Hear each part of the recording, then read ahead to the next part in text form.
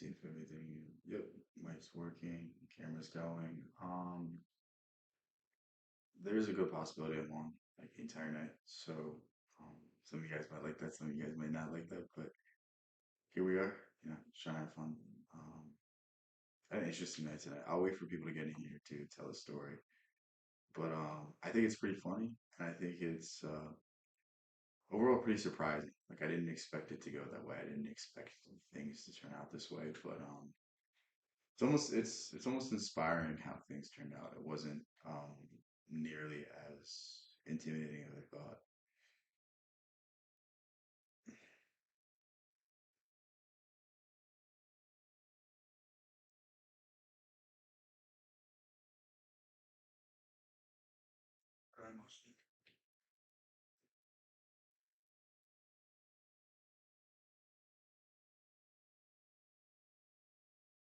My friend just sent me a Instagram reel, and it was someone using a master ball on a Bidoof, and I know he sent this to me because last time I was playing on his Switch, I caught a Dustox with a Master Ball, and I just kept catching the worst Pokemon I could find with the Master Ball and resetting.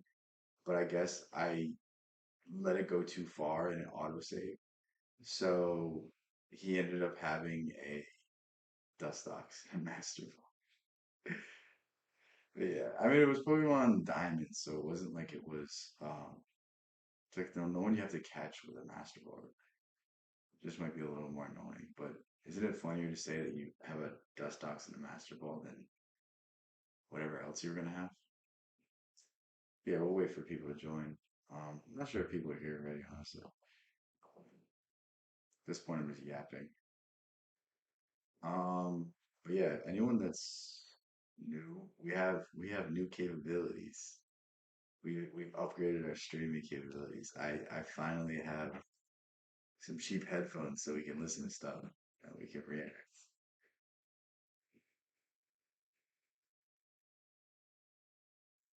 I don't know if that's what people want to do. What's good, Hidden Audio? How's it going?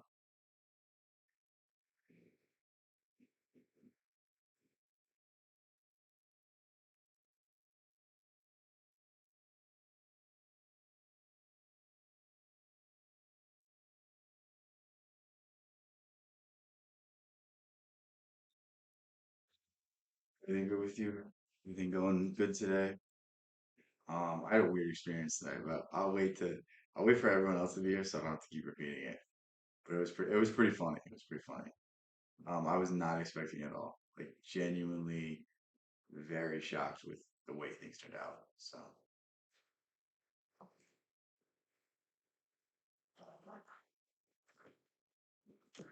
oh my God, these things are all tangled up somehow. How do I create a mess already? Yeah, what's new with you?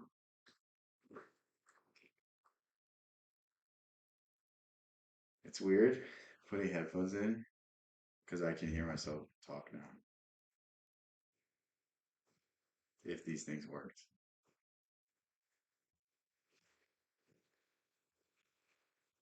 they're not working. All right,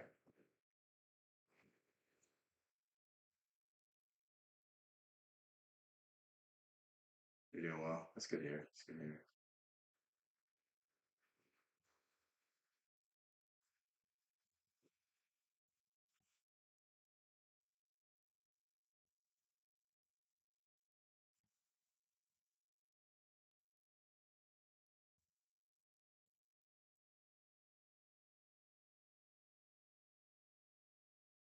What do you want to talk about tonight?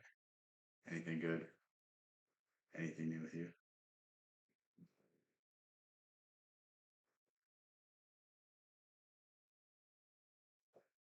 It was like a show. I ever feel like it was something like a show.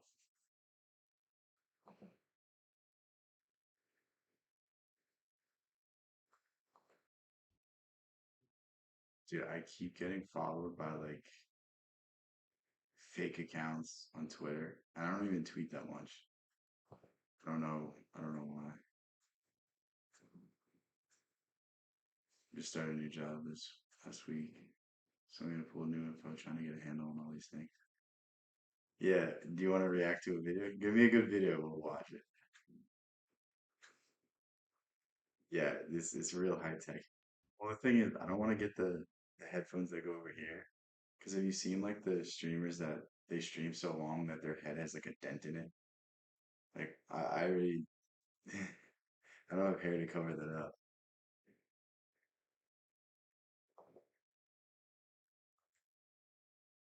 Bro, this is so weird. I don't think I have a single like real follower on X.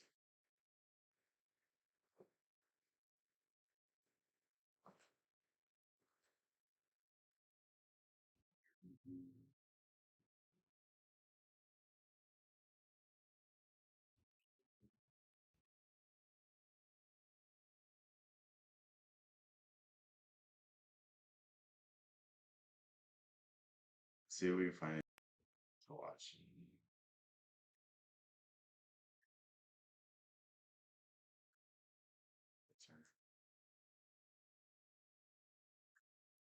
Audio's gonna come out. It could be very loud.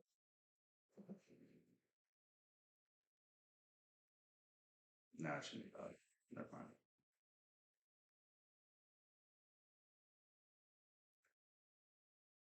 What's up, Jessica? Should I click this?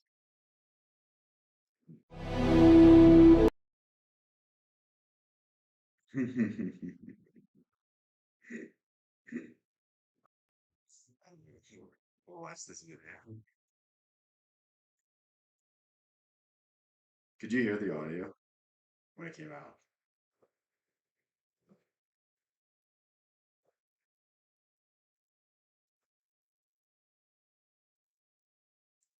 We copy this. Uh, yeah, where would I copy this?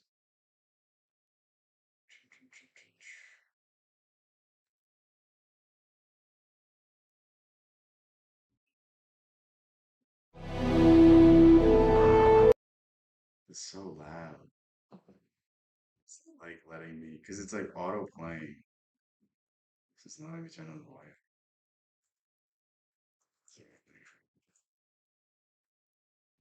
Of having Tell me you don't want to be one of these things. Like genuinely, like chilling all day on rocks. I think I have to pause it every 30 or seconds. So, yeah, like this is me. This is the transformative content. Just so you guys know, if I'm doing something, if I'm pausing and just saying nonsense, it's because I have to. I don't know what BBC copyright claims though. Dude, no, it really is. See the best video. Don't judge me.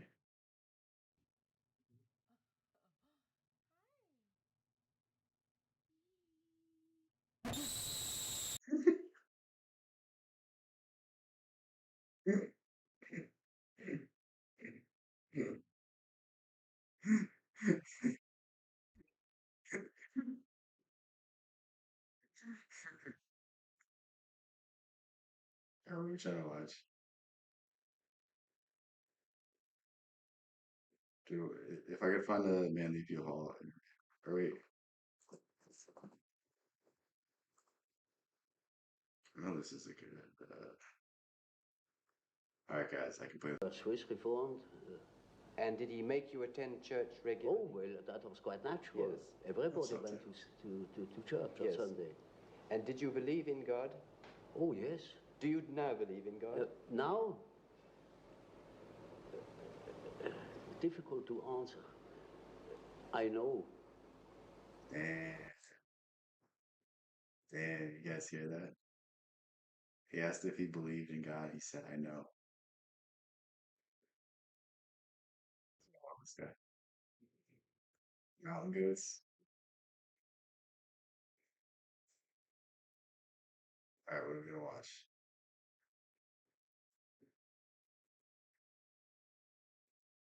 I think you guys are gonna judge my feed, so I'm not gonna scroll.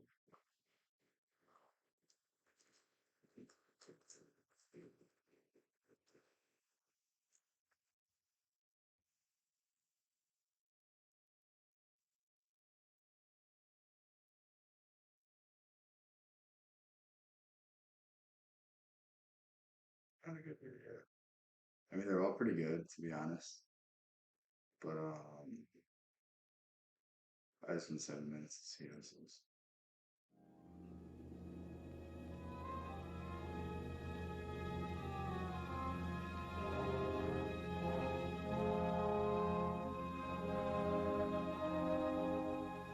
If you are a skeptic in matters of astrology, you will probably ask for concrete proof that astrological predictions have actually been made.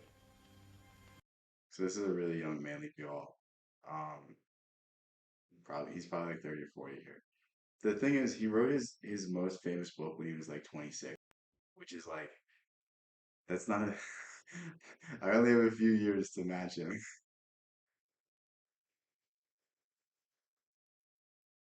You can believe in Jesus and not know him. You can know him and see why belief was never the issue. Yeah, yeah,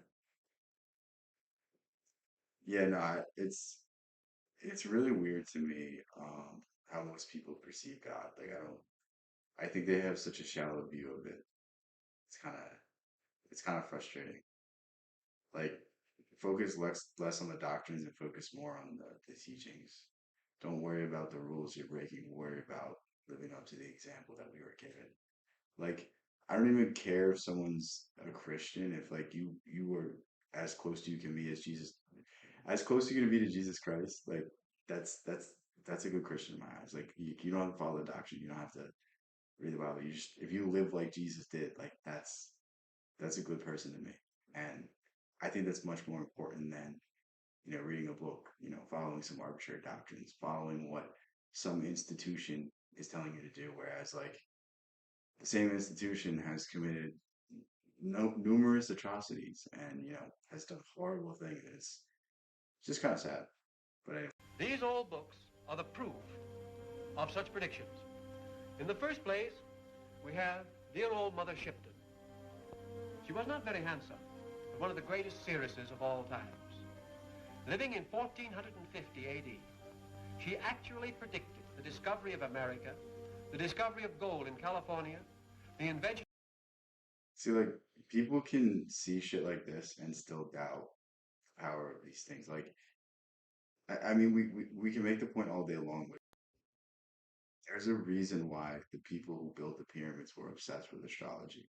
Like, there's something to it. There's some predictive ability. Like, even if it's not 1,000% accurate, like, there's still way too much evidence for you to just say it's nonsense. Like it's very, very crazy to me that like I mean even the religious fanatics like there's literally chapters of the Bible that are purely representative of the zodiac. Like the book of Revelations is literally just a zodiac allegory.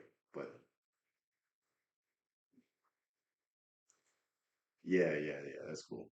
of airplanes and submarines, the inventions of automobiles.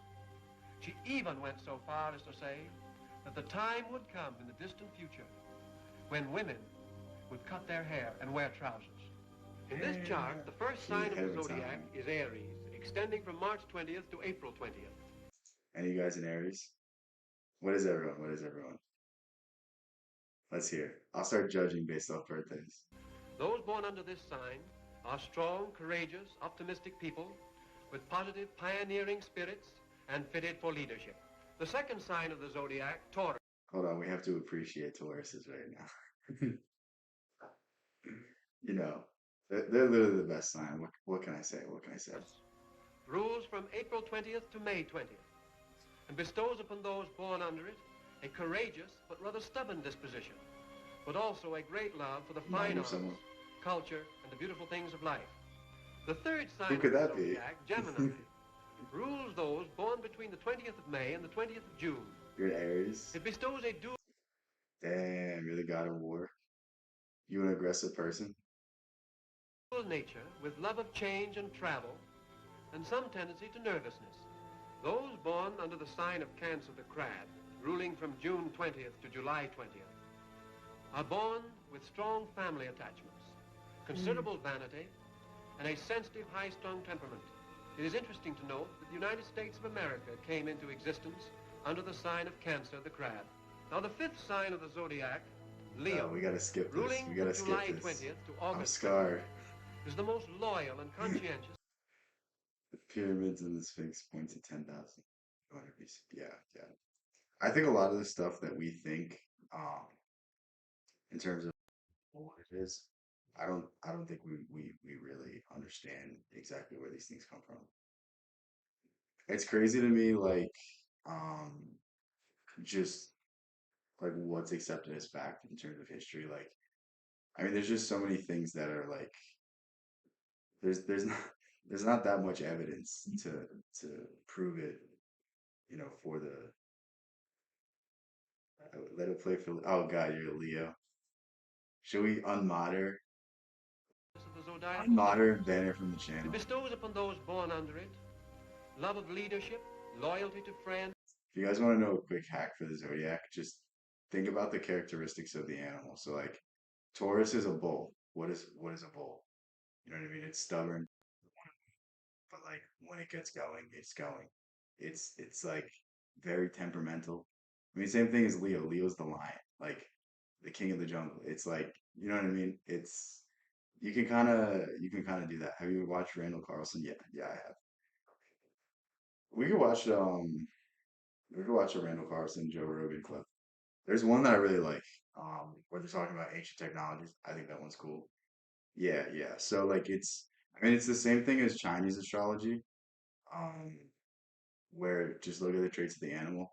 Like I'm a dragon, so like, you know, the stubborn and distinguished and like it's my way or the highway, like can be very brutal but very strong and like deep sense of honor. Like it's just think of the classic traits of the animal and think of how they're portrayed in fiction, and you can tell a lot of that. High personal principles, and success in those departments of life in which they have authority over others. Oh yeah, Leos are also really, really good at business. So if you have any Leo energy, you're gonna do really well in terms of business. The sixth sign of the zodiac, Virgo. Ready? What do you guys know about Virgo? Let's see if what I know is the same as what he knows. So Virgo is they're very closed off, but when they get to know you, they're very, very like they're very shy at first, but then they will open up more and more. Rules those who are born between the 20th of August and the 20th of September. These people stand in their own way, and if they overcome a tendency to an inferiority complex, can go far in this world. All right, pretty Those similar. born between the 20th of September. Libra, my friend's a Libra, so I just slander him. Um,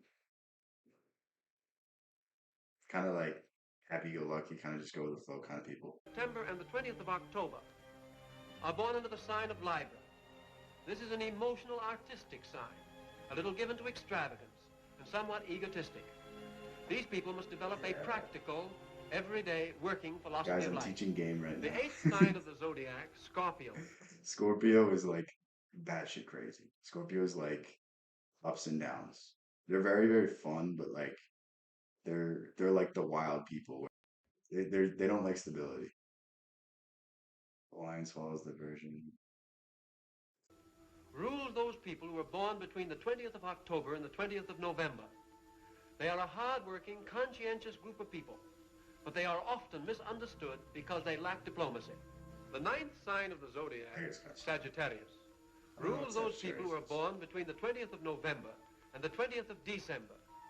This is an optimistic sign, bestowing a genial disposition, a tendency to extravagance and overindulgence, but a general optimism on all the problems of life.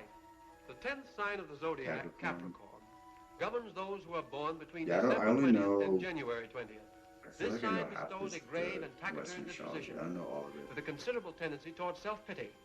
And in order to be happy, the Capricorn person must cultivate. Yeah, well, you have to think it's like the ancients. They understood the movements of the planet and how it affects the seasons, how it affects. Like they didn't look at a calendar and know the day. They looked at the stars. You know what I mean? Like nowadays, like it's it's completely different. We just observe the changing of time, but they would tell time based off the stars. Yeah, let's go to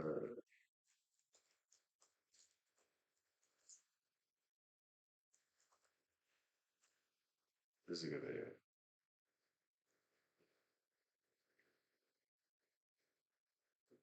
I remember watching it, I'm like, The Joe Rogan I want this guy Experience. to Now, the Great Pyramid of Giza explain is it. probably the most stunning of all these ancient structures. And the stones are immense, and some of them were cut from a quarry that's hundreds of miles away. How do you think they did that? Well, some of them, What do you think they're gonna say? What do you guys think? How do you guys think the pyramid was built? I'll give you my answer after you guys go.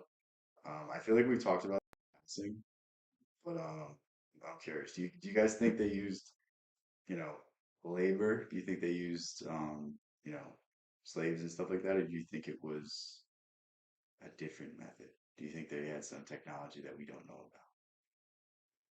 I kind of gave it away there. But the interesting thing about the pyramids is the origins of Freemasonry goes back to the pyramids. Um, during the time of, well, I guess I'm giving away the answer in the story, but during the time of the building of the pyramids, if you were a Mason, you were free to travel. So that's why there's the saying, "Are you a traveling man?" And if you answer yes, that means you're a Freemason. But basically, it was like a sign of, like a badge of respect. And this is when it was still a material thing. It was material trade.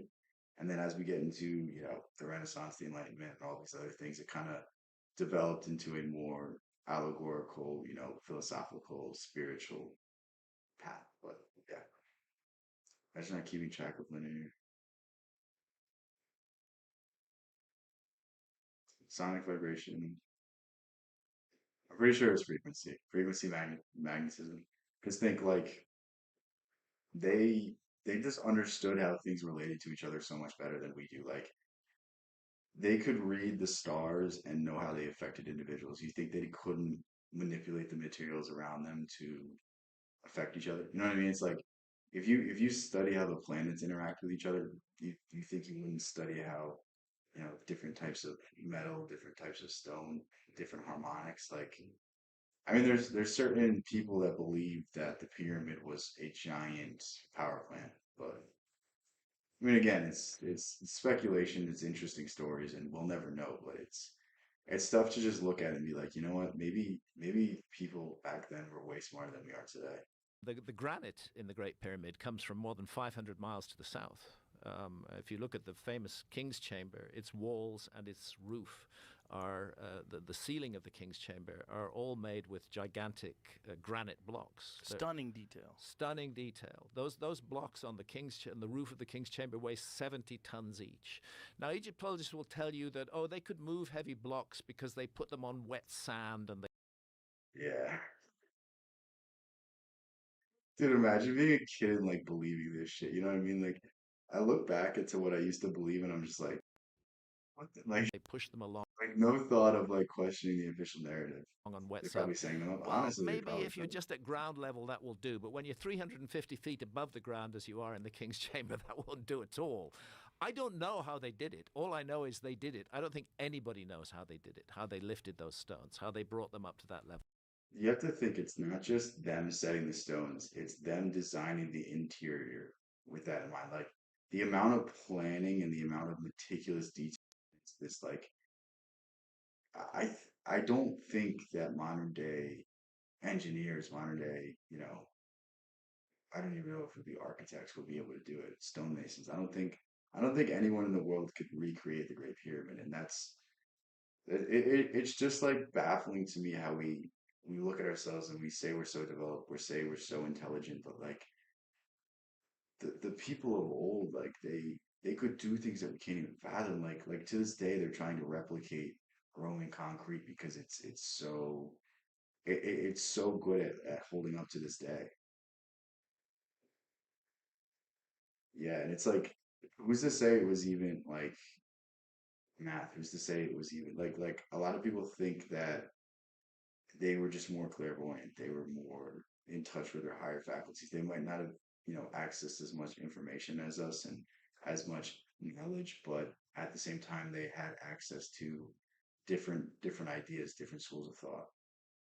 I think we're looking again at a lost technology. And it was this ancient apocalypse 12,800 years ago that wiped that from the human memory banks almost completely, not entirely completely because there were survivors, but removed most of it. Randall will tell you, sea level rise.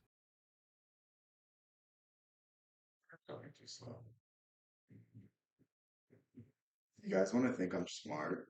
Listen to me at 1.5 speed, and you'll think I'm a genius. I watch myself back at 1.5 speed. Sometimes I'm like, I am so smart.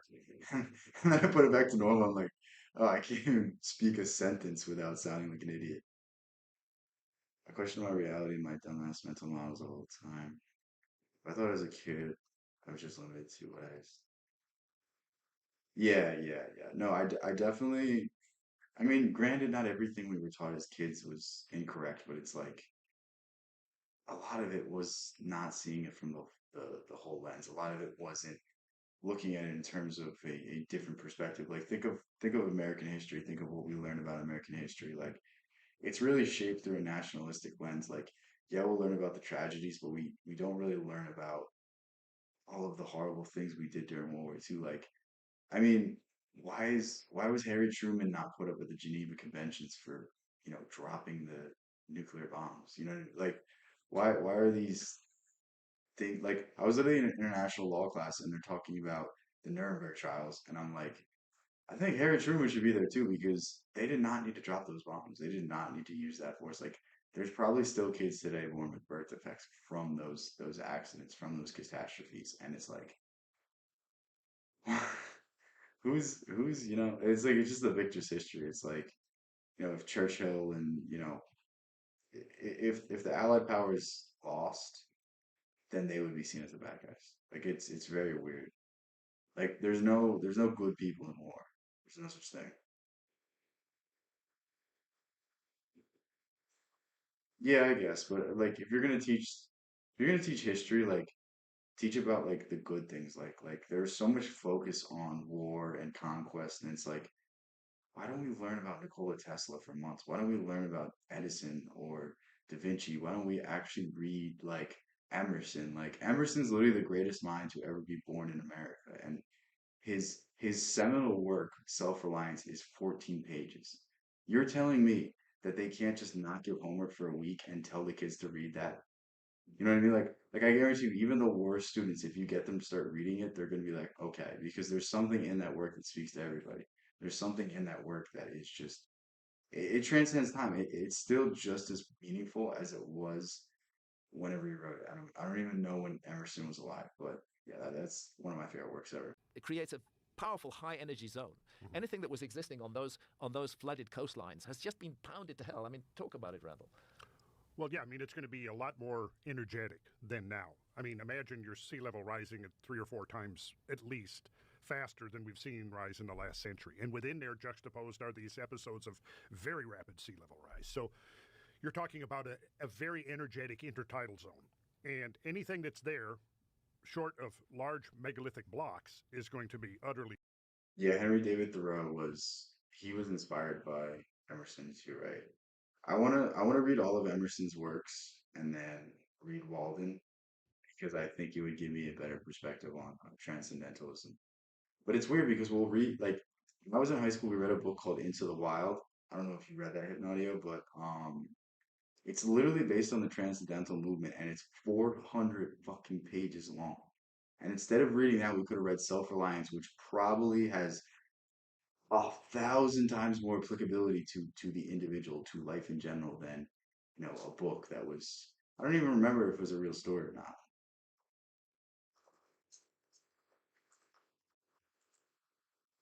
It's been a while.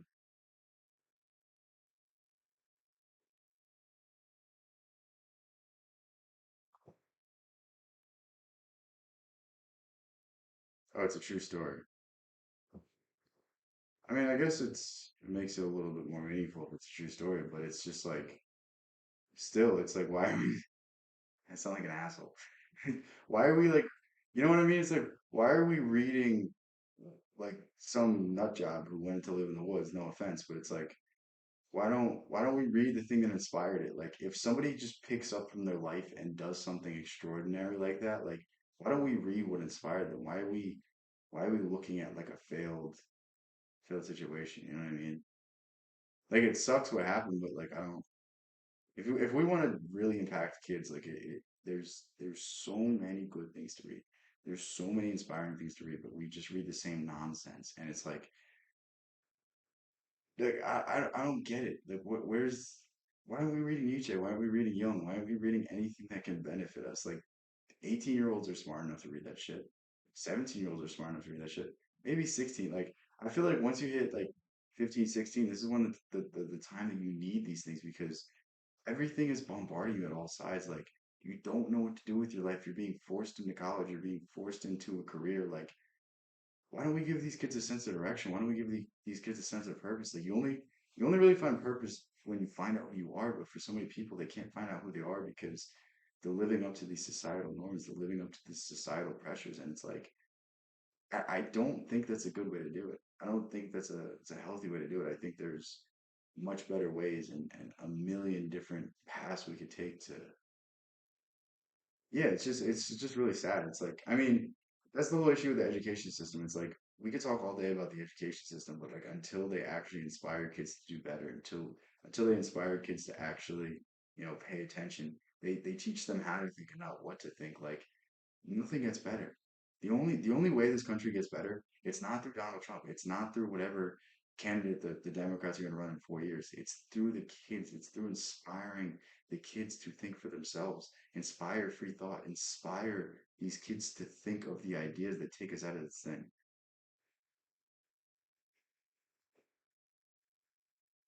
I'm not even reading that one. I don't want to get in trouble.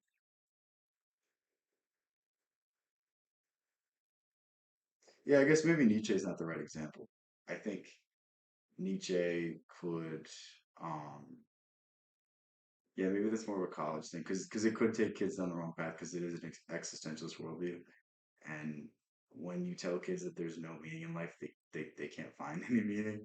So it's like, I don't know, this is why you see these kids wrapped up in these political movements. That's why you see these kids wrapped up in these ideologies instead of being wrapped up in themselves. Like, imagine if people, had a sense of identity that wasn't assigned to a group. Like, inherently when you force yourself into an ideology you limit yourself because the ideology will always come before the individual.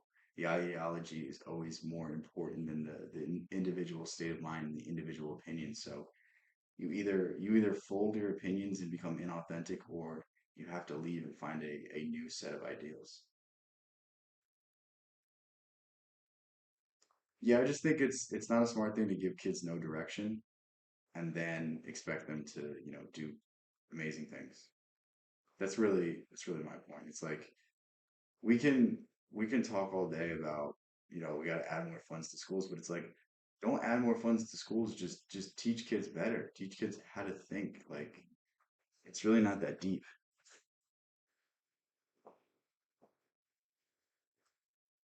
Obliterated by the time the process is through.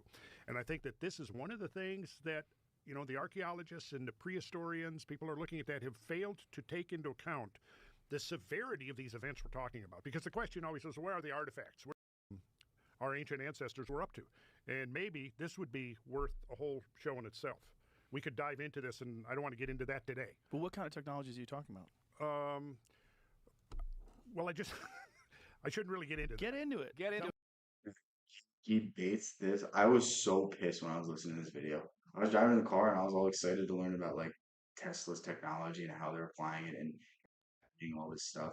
And he just doesn't tell. He starts to talk about it, but it's like a tease. He doesn't go into it. I'm really gonna let you guys down here because it's so exciting, and then he just doesn't say anything. Come it, on, Rattle. we got to get into it. Okay, well, We've opened the door, sir. okay. Well, okay. The passing of the HDMI cable. The passing. A sacred moment. Ah, There are people out there now hilarious. who have been working on trying to rediscover that. And again, I don't want to digress too much into this now because I would really rather be able to give a whole treatment of it. It might Oh kind my of God, derail this us guy's a little. just a yapper. He fucked up someone's patents. I mean, once you file the patent, it doesn't matter. because once you file it, it becomes public information basically. It's just if you reveal all of it before the patent, you might lose your ability to patent the information because once something's out, then people can just produce it. So maybe that's what happened. You think it was that, or you think people just didn't want the like a lot of times people patent like crazy things and then they just get shelved.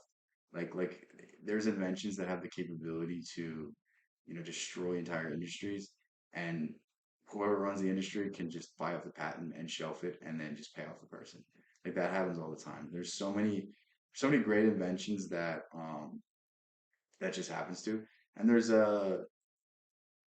have a tab of it on my phone. Um, I can't remember what it's called. Where is it? Invention Secrecy Act of 1951. We'll look this up.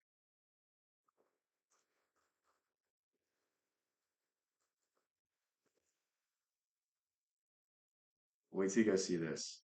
The Invention Secrecy Act of 1951 is a federal law that allows the U.S. government to withhold certain patents and inventions from the public if they are deemed a threat to national security or economic stability.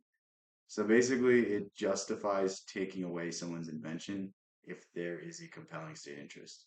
And again, it's like if you're inventing some crazy weapon, then yeah, like it should be, but like economic stability, like economic stability just means that it's going to take over an industry that is, you know, the industry is probably not providing the proper product. And like if you can flip an industry on its head, like maybe that's a sign that it needs to go. Like I don't know about you, but I don't think we need to go back to telegrams. I don't know about you, but I don't think we need to go back to traveling the country by train. I think cars are just fine.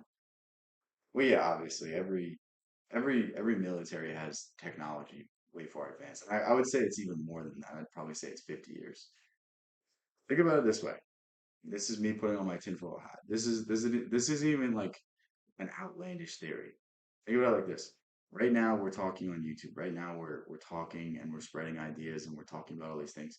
What do you think is happening with all the information, like all of the data that's out there? Do you think it's like getting collected and not being used? Like, no, they're looking into like the greatest inventors, the greatest engineers. They're tapping their phones and seeing what they're talking about. And through that, they're getting the ideas to combine everything. Like they have so much data that they can literally just pull from a hat and be like, all right, we're gonna do this, we're gonna do that. Like data is literally everything. Like if you can feed a computer enough data, you can do anything. And that's why all of these services are free. Like YouTube's not free because they have ads on it. It's free because it's such a valuable asset. Like the reason why Google dumps so much money into YouTube is because like there's just so much like data available. Like we know what people are into. Like, do you think YouTube isn't used to cater to, political ads and other things like that? Like I think the fact that they have so much data just puts them so far ahead of everybody else. Yeah, yeah. Yeah, no, I just really think it's like the reason why all these things are free is it's twofold. It's like one, like, they'll make money off ads, so they'll sustain it that way. But two, like data is more valuable than anything. It truly is. And like if you want as many different ideas as possible, you got to open this stuff up for free because most people wouldn't pay for Twitter. Most people wouldn't pay for YouTube. Most people wouldn't pay for Google. Like you have to give these stuff for free and somehow justify it. But I mean, it just makes sense. Like Google, like the reason why this AI is so good is because they used machine learning for the past whatever amount of years, and every single search of the Invention Secrecy Act, like they knew what to summarize so that everybody that looks it up, they're satisfied. They're satisfied with this answer. Like it's really really crazy.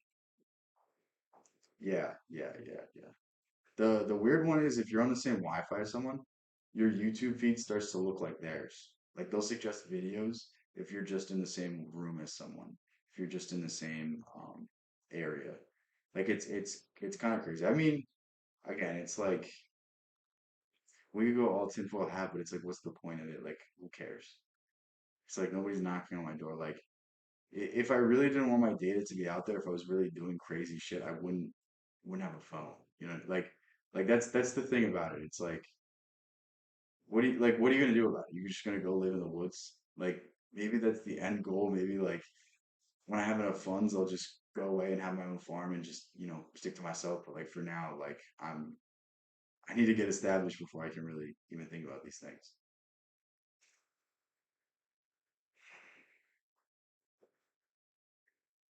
A little bit from this, but there are people who've been working on these things for decades now, basically in secret, in secret. And You guys know that Trump's uncle got access to Tesla's files and then they went missing? Like we don't know what was in Tesla's research, but Trump's uncle got access to them. It's really, really interesting when you look into that. But I've had the privilege of talking to some of these people over the last 6 or 7 years, and right now, as we're speaking, there's a group of people who are basically going to open source a whole lot of stuff in the next 3 months, so it can never get suppressed again. And that's why I'd like to come back and talk in more Well, I'd detail. love to have you come back and talk about it, but we got to talk about it a little bit now. well, he said he was going to open source it. That you can't patent it if it's open source. The whole open source movement is to avoid patents and just push forward ideas to benefit society. Do you know anything else about it?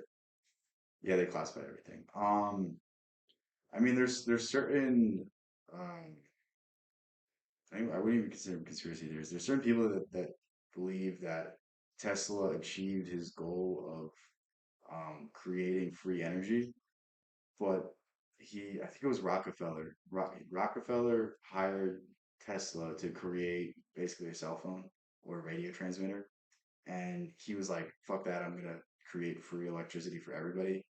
And there was like a hotel where he supposedly built a Tesla coil, and like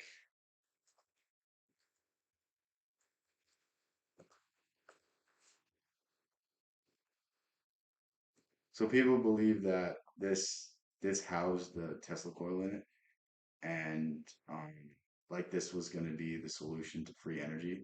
But Rockefeller was making too much money off of oil and all the other things. Like, why give out energy for free when you can charge people a price for it? You know what I mean? Why give out things for free when well even if it's not classified, it's somewhere. Like, yeah, yeah. The thing about Tesla is Tesla just he didn't discover any new ideas. He really just discovered old ideas. Like he just took his genius and applied it to the old ideas of, everything's connected and vibration is very important and harmonics is the key to solving the universe. Yeah, yeah. I mean I think it's control with everything. But again, it's not even like a big conspiracy. It's like, would you give out energy for free or would you charge people for the next 1,000 years? You know what I mean? It's like you're always gonna choose the reoccurring payments than a one-time thing. Like, I mean, there's only so much money to be made by just, you know, giving out shit for free. Oh my God, my friend just asked me what's public domain. Um, I wonder what books he read. What's up, Timmy? How's it going? Um, Tesla was very good at using his higher faculties. So what Tesla would do is, I don't know if you would call this demonic possession or like it's not really just, what you're gonna think of it is what it is. I thought Einstein made the laser.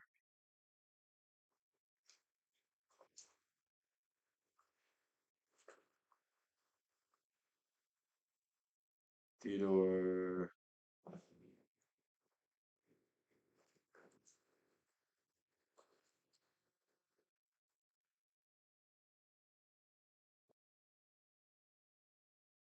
Oh, I guess he was method of death, ray. Okay, I guess he did. Um, yeah, but what Tesla would do is he would go to sleep and he would his journal would be empty, and then he would wake up and his journal would be full with all of the solutions he needed. So like maybe he's just accessing his unconscious. Maybe he's making like it depends what you believe. That's dependent on how you want to take that. But um, him, Einstein, Edison, pretty much every great inventor, every great artist was just able to access their higher faculties. And that's like when you say work of genius, like that's not the human being coming out. That's the force of God. That's the energy of creativity. Like we can call it whatever we want, but like what else is God in this world except creativity, creation? Like I think like we're given free will because God can't do anything without human beings. Like we're his vessel. We express the nature of God through our art. Sleepwalking genius. Yeah, yeah. Yeah, but some people would be like, "Oh, it's like," but not. It's not. Like, who's to say? Like, I'm not in the guy's head. I don't. I've just heard the story. I heard him say it in an interview, so I don't know. No. Ah, okay. Well, uh, there's a laboratory right now in the Maldives that's been building prototypes using these technological principles, which are based on implosion rather than explosion. And the inspiration for this. Tesla's ideas are part of it. I think you mentioned. Tesla's ideas are very much a part of it. Yes, Tesla's ideas are very much a part of it. So is, I don't know if you ever, Victor Schauberger, who did the work with water and discovered, yeah, look at, I still want to watch this. I feel like there's way better videos.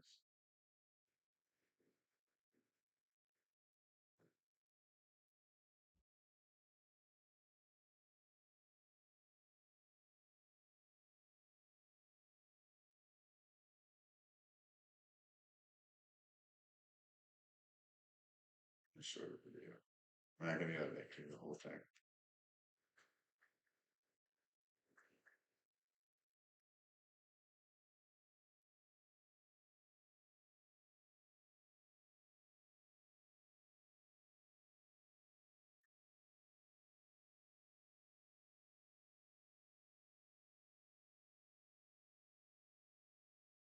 Yeah, yeah, yeah. I knew about that. That's a creativity hack. It also allows you to access your subconscious. Like if you, so we've talked about when you fall asleep, falling asleep in a certain state. Um, when you wake up, you can also impress your subconscious because you're not quite awake yet. So like a good practice is to do affirmations in the morning simply because like they're more likely to impress in your subconscious and actually um, actually change your self-image, change your self-perception.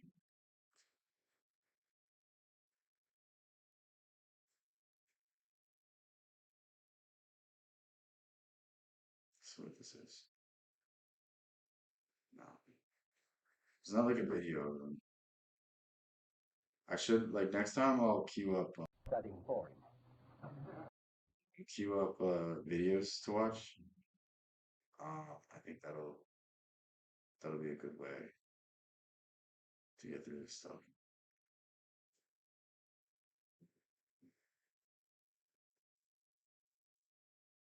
Yeah, let's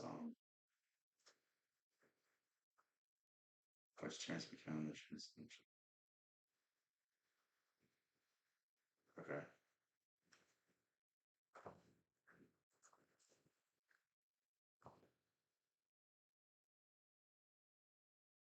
3 hours. You guys want to do that?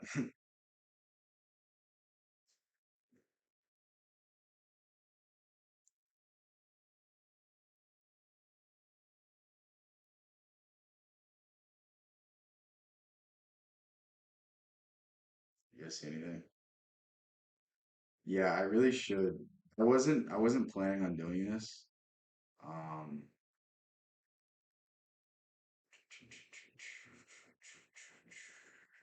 hold on, this is a good channel.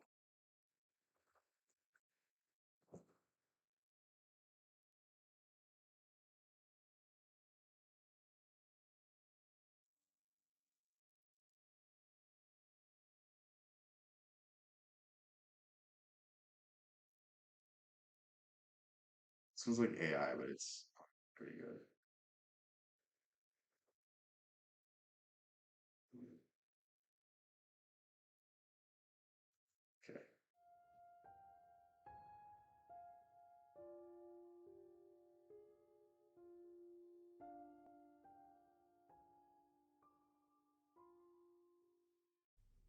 And it was Jung who helped me to remind myself that I was, by upbringing and by tradition, always a Westerner, and I couldn't escape from my own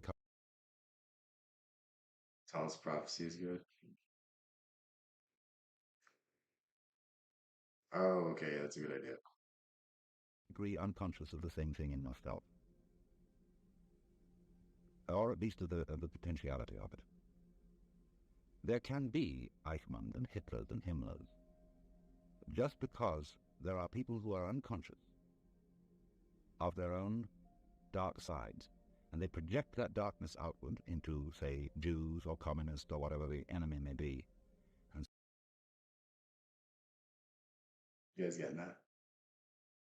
Basically saying the more unconscious a society, the more likely are to spring up these individuals who kind of feed off of these things. Because the thing is, in a healthy world, in a healthy society, you don't have the authoritarian dictators. I said it right this time. You know, I couldn't say it like a week ago. But the reason that these people don't spring up in a normal society is because normal people don't let these things happen. But when we're told it's bad to be a certain skin color, when we're told it's bad to believe certain ideas, like this is where we start building a shadow. This is where we start repressing our anger, repressing our rage, and if we can't express it in a healthy way, like it can lead to disastrous movements that cause vast wars. And it's like everything in society is pushing you away from yourself, and the more society develops, the more we succumb to these issues. And it's like people say they want to stop like future wars, but it's like the only way to stop future wars is to put an emphasis on the self, is to start integrating the self. And if everybody integrates themselves, like, dude, there's world peace, but it's just not going to happen ever. Like, it's against the human nature to actually want to make a change. It's against human nature to actually want to do anything that's extraordinary. say, there is the darkness, it is not in me, and therefore because the darkness is not in me, I am justified in annihilating this enemy, whether it be with atom bombs or gas chambers or whatnot. But to the degree that a person becomes conscious that the evil is as much in himself as in the other, to this same degree he is not likely to project it onto some scapegoat and commit the most criminal acts of. Do you guys want to see one of the greatest quotes ever?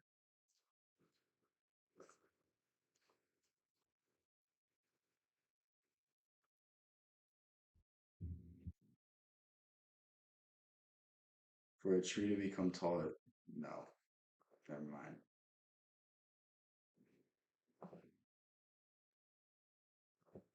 Ready? The tree that would grow to heaven must send its roots to hell. What that's saying is, in order to understand your capability for evil, like in order to be good, you have to understand your capability for evil, because everyone sees themselves in a good lens. Everyone sees themselves in a lens that they can do no evil, they can do no wrong. But when you understand your pitfalls, when you understand what you've done wrong, then you can understand how to fix these things. You can understand how to go about changing these things and turning the bad into good, like learning how to integrate these things into your life in a positive manner. Like there are people who are inherently bossy, and it's like, should they do that on their family or should they do that at a workforce? You know what I mean? It's like there's there's so many different things that we can start to change about our lives and change about ourselves that can really just work wonders in terms of our overall existence. But yeah, future wars are too profitable. Yeah, yeah. I mean, I know what you're saying. I'm just saying in general, like again, everything I say is just theory. It doesn't work in applicability because there's people that want to control people. There's people that want to have wealth at the expense of others. And I mean, it really just is a projection of insecurity, and it's a projection of lack of power over their own lives. Like a lot of the reason people force conquest on others is because they know that they're going to die one day, and they think that's the only way they're going to be remembered. They think that if they dominate everyone in this world, they'll be remembered when they're in the next one. And it's like, truth is, Most people don't even know who fucking Alexander the Great is or what he did. Most people don't know who fucking Julius Caesar is, but they can name all the Kardashians. Like, I'm telling you, people are so stupid they're not gonna remember you. So just focus on yourself. Get off all this fucking nonsense. I'm gonna take over the world. I'm gonna do this. I'm gonna build this $1 billion business. I'm gonna like no. Just focus on what makes you happy. You don't need material things to be happy. You need spiritual fulfillment. You need spiritual alignment. You need to find a purpose that you can work behind and make that your job. Make it that your life. Make that everything that you put your time and energy into, and happiness.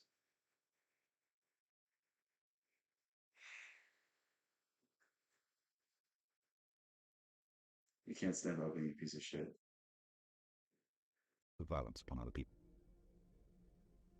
Now, this is to me the primary thing that Jung saw, that in order to admit and really accept and understand the evil in oneself, one had to be able to do it without being an enemy to it.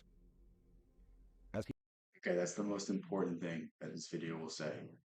Most people, when they acknowledge their downfalls, most people when they acknowledge their shortcomings, they demonize themselves. This is why, the people that are like addicted to porn, they'll never quit. It's because they literally get all up in arms about, oh, I messed up again. Oh, I'm a loser. Oh, I'm this, I'm that. It's like, no, like just accept your faults, accept that you're human, and then work on them. That's all you can do. That's literally all you can do. And like the moment you start putting fear and anxiety and start demonizing yourself is the moment that you begin to suppress these things. Like when you suppress your urges, they're expressed in a different way. And I mean, most of what we succumb to is just a lack of a creative outlet. Like if you can, overcome all of these things just by being creative, like why wouldn't you not do it? Like I mean, I don't really agree with Freud on anything, but Freud theorized that the libido is not just sexual desire. It's also a almost like a spiritual need to be valued, almost a spiritual need to leave your mark. And we can express ourselves creatively. We can express ourselves in a manner that we never thought possible, and through that we can get the same kind of fulfillment that we would get through any other desire. And it's I don't know. It's frustrating that we don't really value the arts as we should. Like even TV, dude. Like look at some of the shows that are on TV. It's just nonsense. It's just a joke, and it's like it's really just sad. Like the state of things, like the state of art. Like listen to the music that's on nowadays, and you're just like, how are people making millions of dollars off this? Like how are some of the rappers that are popular just popular? Like it really baffles me. We started with Grandmaster Flash, and now we're at I can't name a fucking rapper nowadays. Like it started with the message. The message is a great song, and it's about getting out of poverty. And now we're embracing poverty, embracing criminality, embracing you know. Oh, the Democrats will talk all day about misogyny, but then they'll literally invite rappers to their rallies. It's like I don't think you can really do that. Like I think you have to get off your high horse if you got to pick one or the other. I think society values art is just spread thin. Well, the art we're supposed to like is not art. It's just filth. It's just slop. And it's like, I mean, you can kind of tell how a culture has declined by viewing its art, by viewing its literature, by viewing its music. Like, dude, in the 1950s, we had Johnny Cash. I can't name a single singer today that has even a shred of the talent that Johnny Cash had. You know what I mean? It's like we can only judge the worth of a society based off the quality of the art, and it's like I mean, there's something to be said about even the Dark Ages had better art than now. Like we're just so far off base.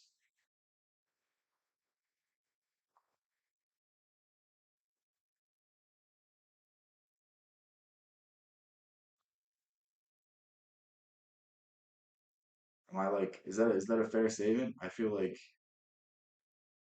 like the state of the art is always a reflection of the society at all. It's the same thing as the political candidates. Like, if you don't like the political candidates, that says much more about America than it does about, you know, anything else. Like, you get what you deserve.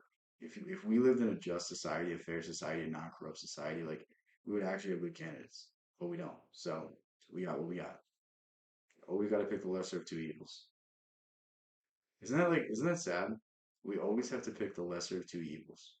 that we never get an election where we're like, damn, I don't know who to vote for. These are great, both candidates. Like, I mean, maybe when Nixon was against JFK, but even then, like, Nixon wasn't the greatest. But I mean, JFK was really the greatest. But it's like if we had 100 shares of art before,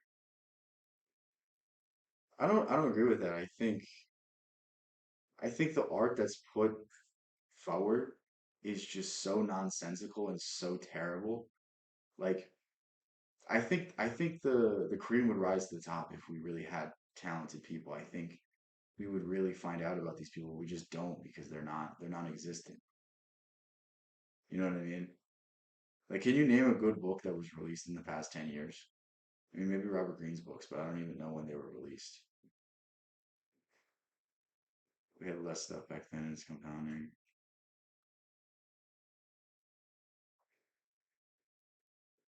Yeah, I don't know. I just think that like everything in general is just declined.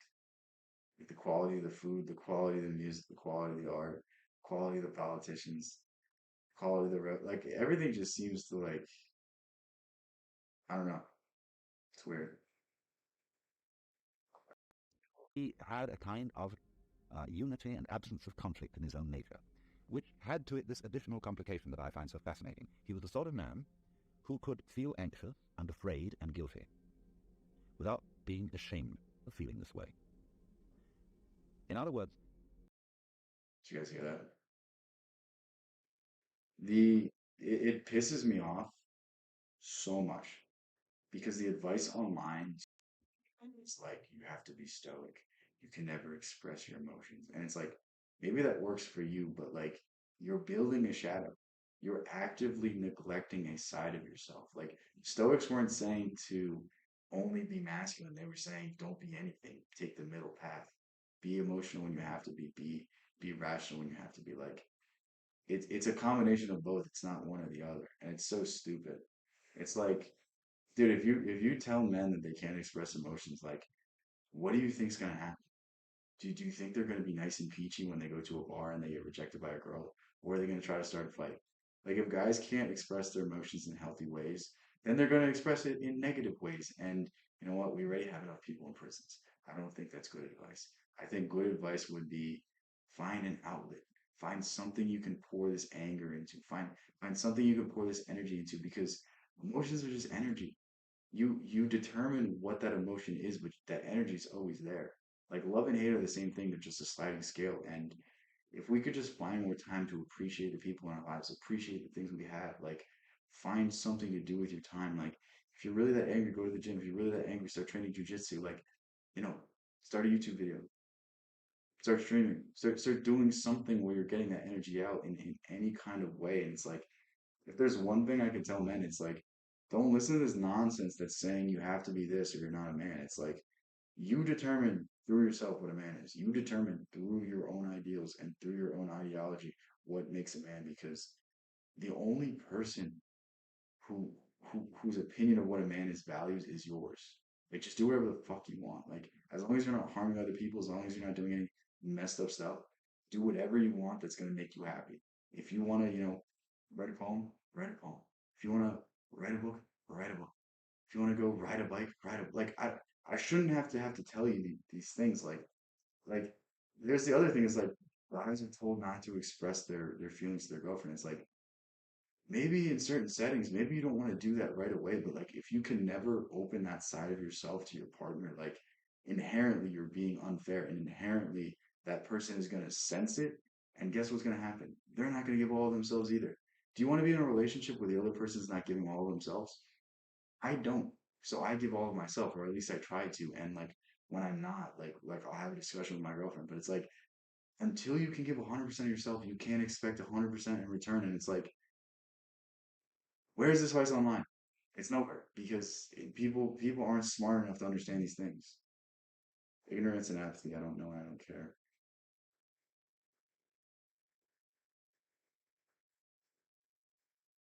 I mean, indifference in what sense? Indifference as in like you don't care, you have no emotion. Because I don't necessarily see that as evil. I think indifference is just a perspective. Because if you look in the grand scheme of things, everything's insignificant. So you can always take that approach. You can always say that about things. But let's find something else to watch. Oh wait, I got something really good.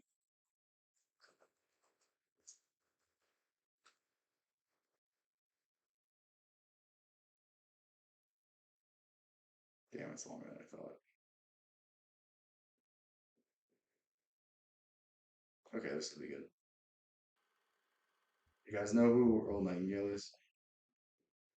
Damn, 343. That's like I see that number like 5, 6 times a day. Um, Earl Nightingale is like the basically the founder of the self-improvement genre. Um, very, very inspiring guy. Um, everything he talks about is like he boils everything down to the simplest point, and that's what I like about him because like I'll give you guys an example. Not to talk shit about Tony Robbins, but I have a Tony Robbins book right here, and the reason I haven't read it is because look how fucking thick it is. You know what I mean? It's like if I want a really good book, I pick up a book that's 100 pages because I know the author took time to write it down and then synthesize it into only the main points. And it's like I like to expose myself to as many ideas as possible. I like to fly through as many books as possible. And it's like, why do I need to read 400 pages on mindset? Why do I need to read 400 pages on how to do something? Like, if you can't simplify it so the dumbest person in the world can understand it, then you're not very smart. I'm pretty sure that's Richard Feynman that said that. But basically, your capability of how intelligent you are is how easily you can explain it to the dumbest person you know. And if you can explain a very difficult concept to someone that is an idiot, you're smarter than me because I can't. I haven't heard of him. You've watched this video before? Yeah, I think we might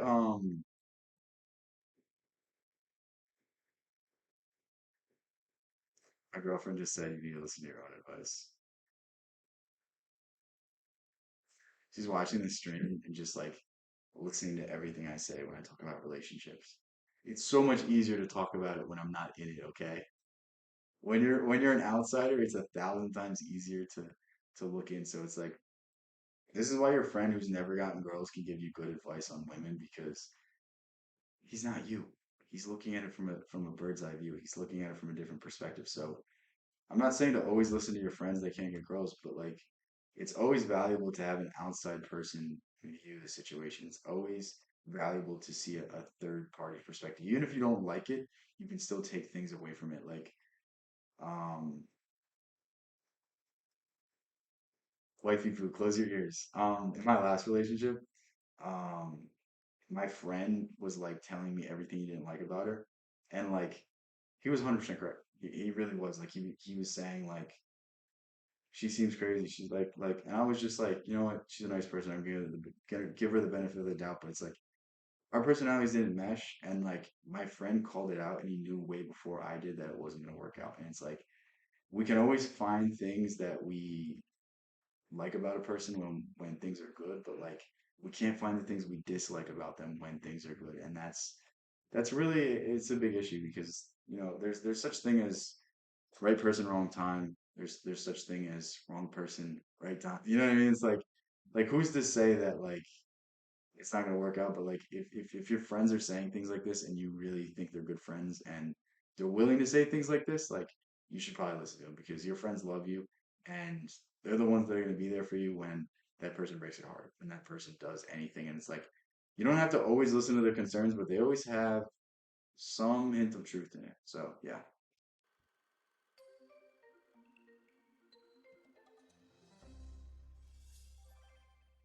I'd like to tell you about the strangest secret in the world. Some years ago, the late Nobel Prize-winning Dr. Albert Schweitzer was being interviewed in London, and a reporter asked him, "Doctor, what's wrong with men today?" And the great doctor was silent a moment, and then he said, "Men simply don't think." It's about this that I want to talk with you. We live today in a golden age. This is an era that man has looked forward to, dreamed of, and worked toward for thousands of years. But You guys know who this is? It's Pythagoras. Isaac Newton. Is that Shakespeare? I don't know who that is. Einstein. Since it's here, we pretty well take it for granted. We in America are particularly fortunate to live in the richest land that ever existed on the face of the earth, a land of abundant opportunity for everyone. But you know what happens? Well, let's take 100 men who start even at the age of 25. Do you have any idea what will happen to those men by the time they're 65? These 100 men who all start even at the age of 25 believe they're going to be successful. If you ask any one of these men if he wanted to be a success, he'd tell you he did. And you'd notice that he was eager toward life, that there was a certain sparkle to his eye, an erectness to his carriage, and life seemed like a pretty interesting adventure to him. But by the time they're 65, It's so sad. This really is sad. But it's like a necessary thing because it just shows that like people sacrifice their entire lives and they're still not happy. They take the traditional career path, they take the traditional advice, and things still don't work out. Like you're gonna be shocked about the next number. 1 will be rich. 4 Oh, I thought it was three. will be financially independent. 5 will still be working. These are good odds, right? 54 will be broke. Yes. This is gonna be most people. I mean, not the people in this stream, obviously, because you guys are, feeling like at least trying to learn, at least trying to seek out new things. Because like if you're watching my content, you at least wanna, watch me, rant about random topics and new ideas. So you're on the right path. I don't know if I'm the solution, but you're on the right path. Now think a moment. Out of the 100, only 5 make the grade. Now why do so many fail? What has happened to the sparkle that was there when they were 25? What's become of the dreams, the hopes, the plans? And why is there such a large disparity between what these men intended to do and what they actually accomplished? When we say about 5% achieve success, we have to define success. And here's the best definition I've ever This is my favorite definition of success. been able to find. Success is the progressive realization of a worthy ideal. If a man is working toward a predetermined goal and knows where he's going, that man is a success. If he's not doing that, he's a failure. Success is the progressive realization of a... Hey, don't count me out. I have plenty of time. Yeah, no, vulnerability and authenticity are key. Yeah. Yeah, and it's not even something you have to be at all times. It's just knowing when to express these things, knowing when you can be honest and vulnerable with someone. Yeah, what he's about to say is my favorite thing in terms of success. He's about to say like the man who's a teacher because he wants to be a teacher is successful. The man who's a doctor because he wants to be a doctor is successful. Like if you're doing something because you wanted to do it, that is success. But if you're doing something because someone else told you to do it, that's not. And it's like it doesn't matter what job you have, how much money you make. Like if you're not happy doing it, it's not going to be rewarding in life. Like at a certain point, material things don't mean anything to you. Like if you lose all of your sense of self, if you lose everything that makes you you, is it really worth it? Is it really worth succumbing to the pressures of everyone around you? It's just temporary. And we can look up the Tao after this. A worthy ideal. Tao Te Ching. Rollo May, It's the a good distinguished book. psychiatrist, wrote a wonderful book called Man's Search for Himself. And in this book, he says, the opposite of courage in our society is not cowardice. It is conformity. And there you have the trouble today. It's conformity. Conformity. It's almost like people go one side or the other. Like people, they're either MAGA Republican, they're a progressive Democrat, and like, where are the people that are somewhere in the middle? Where are the people that are somewhere aligned on that spectrum? Like, I don't know why we're forced to vote for two subpar candidates. I don't know why we're forced to vote for people that aren't going to represent our interests. No matter who you voted for, your interests are not going to be represented, and we should be sad about that. And it's very, very frustrating that we don't even have a discussion like this. Like you go on CNN today, they're saying, "Oh, this country is misogynistic." It's like, no, give us a good female candidate. I would vote for her. If you put Tulsi Gabbard there, I would vote for her. You know what I mean? It's like you're not putting a good candidate there and blaming it on misogyny. It's the same thing with Hillary Clinton. Hillary Clinton's one of the most dislikable people to ever hold public office, and you're going to trot her out against one of the most entertaining people who ever lived. Like, what did you expect to happen? Like, even if you don't like Trump, he still makes you laugh. Like, that's how masterful this guy is at communication. And you're gonna put him against Hillary fucking Clinton? Come on, let's be real here. Like, nobody likes her. The only person I know that likes her is this one chick in my law school who brags about meeting her, and I'm like, that's not a good thing. She's not a role model. Like, there's so many better women in this world. She's not one of them. She's not a role model. Like, I don't get it. It's the same thing with Kamala. Kamala is not a good representation of women. Like, if anything, you're just proving the misogynist correct. If anything, you're just confirming their bias. It's like put put Tulsi Gabbard in front of them. Put Tulsi Gabbard there, and I'm telling you, she would win over the entire population.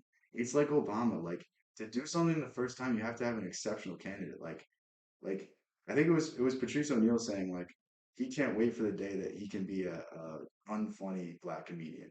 Like and now we have those. So it's like, it's a sign of progress. But like you can't just be an average minority nowadays. Like you have to be exceptional to be accepted into polite society. And it's like that's what Obama was. Obama is like literally if you look at Obama, like he fills every box. Great communicator. He can convince people of what he's saying, even if you don't agree with him. Like that dude was the dude, and that was the dude that really had to break that barrier. And now that that barrier is broken, people don't think twice about electing a black president.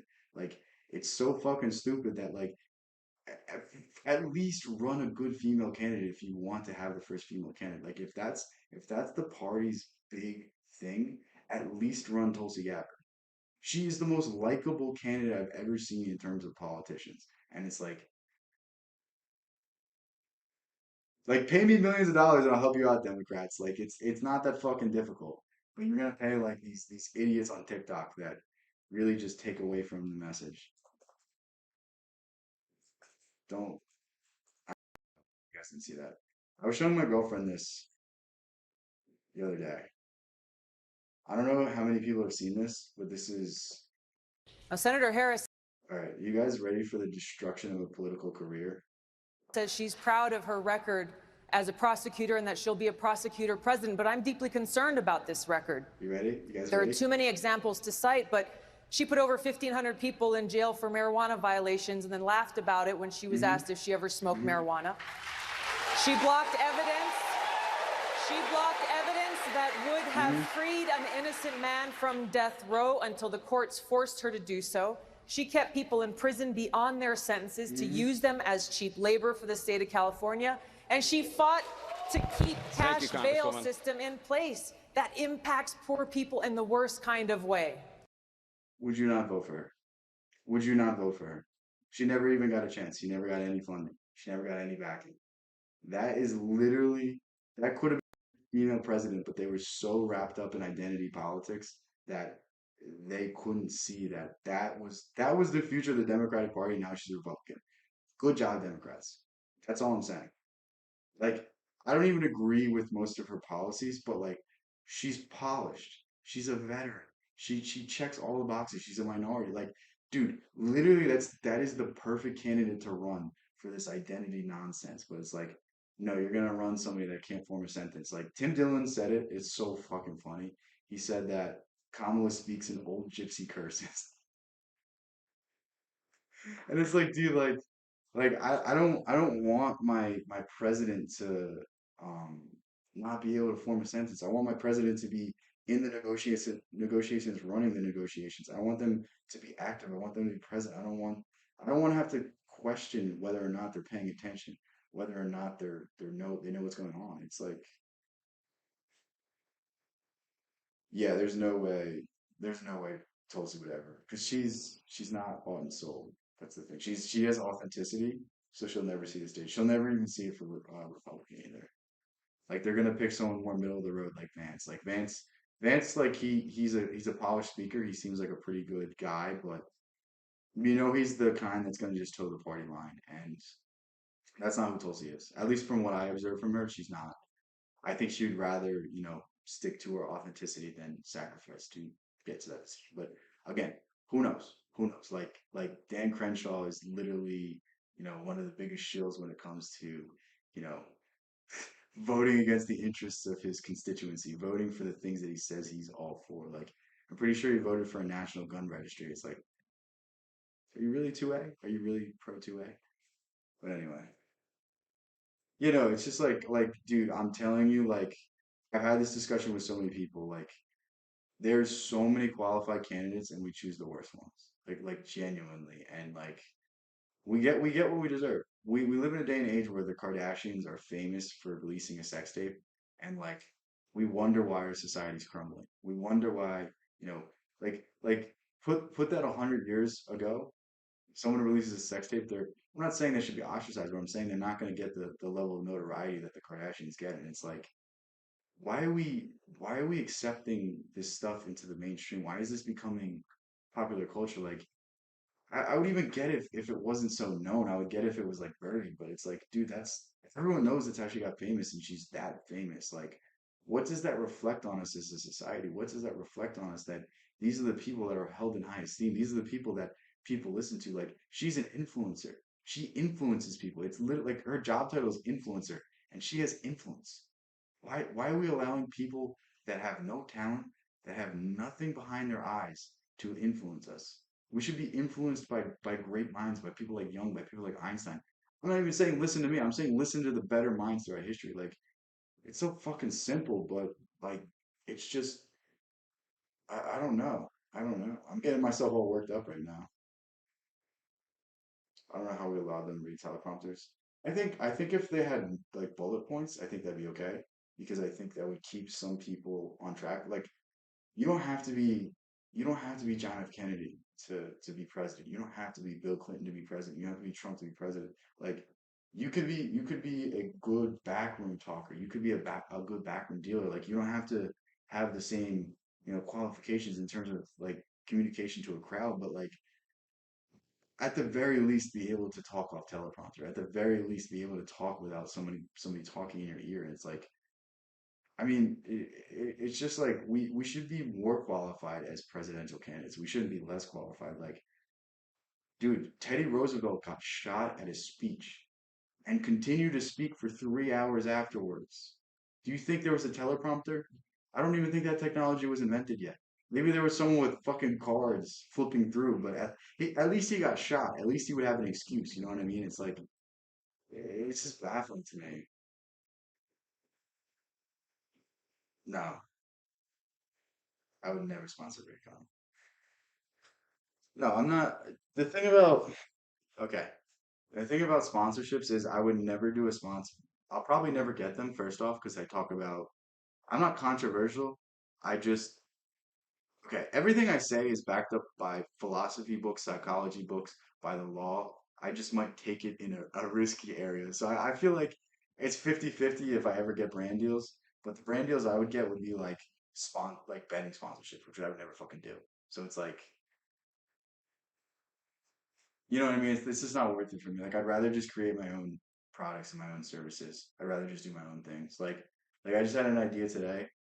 I don't know if I should leak it.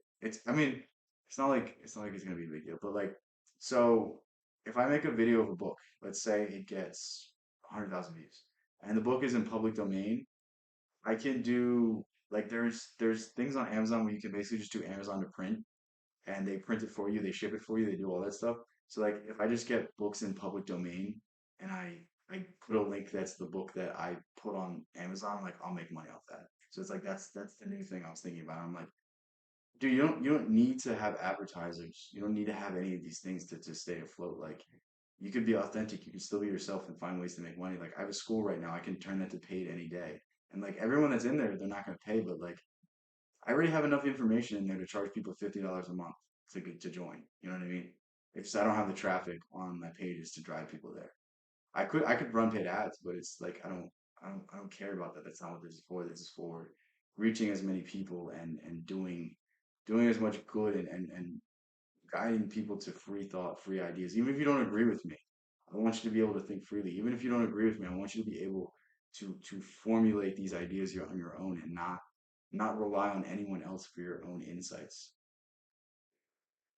Yeah, that's what I'm thinking. Kybalion's probably not public domain. I was just thinking like, I've talked about the Prince a bunch of times. The Book of Five Rings. Um, that's actually a really, really good book. I might have to get another copy of it so I can talk about it. The Art of War, like there's so many books that are a few hundred years old that we can go through. And I guarantee you, like, there's a lot of really good books that are not copyrighted anymore that, like, yeah, I think it's a good idea. Because if someone buys a book from the links I provide, it's like 50 cents. Maybe it's a dollar if it's an expensive book, depending on the book.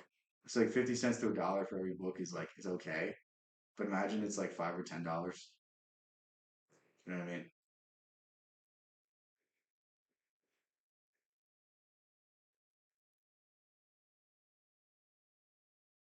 Oh yeah, that's true. And one thing I was thinking about doing in the school community was doing like book reviews. So like if you don't want to read 48 Laws of Power, I have one of the courses, the 48 Laws of Power. I haven't done any work in it yet, but like I can summarize all of the main ideas. I don't even have to go through the stories.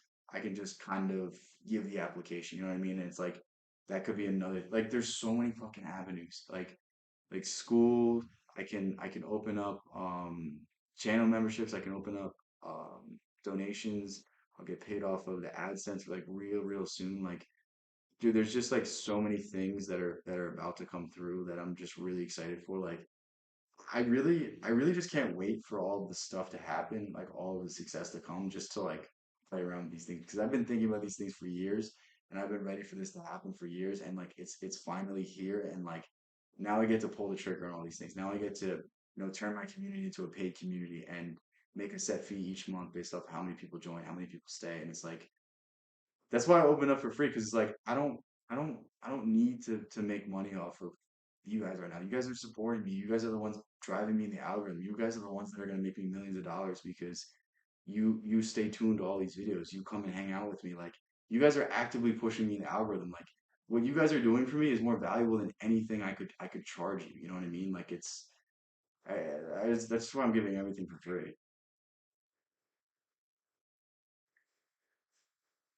Yeah, dude, honestly, I think if you just get big enough on YouTube, you don't need that. Like genuinely, because I don't. The people on Reddit smell.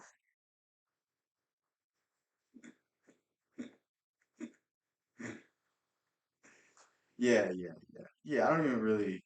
Because I think when you get into funnels, when you get into sales, it becomes inauthentic. Like I just want people to know me, respect the brand, respect who I am, and want more from me. And if I have that, like I don't need anything else. You know what I mean? Like when you start getting into ads and paid ads, that's when you start to have less and less engaged individuals. You know what I mean? Like, dude, if I literally just get 1,000 people in my school and have it's $10 a month, like that's enough money for me. I don't need anything more. You know what I mean? It's like that's very realistic for the type of channel, the the ability I know I have, the things I talk about. Like it's very possible, and it's literally just around the corner, and it's like I'm cool with that. Like the more you extend yourself, the more you do, the more you're gonna burn yourself out, and I don't want to burn myself out. I'm in this for the long run. I wanna start writing books at some point. I wanna start. I don't know. I don't know if I should write a work of fiction or philosophy book first. I'm like really I'm really in between it. Yeah, that's the thing. I should have been streaming so much sooner. Thank you for saying that. But like I don't know if you guys found me through videos or through stream, but my videos are good. But me on stream is like different because you can see who I am as a person, and I'm just like such a unique person that like it's nothing like you'd ever experience in a video. Like even just the little interactions we're having, like I can just play off it so well. Like this is 10 times like filming a stream for 4 hours is easier than me filming 3 videos. Like I filmed 3 videos today. It was way harder than this right now. Like this is just so easy. Do philosophy. Found me on a stream. Yeah, that's the thing. And the vertical streams are like really good for that. So I think I'm gonna start doing every other day vertical streams. At least on this channel. I can always just stream like I can stream on both my channels. I'm just not gonna stream on the same channel more than once because it doesn't send notifications. So if I do 2 streams in a day, it'll just be on my other channel. I don't know if you guys know those, like know I have other channels, but yeah. I actually have 3 that I can stream from. 3 streams in a day, guys. That would be crazy. I don't know if I could do that. But it's also like I don't want to. Damn, I haven't done with that series for a while, dude. I promised everyone that I was gonna get an editor and edit together all the 48 Laws of Power video, but I realized like it's not gonna be good. because the guy that like I was gonna let do it was like I was like literally just go on my channel and you'll find the playlist. And he's like, send me the playlist. I'm like, I'm not trusting you. If you can't find the fucking playlist that says 48 Laws of Power on it, you're not touching my videos and I'm not paying you. Like, okay. We'll go to my channel real quick. Ready? Like imagine to wanting to work for me. Where is my Oh, it said Bono. Okay. I was like, why did I not show up? It's like I should have shown up right away. Okay. Do you guys want to see how hard it was? I don't edit anything. So which one could it be? Wow. Dude, it's like literally he had like a 17% chance of getting it right. It literally says it right here. It's like, dude, like if you want to work for me, like just make things easier for me. Don't make it harder. I don't want to like that's the thing people don't understand. Like if you want to work for someone, if you want to do something for them, don't make it more difficult. Don't make them have to go out of their way. Like this is not just like in terms of if you want to like edit videos for me. In general, if you want to provide a service, make it easier. Don't make it harder. Don't bombard them with questions. Just do the work, and then if it's not up to par, they'll tell you and they'll make you do it again. But that's much better than you annoying them and you never getting another contract, you never getting another opportunity. Like imagine if I just said go on my website or go on my YouTube, look at the playlist, and the guy says it's not the right amount of videos. I'd pay him instantly. I'd be like, all right, I'm just gonna pay you up front. Do this for me. You know what I mean? It's like clearly it says 48 laws of power. It says 44 videos. So clearly I have to go in and add more videos to the playlist. Maybe they like just didn't get added or whatever. Like these are all just simple things. Like it's really baffling to me. But yeah, I used to have an editor and it didn't help with views at all. I don't need to edit. Like I don't like if you edit, it's just gonna take away from talking. Like you can watch like hyper hyper edited like YouTube videos, but it's like people that are looking for that aren't looking for the type of content I make. They're not looking for the deep in-depth talks. They're not looking for the philosophy. They're not looking for anything aside from just short dopamine bursts. And it's like if you have that kind of audience, fine, but that's just not what I'm looking for. I'm looking for people that just want to listen to me talk. Yeah, I mean, but it's like, dude, he emailed me first, and then he emailed me 2 months later. What's the playlist? I'm not gonna go into my emails because I don't want to leak my email, but actually my email's there, but I don't want to leak all of my emails because I might have personal ones. I don't know. I'm not gonna like dox people's emails, but this dude, yeah, that's why I can't do that because I don't want to dox people's emails.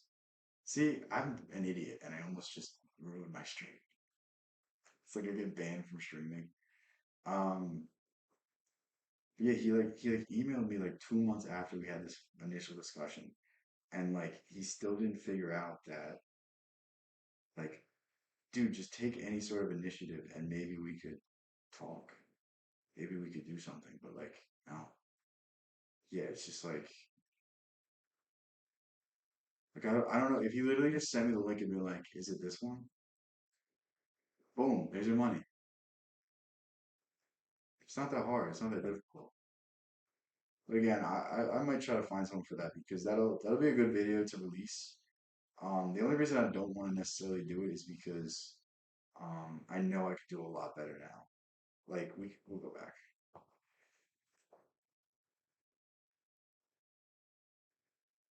I don't know. I'm actually guess my analytics. You guys didn't see that.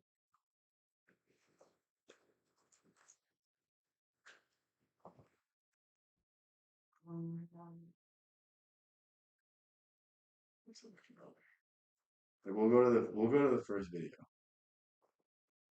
48 laws of power video.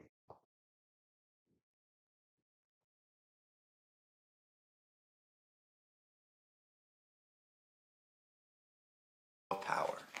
it is never outshine the master.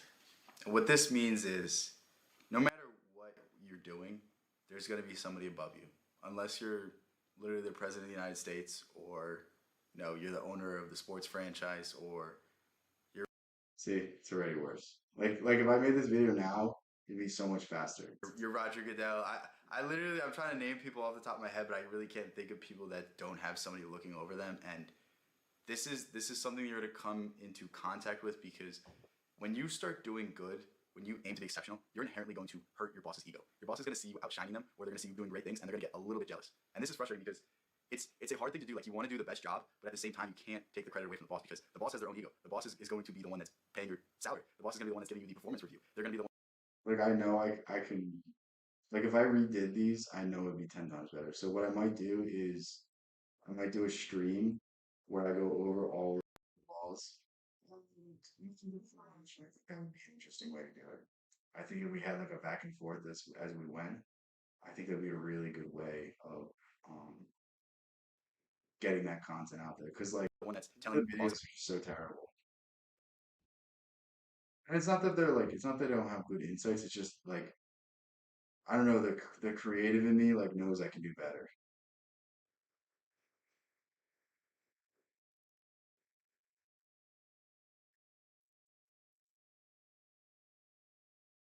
At all costs is the sixth law.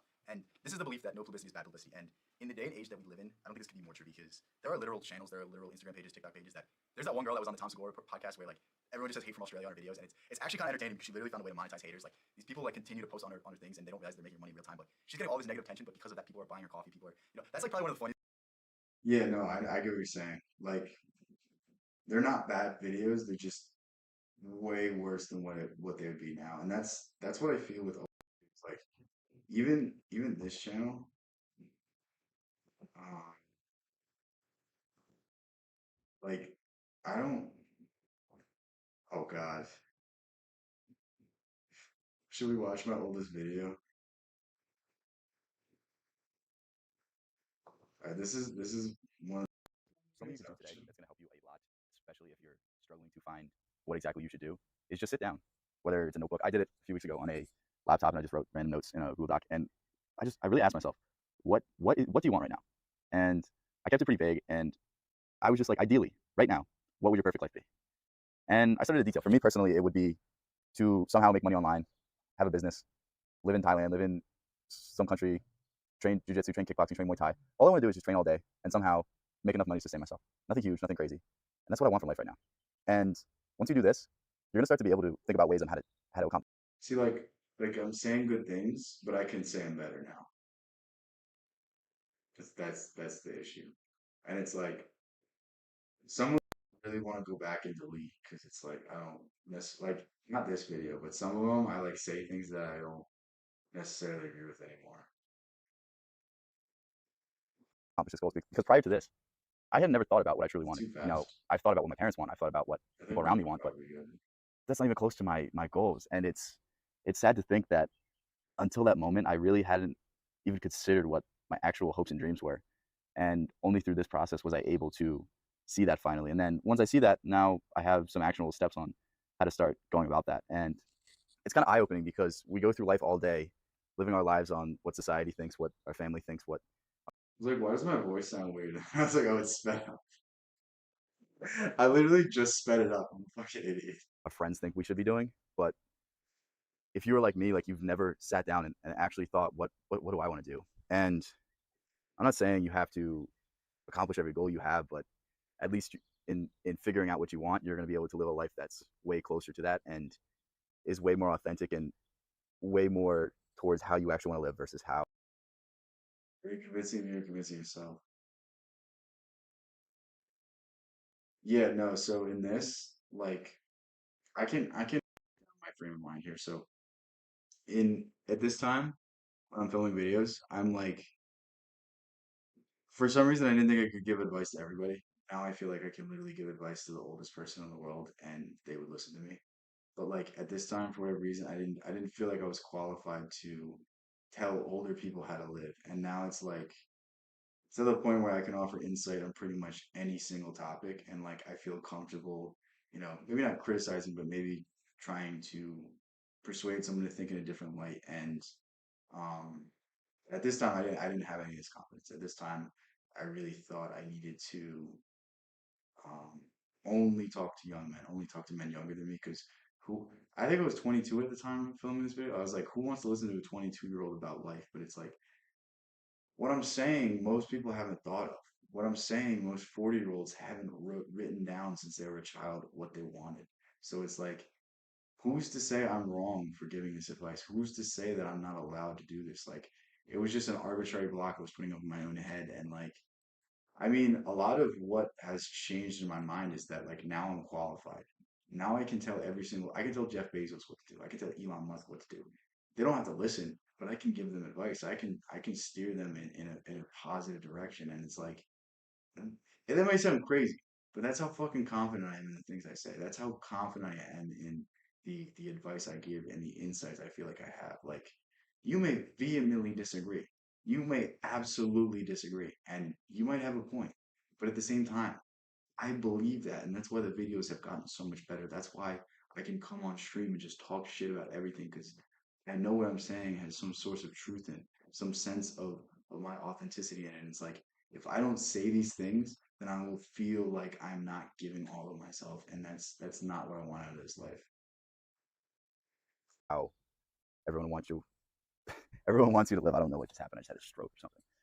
But I really urge you to try this, and I think you'll find it pretty interesting because ever since I did this, I've been thinking about how I want to live my life and how I'm going to get to my goals.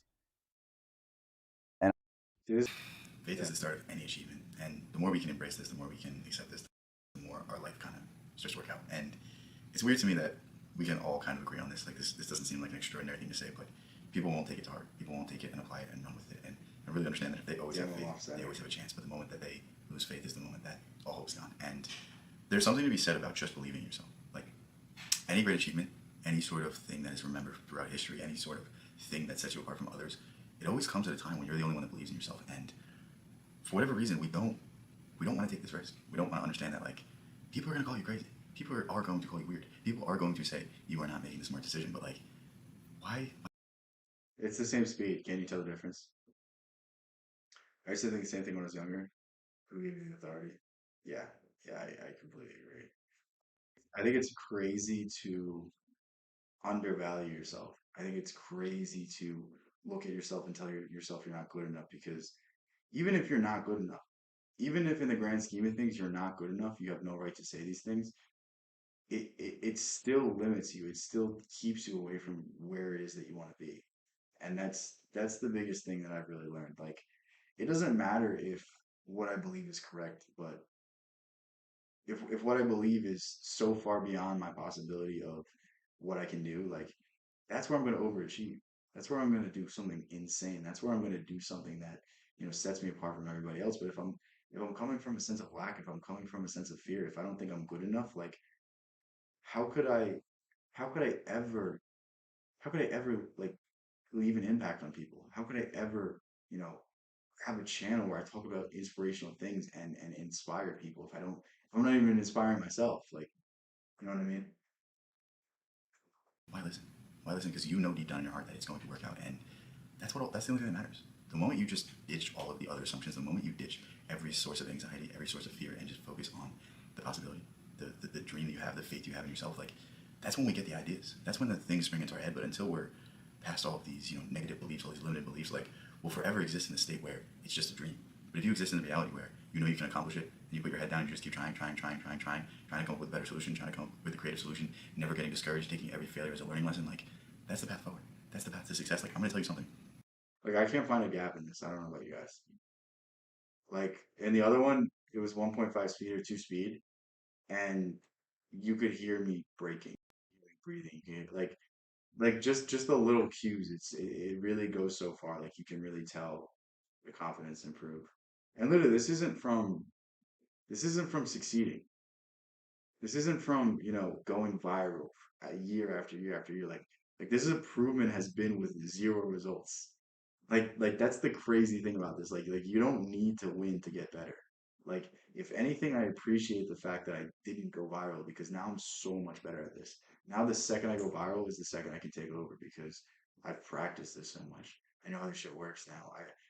I can be entertaining for hours upon hours upon hours. I can film a video like that. I can literally turn on my camera, and if I'm in a good in the flow state, literally go with one word and create an entire video. Like it's just awesome. Yeah, I just let it flow. None of this is scripted. I read a title and then I just talk. Don't plan any of it, just talk. It's the same as this. I literally like this is why I should have been live streaming for so long because I'm just talk like I just talk. Just turn on the camera and talk. Yeah, you're not just knowledgeable about a lot of topics, you're really personal. It makes me want to listen to you. Thank you. You guys are so nice to me, damn. That's really impressive. No, I'm not trying to like this isn't to brag. This isn't to say anything aside from the fact that like we all have so much more potential. We all are capable of so much more. And like if you have a dream, don't give up on it. Like literally, like I'm living proof. Don't give up on your dream. Because you don't even have to see the amount of views. You can just tell it's going to happen. Like I'm not being delusional. You can tell like I'm saying something that is special. I'm saying something that nobody else is saying. I'm giving a message of positivity and I'm trying to inspire people. And it's like it's going to work out soon. Like it's impossible for it not to. Like this isn't even cope. It's just what's gonna happen. And it's honestly so surreal because like for most of the time I've been doing this, I felt like I wasn't good enough, and now I feel like I'm good enough, and it's so much more fun. Practice makes perfect. Repetition and discipline makes it feel easy. Yeah, yeah, yeah. No, get as many reps as you can, dude. The thing is, I'm not saying I had any bad opinions, but I'm saying I couldn't express them in a good way, and I'm so glad I didn't go viral and have people ask me about these things because now I can respond in not a professional way, but at least like I don't I used to offend a lot of people just for the fact of like, oh, this makes me authentic. But it's like, dude, if you just change the way you say things, you don't have to lose any authenticity and you don't piss people off. Like, I'm deep down I'm a softie. Deep down, I'm one of the nicest people you'll ever meet. But I was never able to express this because I was always just so not vulgar, but like aggressive in my speech. Just so matter of fact, so just determined, so stubborn, and like not that it really hurt me. Like it did ruin relationships, but there weren't ones that were really super meaningful. But at the same time, it's like what could have been. Like maybe I had a friend that could have gotten me a great opportunity. Maybe I had a friend that could have set me up with the right person. You know, like there's all of these things we miss out on. We never know because we're just so in our own heads. We're so ingrained in our own ways, and it's like I don't know. Like this has been like a really, really transformative 6 months for me. Like I need you guys to understand, I've only read books for about a year. Like like it, it's literally so funny how much you can transform your life if you just really give a shit about yourself. If you just really take a lot of effort and put it into yourself and like dude, like it was almost a full-time job the amount of time I was putting into myself every day. And it's like, I don't even have to do anything for the next year. I don't even have to do anything for the next 10 years. Like I've read more than most people have read in their life in 1 year. And it's like I was looking back and I'm like, damn, I just can't wait to see where I'm gonna go. I really can't. What's up, couples light? How's it going? Yeah, this is not to say like this is literally just me trying to put out there that you can do the same thing. And the best thing is like I think I said this before, but it's like if you read every single book that I've read, if you read every single book that I've suggested, if you've done every single thing that I've done, the best part is you don't become me. You become you. And it's like I want everyone to experience what I'm experiencing right now. I want everyone to feel how happy I am right now, how content I am right now, how authentic I feel right now. Like the happiness I feel in this very moment is unlike anything I've ever experienced. And I know each and every one of you can also feel it, but it's just taking the time to put the work into yourself and find out who you really are. Damn, you just coded audiobooks, you lucky bastard. That's a good way to do it. Dude, audiobooks are such a cheat code. I know a lot of people shit on them online. Like a lot of people think it's not as effective, but um like I don't get it. That's true. We become the best version of ourselves. Yeah, exactly. Yeah, it's just like it's weird.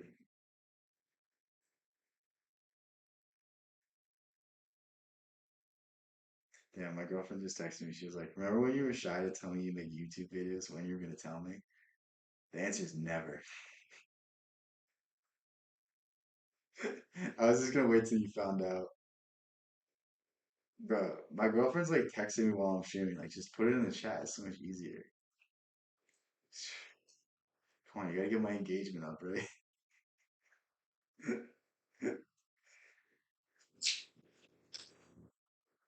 Should we go back to the strangest secret, or should we go back to making fun of old videos of me? I'll leave it up to you guys.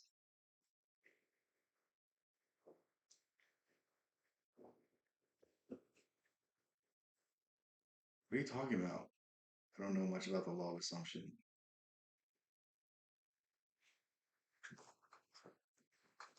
Do you want to see all the books on my desk right now?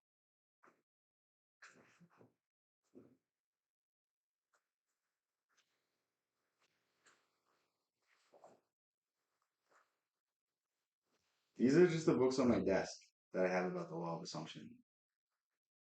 Literally just the books in front of me. What are you talking about? You got this stuff from the law of assumption? I mean, good for you. The best part about all this is it's there's different ways to for the back books. Yeah, 1.7 is a good speed. Well, my audio's messed up now. All right.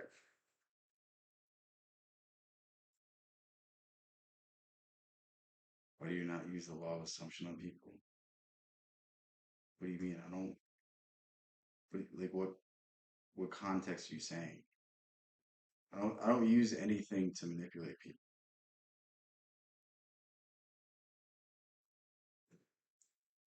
I use these things for myself. I don't use it to change how other people view me.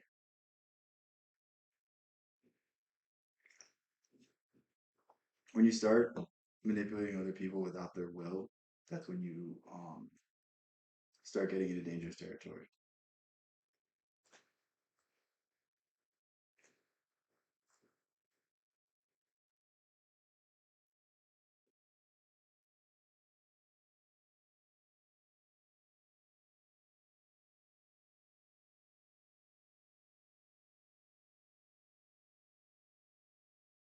The thing about audiobooks too that people don't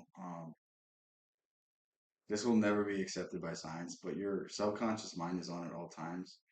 So you can impress it while you're not even paying attention to it. So like let's say you're just in the car and you're just driving, you're not listening to the words, it's still hitting your subconscious because your mind picks up everything.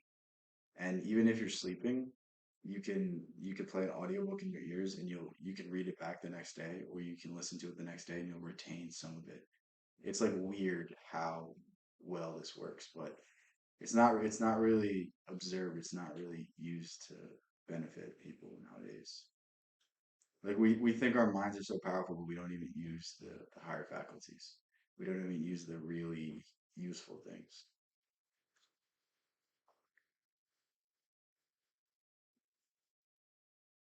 Yeah, that's a good way to do it. You can also do like there's like affirmation videos that you can fall asleep to. There's frequencies, there's all that kind of stuff. But the thing about the like I've tried to fall asleep to the videos of like the affirmations, but for whatever reason, I didn't I didn't really like it because I like to create my own visualizations. I don't like to like it was just getting in the way of my own thoughts. Like I'd rather just have my own thoughts shape my own world. Using the law of assumption if you're still here.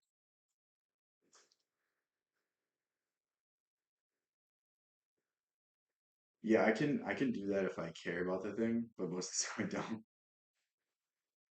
I don't. That's the problem. It's so hard to pay attention and even open your ears if you don't care about whatever's getting talked about. How do you study the law of assumption and skip so much of it?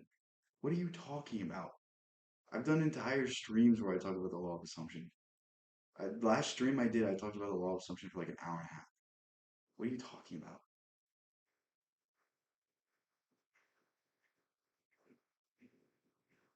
So many people acting like everyone else without knowing why, without knowing where they're going. Now think of it. In America right now, there are over 18 million people 65 years of age and older. And most of them are broke. They're dependent on someone else for life's necessities. Now, we learn to read by the time we're 7. We learn to make a living by the time we're 25. Usually by that time, we're not only making a living, we're supporting a family. And yet by the time we're 65, we haven't learned how to become financially independent in the richest land that has ever been known.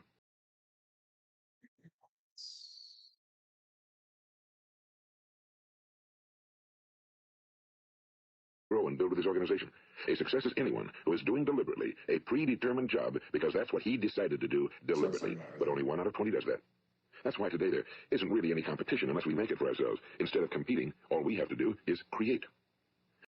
Hypnotic, are you coding because you want to be a coder? We got to determine if you're successful or not. I have a feeling that that's what you want to do. Dude, I don't want to affect other people. I want to affect myself. I want them to be free to make the decisions for themselves. Don't you know anything about esoteric practices? That's getting into like dark things. Because you're not sure of what's gonna happen. Like you can say, I hope this person's financial situation improves, but that might mean they're gonna work more. Like I don't want to affect anyone's life because you don't know the negative implications of these things. Like it's not really something that I want to get into. If you want to do it, go ahead. I'm not gonna judge you for it, but it's just that's the reason why I don't do it. People follow confidence ahead of people. Let's see your software engineering. Yeah, yeah. It's like the thing is like you could have your dreams tomorrow. Like if you use the law of assumption, you could literally get what you're looking for, but it could also bring the biggest misfortune that you could ever expect. So it's like I don't want to do that to other people. And I know like yeah, if you're thinking good things, it's hard for bad things to happen, but like still like it's not to me it's not worth the risk. To me like I don't I don't think I necessarily should be doing these kind of things for other people because it's like when I violate someone else's free will, like free will is the only thing that sets us apart from animals. And if I violate someone's free will, that's almost like a fundamental sin. That's like something we shouldn't really get into.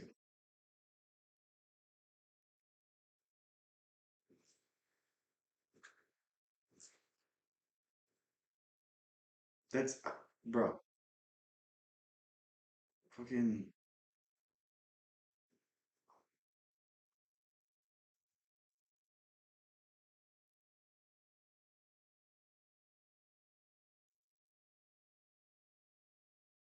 it's pissing me off, timing him out. Fucking, like, we can agree to disagree, but you're just annoying. Like,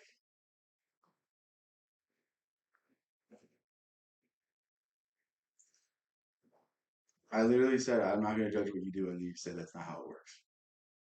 Clearly, you don't know the law of assumption. Clearly, you don't know how these things work. There's nothing good without a bad. There's nothing good that comes in this world without taking something from somebody else. If you make $100,000, that's 100,000 less dollars in the pocket of someone else. I'm not going to create another reality for someone else without knowing the things that are going to happen to them. That's the dumbest fucking thing I've ever heard in my entire life. Like, genuinely, genuinely, that's so fucking stupid. Literally, like, that's literally esoteric principles number one. You never violate anyone's free will. You never do anything that's going to direct them in a way that they're not 100% okay with. Like, it's crazy to me. Yeah, anyway. You know, for 20 years, I looked for the key which would determine. Don't ban people if they're um saying genuine things, but if they're pissing me off and it's taking away from the stream, I'm like whoever's mod, you time me out. But like if it's just pissing me off to the point where like they're not listening, you're getting timed out. You're getting banned. Like it's not. It's just annoying. Like we're trying to do something here. We're trying to have fun. We're trying to hang out. Like you can be critical, but it's just like agree to disagree. Just like take things for what they are. Don't get emotional. Don't get upset. Like it's just annoying. It's just annoying. What would happen to a human being? Was there a key I wanted to know which would make the future a promise that we could foretell to a large extent? Was there a key that would guarantee a person's becoming successful if he only knew about it and knew how to use it? Well, there is such a key, and I found it. Have you ever wondered why so many men work so hard and honestly without ever achieving anything in particular, and others don't seem to work hard and yet seem to get everything? They seem to have the magic touch. You've heard them say that about someone. Everything he touches turns to gold. And have you ever noticed that a man who becomes successful tends to continue to become successful? And on the other hand, have you noticed how a man who's a failure tends to continue to fail? Well, it's because of goals. Some of us have goals, some don't. I don't believe in goals, but let me hear what he says. People with goals succeed because they know where they're going. It's that simple. Think of a ship leaving a harbor, and think of it with a complete voyage mapped out and planned. The captain and crew know exactly where it's going and how long it'll take. It has a definite goal. Now, 9,999 times out of 10,000. Okay, I don't believe in goals because goals are projecting a future state into the future. You don't want to look to the future, you want to be present. And presence is one golden rule for life. If you can be present in anything, that's where your power of creativity goes. That's where the law of assumption works. If you're in the present moment, you can begin to shape your world. You can begin to shape how your subconscious sees everything. And it's frustrating that we hear words like goals, like success, like ego, like ambition, like these things are all arbitrary things created by society. And when we talk about goals, it's just saying I'll be this in the future, I'll be that in the future. And it might be positive at the outset. It might be positive when you look at things objectively, but like in the grand scheme of things, a goal is basically a confirmation that you're not good enough right now. You shouldn't have goals. You should just feel like you're good enough right now. You should try to exist in the state that you already have it, and that's going to begin to shape your subconscious to have the ideas to have these things already. Like it's such a simple perspective to just switch. And I really want us to get away from saying goals, saying I'll be this in the future, I'll do this. Like just try as much as you can to exist in the end. Try to think like if you want to be a millionaire, try to think like a millionaire. If you want to be a boxer, think like a boxer.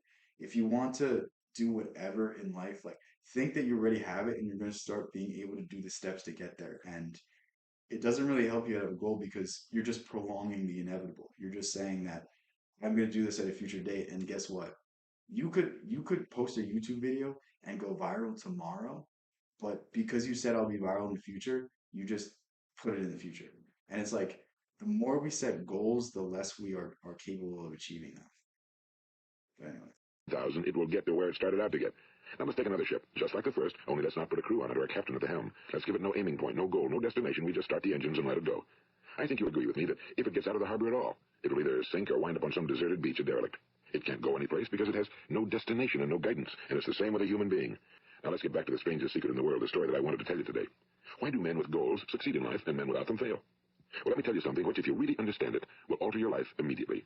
If you understand completely what I'm going to tell you from this moment on, your life will never be the same again. You'll suddenly find that good luck just seems to be attracted to you. The things you want just seem to fall in line, and from now on you won't have the problems, the worries, the gnawing lump of anxiety that perhaps you've experienced before. Doubt, fear, well, they'll be things of the past. Here's the key to success, and the key to failure. We become what we think about. Okay, I heard this. Now let me say that again. We become what we think about. Throughout all history, the great wise men and teachers, philosophers, and prophets have disagreed with one another on many different things. It's only on this one point that they are in You guys hear that? The only thing that philosophers have agreed upon is that we become what we think about. All the great minds throughout history have been one point and one point only: the power of the mind, the power of the mind to create our realities. I have the career set skills I wanted since I was a kid. Just taught myself as I went and found clients to make. That's awesome. That's awesome. Last part you said sounds like the law of attraction as far as mindset. What do you mean? Which part? I don't know what you're talking about. We become what we think about? Yeah, yeah. Well, I mean, that's why I timed the other guy out. He's like, oh, I use it for other people. It's like, dude, you don't know what you're gonna do. You know what I mean? You don't know what's gonna come with it. It could seem 100% good, but it could lead to the breakdown of someone's relationship or something. Like it's not always good to try to control everything, put your hand on. You talk about what you are. You are what you think about. That was the quote. Complete and unanimous agreement. Listen to what Marcus Aurelius, the great Roman emperor, said. A man's life is what his thoughts make of it. Disraeli said this. Everything comes if a man will only wait. I brought myself by long meditation to the conviction that a human being with a settled purpose must accomplish it, and that nothing can resist a will that will stake even existence for its fulfillment. Ralph Waldo Emerson said this. A man is what he thinks about all day long. William James said, the greatest discovery of my generation is that human beings can alter their lives by altering their attitudes of mind. And he also said, we need only in cold blood act as if the thing in question were real, and it will become infallibly real by growing into such a connection with our life that it will become real. It will become so knit with habit and emotion that our interest in it will be those which characterize belief. Right? I don't know anything about the law of assumption. He also said, if you only care enough for a result, you will almost certainly attain it. If you wish to be rich, you will be rich. If you wish to be learned, you will be learned. If you wish to be good, you will be good. Only you must then really wish these things and wish them exclusively, and not wish at the same time 100 other incompatible things just as strongly. In the Bible, you read in Mark 9:23, if thou... Like saying and behaving, yeah. I agree with that. It's one thing to think, but it's another to think and act. Like that combination is what sets about the change. And it's not just acting to act, it's acting inspired. It's being in the state that you already have it and then going out and performing. Like that's where we're the greatest. That's where we perform the greatest. Like basically what it is just getting into a flow state and imagining yourself there and then turning on the camera for me or, lacing up the cleats. Like just getting to the state where you feel like you're good enough and then try and do it. And that's literally just how it comes magically. Canst believe, all things are possible to him that believeth. My old friend Dr. Norman Vincent Peale put it this way. This is one of the greatest laws in the universe. Fervently do I wish I had discovered it as a very young man. It dawned upon me much later in life, and I found it to be one of the greatest, if not my greatest discovery outside of my relationship to God. You guys know what this symbol is? Pop quiz, pop quiz. What is this symbol? We can't move on until you guys answer. Or it's conceptualized into or what actions would you? I was trying to read it. It didn't make sense. Flower of life. That's a satisfactory. Greatest discovery outside of my relationship to God. The great law, briefly and simply stated, is that if you think in negative terms, you will get negative results. If you think in positive terms, you will achieve positive results. That is the simple fact, he went on to say, which is at the basis of an astonishing law of prosperity and success. In 3 words, believe and succeed. William Shakespeare put it this way, our doubts are traitors and make us lose the good we often might win by fearing to attempt. George Bernard Shaw said, people are always blaming their circumstances for what they are. I don't believe in circumstances. The people who get on in this world are the people who get up and look for the circumstances they want, and Like I'm robbing heaven when the flow comes. Yeah.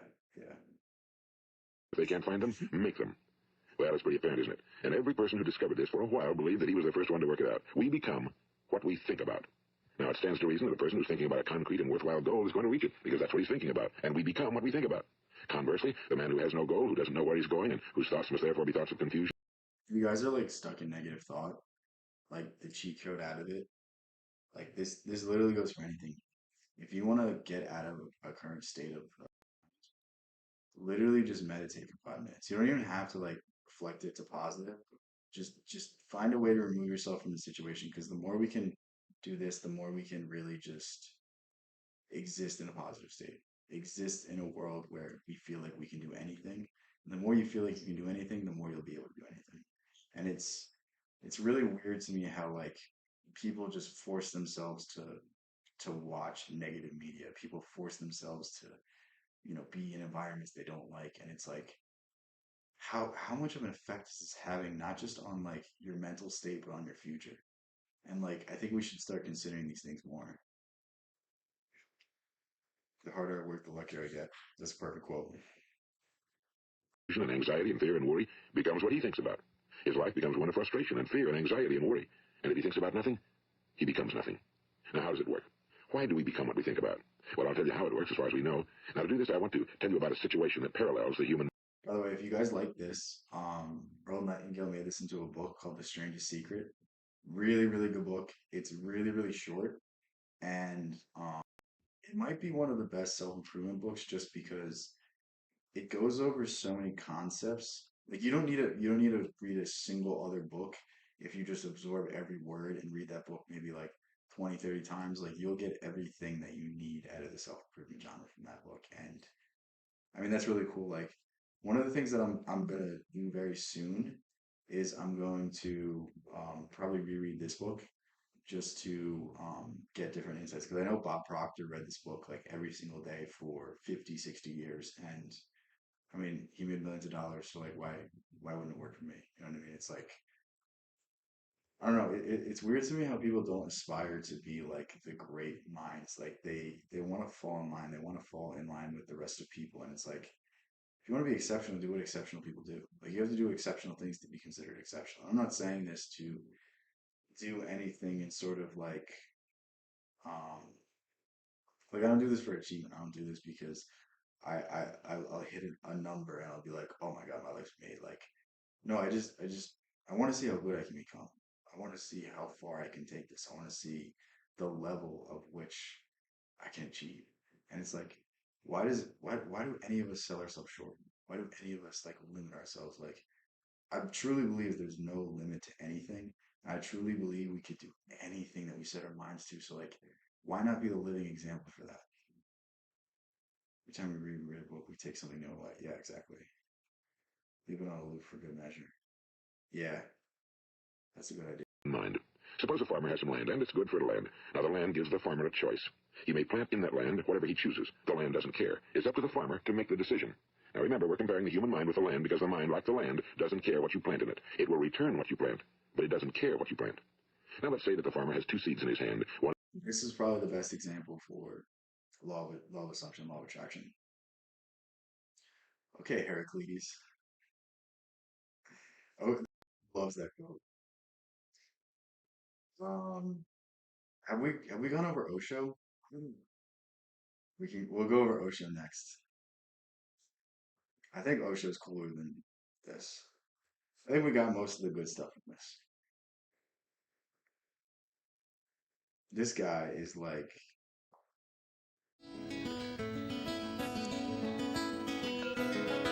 I want. so this guy, he's an Indian mystic and he meditated so much his eyes don't close. I should ask you rather than you asking me. Because it depends where you are. If you are identified with the body, then your wants will be different. Then food and sex will be your only wants, only desires. So I've like made a lot of videos about books from this guy, and the truth is like they're just like they're just the transcribed audio recordings. Like this guy is just next level when it comes to spirituality, and like yeah, Those two are animals. But if you are identified with the mind, your desires will be different. Music, dance, poetry. it's crazy because Osho cites Jung. He cites Nietzsche. He cites Schopenhauer. He cites Freud, and then he just has a completely. That's why I love Osho because he takes these psychological phenomena and he applies it to spirituality. With glasses, it's so funny.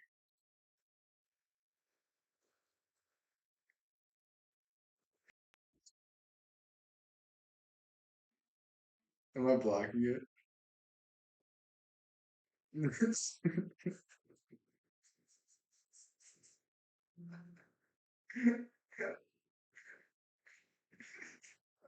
I don't know why this is so funny. Of course, 69 followers too. This is hilarious. He called himself the rich man's guru or something like that. He had like Rolls Royces and shit. The heart, then your desire. How can you? This we'll go the spiritual end. I don't remember what the thing says. Osho. Oh my God. Osho, never born, never died, only visited the planet Earth between December 11th, 1931 through January 19th, 1990. That's some cool shit. Dude, imagine your headstone says that. Never born, never died, only visited. That's so fucking badass. desires will be still of a higher nature, higher than. Have you guys? So there's a documentary on Netflix about this guy, and it's basically about how his followers like committed crimes and like he didn't know anything. It sucks because like people have such a negative perception of him, but it's like the U.S. government would not have let him out of the country if they could have any way and tied him to those crimes. So I really think it's a shame like how people view him because there's so much to be learned from him. It's like anyone like you can take away knowledge from anybody. Like knowledge knowledge is like knowledge can never be bad. You can learn about the devil and that can be used to improve your life. You could learn about, the forces around you and that can be used to benefit you. Like there's no such thing as bad knowledge. It's just the application. The mind. You will become more aesthetic, more sensitive, more alert, more loving. The mind is aggressive, the heart is receptive. The mind is male, the heart is female. The mind is logic, the heart is love. If you guys know anything about the classic Masonic literature, it says that the conscious mind is the male principle and the subconscious is the female principle. And the combination of those two is the God state. And that's really what we're doing when we're doing the law of assumption. We're impressing our conscious mind into our subconscious mind and combining that and creating our own reality. I wish the guy that thinks I don't know anything about the law of assumption was here because that's something he's never heard.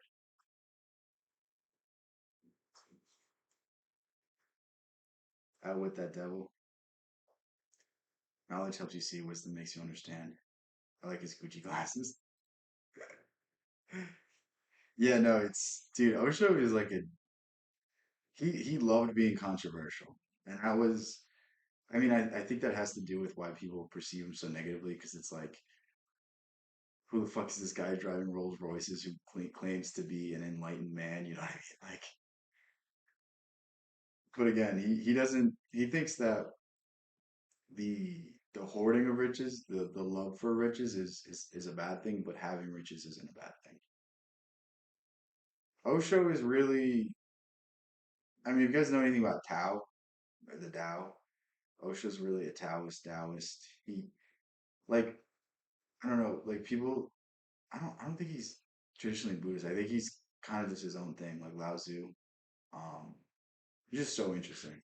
If you guys haven't gone into Taoism, that's one of the more insightful philosophies you'll find.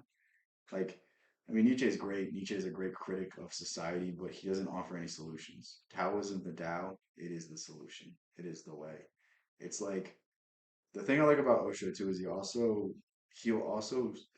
cite Buddha, he'll cite Jesus Christ, he'll cite Muhammad. Like he uses these examples. He doesn't use them in a religious context. He uses them in a spiritual context, which is very interesting. Consciousness is having the experience, then watching the experience and understanding. Yeah. You guys want to know what enlightenment is in the Buddhist sense, in the Taoist sense, what he's talking about? It's literally just being able to be present at all times. Like if I were to sit here, no thoughts in my head. I only use my mind when I'm asked a question. I don't need to justify anything. I just exist. Like it's almost like a backward way of thinking, but like the closer we can get to that, the more happy we'll be, the more whole we'll be. Like the splits, the fractures in our psyche come from us trying to be something we're not, from us trying to live up to expectations, from us trying to find our way in a society that it takes away all of the individual, it takes away all of what makes you you. In the fourth, your 1000. That's why I like Jung so much too. Jung applies Eastern philosophy to Christianity and analyzes from that perspective. If you really look at Jung really just understands what Buddha's talking about, what Osho's talking about, what Lao Tzu's talking about, and he just expanded upon it and made it a respected profession. I like the patience and the act of doing nothing. Yeah. I really need to get into Alan Watts because I've heard you talk about him. I don't know who Ram Dass is. The purposes of consciousness to see that hidden architecture of God. What do you mean by that? In Peter, the lotus opens up. You become divine. You can only live life You are going asking forward. me, Krishna, Only what do I understand looking want? back. That simply shows you don't. I don't know if he says it here, but I keep interrupting it. I could go through more of these without interruption.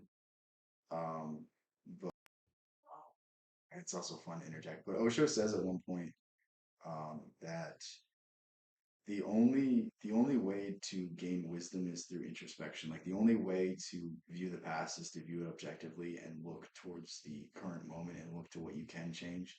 And he basically says that like if if age made you wise, then there would be nursing homes full of genius people, but there's nursing homes full of, some smart people, but also some really dumb people. So it's like it's the introspection which makes you smart. It's the introspection which gives you the wisdom to apply the knowledge into your life. Because all wisdom is, I'll give you an easy example. It's the application of knowledge. Wisdom is knowing when to do things, knowing when to apply something you've learned, knowing how to apply something that you saw in another scenario to a new scenario. That's all wisdom is. Yeah, we'll listen to another Osho.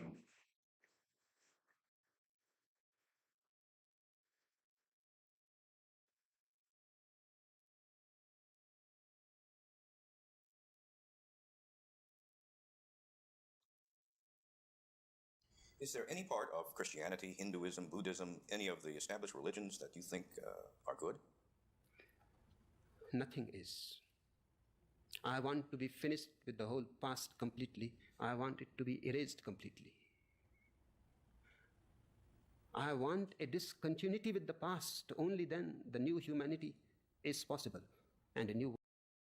So what he's talking about right here is basically all of the traditions get in the way of the true message. Like Osho was basically he loves every religion until the founder dies. And when the founder dies, then his followers just run amok of the religion. Like if you look at Christianity, if you look what it was about while Jesus was alive, and then what the church says it is now, like Christianity isn't about, controlling people. It's not a fear-based religion. It's a love-based religion. It's a righteousness-based religion. It's not about going and doing holy wars, but like think of how many holy wars there have been. And it's the same thing with all these other religions. They kind of get twisted and they get turned and they get more and more material and they get away from what made them insightful. They get away from what made them great. Like it's really, really sad.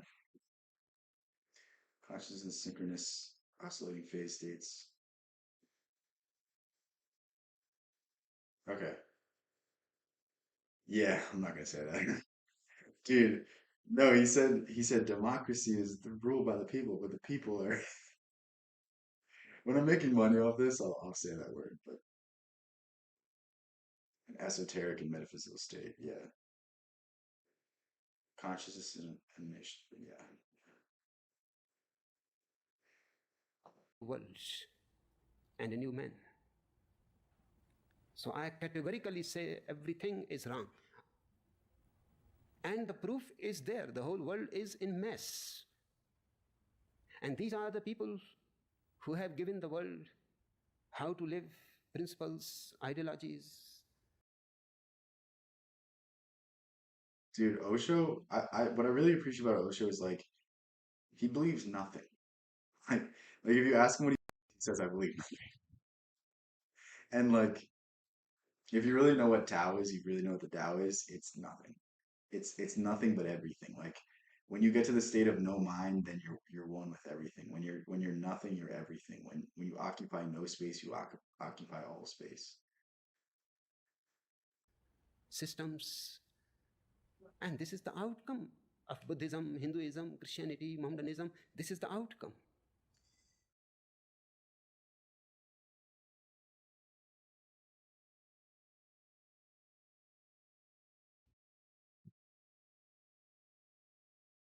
Let's find another good one.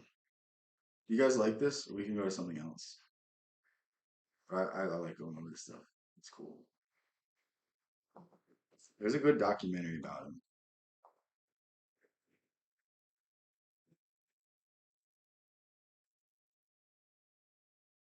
Yeah, this is good. We're going to go through all. Have you ever wondered about the origins of a mystic who challenged conventional spirituality. What kind of childhood shapes a man who will become one of the most controversial spiritual leaders of our time? Who was Osho before he became Osho, the enlightened master? I can't remember who said it, but someone said to be understood is a sign that you're not extraordinary. To be misunderstood just comes with being exceptional. We're on the bathroom. I'll be right back.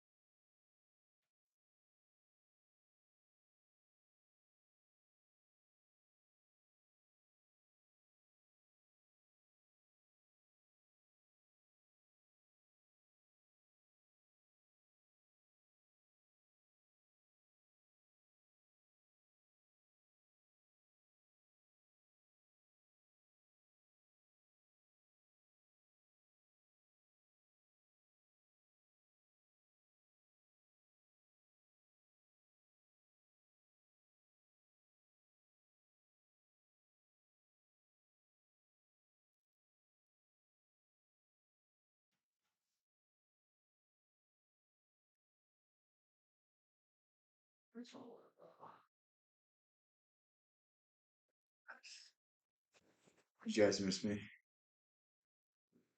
It's like because we can expound on everything you see. Okay, okay. Yeah, I figure this is more fun than me just ranting. Um, and it kind of like guides it in a certain direction. As I get better at this, as I do this more, because this is literally the first time I've ever reacted to anything. So it's just gonna continue to get better. But we can just go back to the old style of me just ranting. So yeah, I mean, like we'll probably do a mix of everything. We'll probably just do some streams where I'm just talking, while I'm just hanging out. We'll do somewhere I'm reacting. Like I don't want to get bored of anything, so like we'll change it up because it's the new experiences that keep me excited. It's the new things that make it fun. And I think it's like if we do different things, it's gonna be more fun for you guys too. Because it's reacting to clips, it gets old after a while. Like I don't know if it's just me, but it's very few and far in between of people that watch clips, like people that react to clips that are entertaining. Like I really like genuine like there's people with millions and millions and millions of subscribers that like I can't make it 30 seconds in a video because I'm just like this is so boring. Like they're saying nothing. I would rather just watch the video that they're watching. So, but yeah, isn't that a perfect frame to have?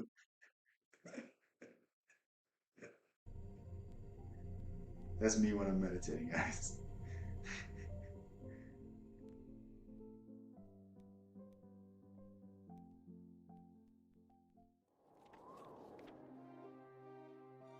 In the early 20th century, the small town of Tamarni witnessed the convergence of two remarkable destinies.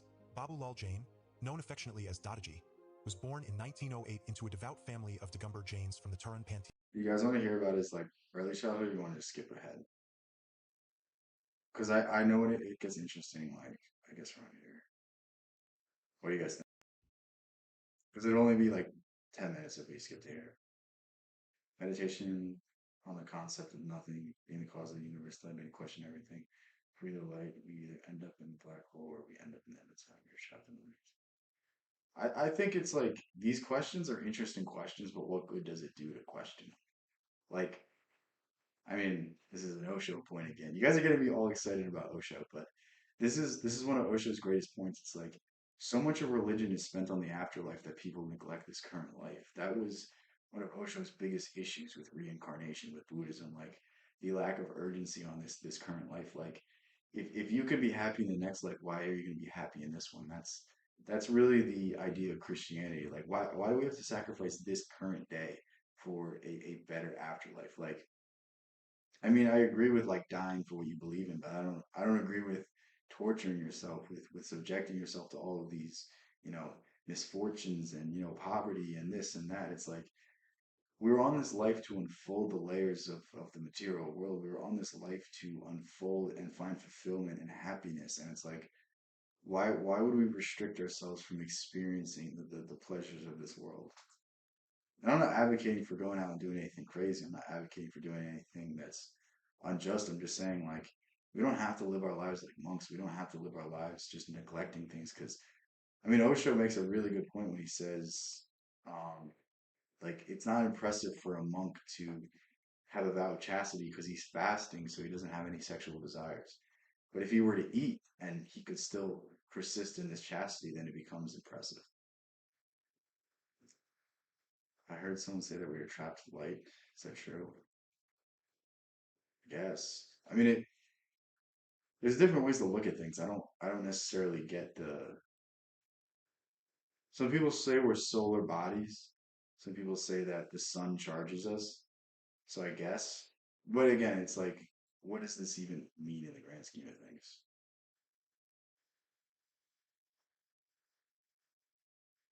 Oh yeah. No, I get what you're saying. I was just saying that, for at least from my perspective, like it's much more important to think about this world. I'm talking like Osho right now.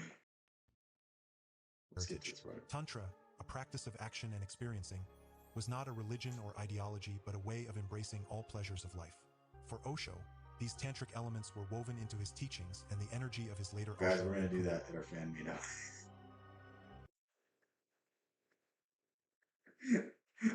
Anyway, change the subject. The shaping nature of time and energy at the small and large scale. Yeah. Nana often mentioned that his tantric wife. It's crazy because the people that believe in science before anything, they don't acknowledge that string theory is literally metaphysics.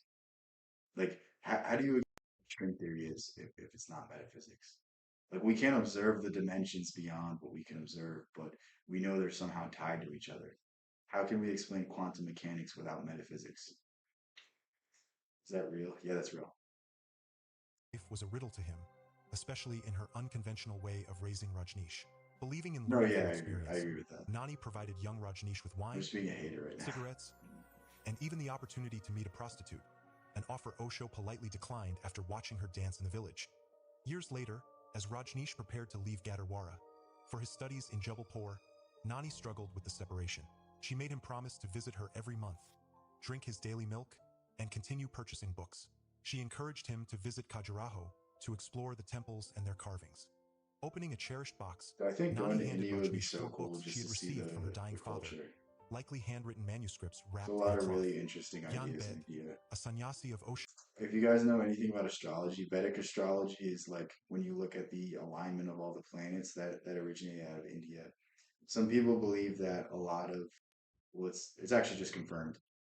Like Pythagoras, who was basically the father of all Greek philosophy, studied in India. Like a lot of the Greek and Roman ideals really just come from Pythagoras, who literally studied India. I think Solon and I think Socrates also went there. I think Plato as well. I know a lot of the old mystics and the old philosophers went there to study because it's such an old nation and it's just such a prolonged tradition. Like the thing about like Western esoteric things, it kind of went dormant and it kind of went missing when the Library of Alexandria burnt down. And a lot of it got hidden and steeped in allegory when the Catholic Church rose into power because they didn't want people questioning the authority of the church. I love to go to ancient sites. Bible seems like a document for sharing meaning. Yeah, I could see that. Consciousness does not explain how consciousness works. Yeah, yeah. Osho describes this moment vividly. I have these invaluable books on Tantra as memories of my father. I could not read them because I am illiterate. I preserved them only for you to read. Now you are an adult.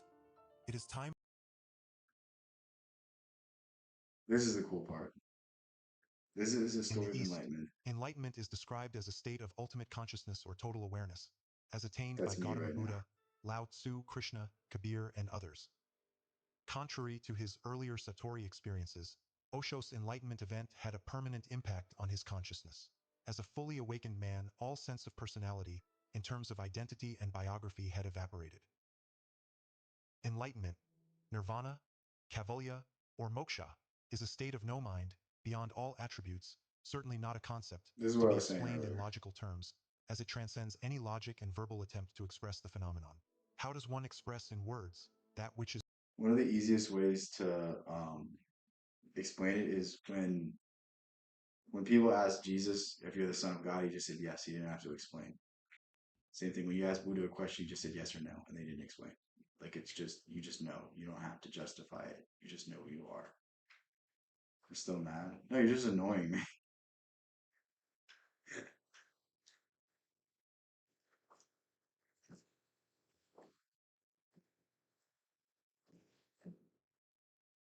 All the time travelers met up in ancient Greece and ancient Egypt. Bro, you've been hanging out with what's that guy's name? Timmy. You've been hanging out with Timmy too much. He's always saying crazy shit in the street. You got so emotional, upset over words. Books don't work. Okay. beyond words. The Malshri tree, a focus point for Osho's enlightenment, still stands in Bunvertal Garden in Jabalpur, surrounded by a small ditch, accessible via a steel bridge. From early childhood, Rajneesh had been experimenting with out-of-body experiences, setting the stage for what was to follow in 1953. One day, while walking in the hills This around story's Sagar, so cool. memories flooded back. In his Watch youth in Xerxes better. Gadarwara, Okay. he Go had watch once Xerxes. jumped into the swollen Sagar River during the monsoon. To his surprise, an out-of-body experience ensued, where he watched himself swim, while his body remained submerged. Motionless, he was carried safely to the far bank by the river current, his soul reuniting with his body upon reaching the land. This episode from Gadarwara became a vivid recollection when, approximately 1 year before the big event, Rajneesh found himself sitting in one of his favorite trees outside Sagar University.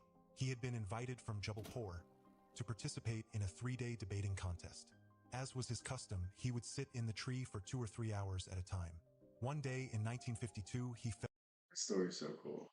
I'm gonna pause it just in case I get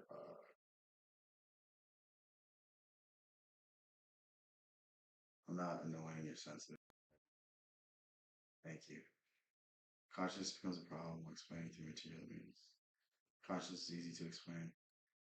Yeah, I agree with that. fell from the tree.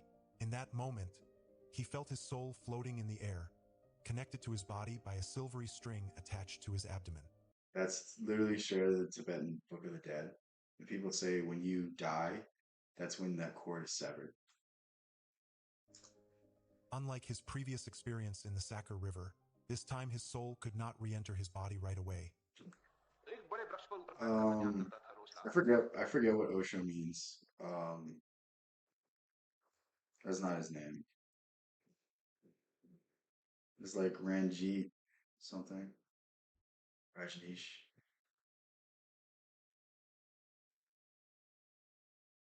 Chandra Mohan Jan. I don't know why. I don't know what Osho stands for. एक दिन ध्यान में कब कितना लीन हो गया मुझे पता नहीं और कब शरीर वृक्ष से गिर गया वो मुझे पता नहीं जब नीचे गिर पड़ा शरीर तब मैंने चौंक कर देखा कि ये क्या हो गया मैं तो वृक्ष पर ही था और शरीर नीचे गिर गया सिर्फ एक रजत रज्जू This is the best reenactment ever. नाभि से और मुझ तक जुड़ी हुई थी एक अत्यंत चमकदार शुभ्र रेखा His life teetered on the brink of a constant nervous breakdown, or perhaps a breakthrough, as he found himself increasingly disconnected from the people around him, who thought him mad. Intensively doubting and questioning everything, he slowly moved towards becoming a total witness to existence. He ate very little and exhausted himself both mentally and physically by running every morning and evening for 5 to 8 miles. His spiritual state was such that, in the West, it might have been diagnosed as a severe mental illness.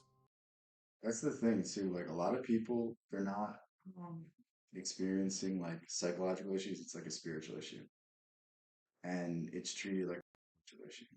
Like a lot of people that are schizophrenic, it's really just a spiritual thing.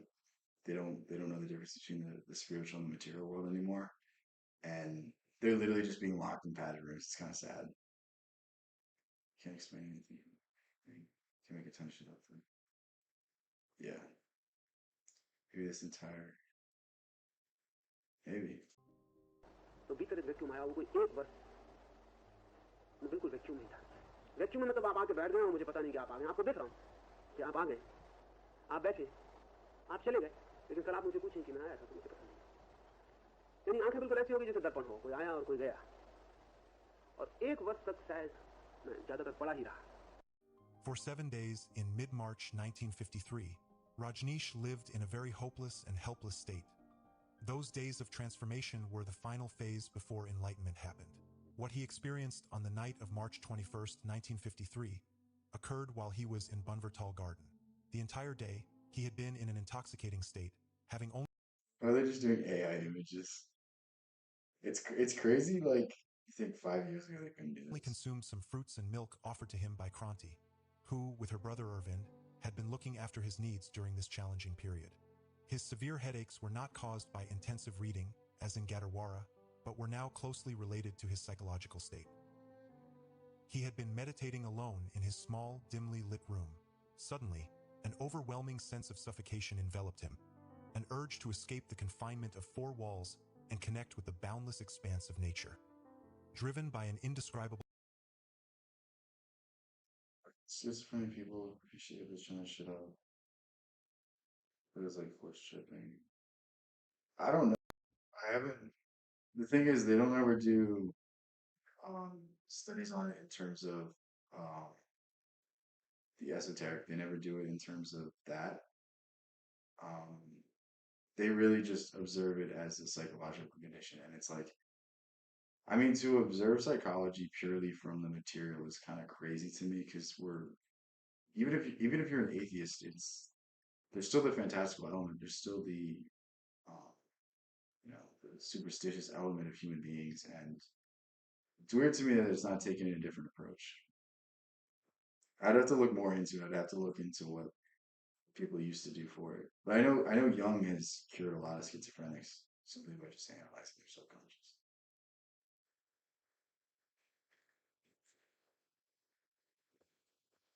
But I wonder what actually causes it. Probably just different for everybody. urge. They also say it runs in the family, but it's just like I think it's just a trait that runs in the family. Human understanding cannot interpret consciousness for human way to find. Yeah, yeah, yeah. Like, I mean, it's crazy to me how we think we understand everything, and like the more we learn, the less we know. Like, the more we learn about physics, the less we can explain where most of the mass of the universe is. Shaman, yeah.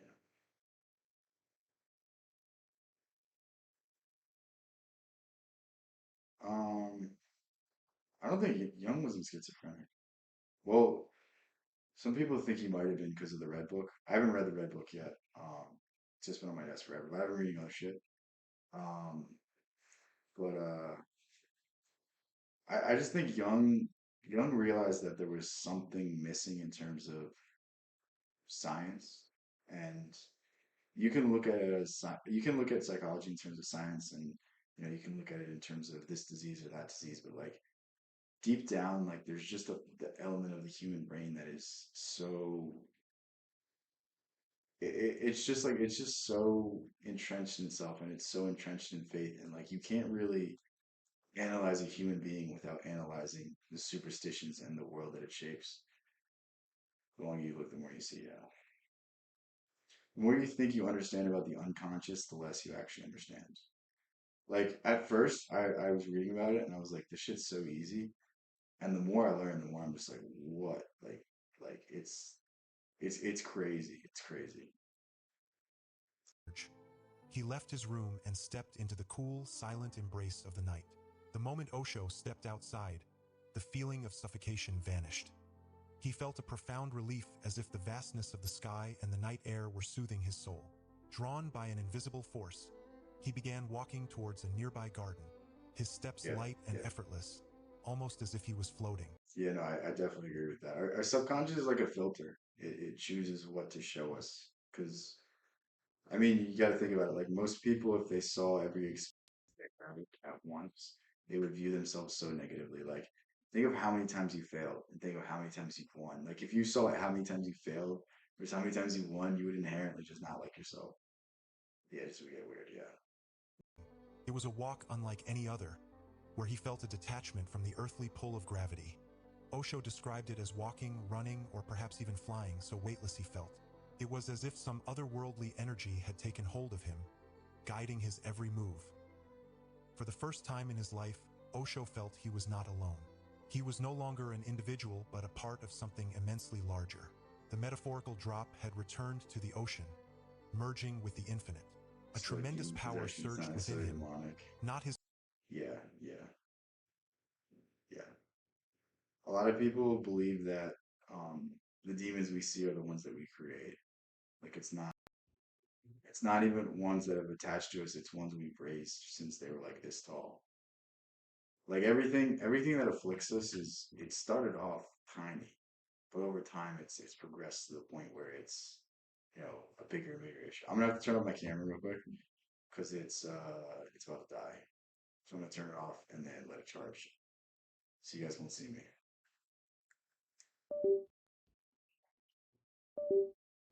I hope you guys aren't sad. But anyway, we'll get back to his own, but an all-encompassing energy. In that moment, he ceased to exist as Chandra Mohan. He was the universe, boundless and powerful. Entering the garden where he walked daily, everything appeared different. The garden was asleep, yet more alive than he had ever seen it. The trees, the grass, the very earth seemed to glow with an inner light. A tree, the Malshri tree, stood out, radiating a brilliant luminescence that pulled him towards it. He sat beneath its branches, feeling an unparalleled peace as the universe itself seemed to settle around him. Time lost its meaning as he sat there. Hours passed in the blink of an eye, yet those hours felt like an eternity. The experience was timeless, a virgin reality untouched by the constructs of human time. It was a moment of pure existence, uncorrupted and immeasurable. Osho described the experience as a paradox. That night, what else happened? What's something else we should look into? Or was that getting good?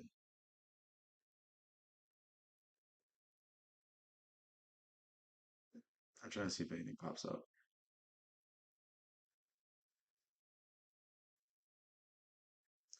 Subconscious, complex, and complicated. Usually, let me see impression. Yeah, yeah. Should we watch my own stream?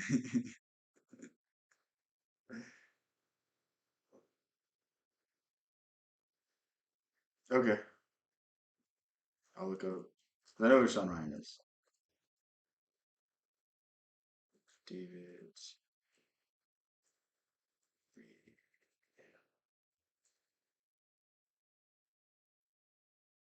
Okay, we'll watch this. We'll see. I'm gonna tell you, I'm not gonna agree with everything he says, but it might be interesting. We were just talking about Adam and Eve and Lucifer, and so before Adam and Eve, where did the angels come from? Before the created matter of the universe, the stuff that we can touch, he created all the angels in one single moment. But we know Lucifer fell for sure. That's written in the Bible. Revelation says he took a third of the stars with him, and these luminaries we assume to be the angels. Incredibly intelligent, incredibly. Do you believe in demons and spiritual warfare?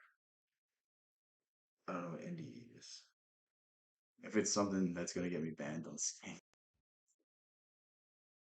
Um, I definitely believe that there's evil forces. I just don't know how much they can affect us.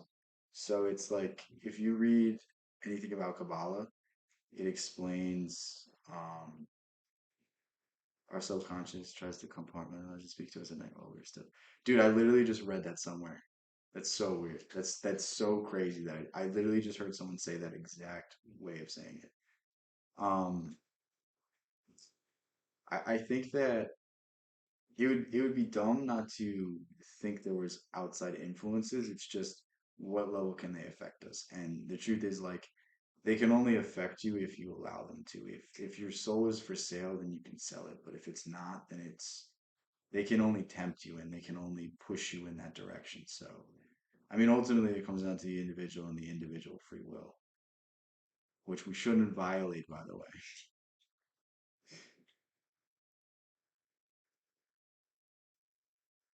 I used to perform exorcism and I could tell when it's actual spiritual. Wait, talk about that more. That's pretty cool. Most people, when you get further from them, they get quieter until you can't hear them anymore. But the further from God you get, the louder his voice is. And yeah, near death experience. Um, what do you mean in terms of near death experience? Like, what do you like? What context about them?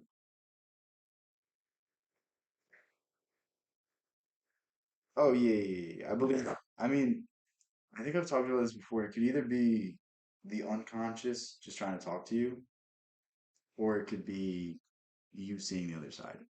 And I think that's a case to case basis because maybe some people actually, die and come back, or maybe some people are just it's a unconscious projection. So who's to say? You know what I mean? It could be either.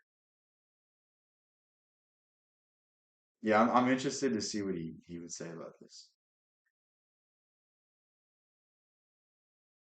Yeah, we'll get back to this. Powerful beings. We're kind of a hybrid because we're not pure matter, but we're not pure spirit. We are both matter and spirit. So we're unique in that way, in the way nothing else in creation is like us. Father Dan Rehill. You're currently a Catholic priest as well as the exorcist of the Diocese of Nashville. Or he probably just exercised people on Broad Street, right? Sin is at an all-time high. This is the most evil generation since the inception of man. Worse than the flood. Worse than Sodom and Gomorrah. Now, I don't know about that. I don't know about that. That's a crazy statement to make. Bro, they used to sacrifice babies on altars. I don't know. Like has he heard about the Mayans and the Aztecs, what they used to do? I think that's a crazy statement to make.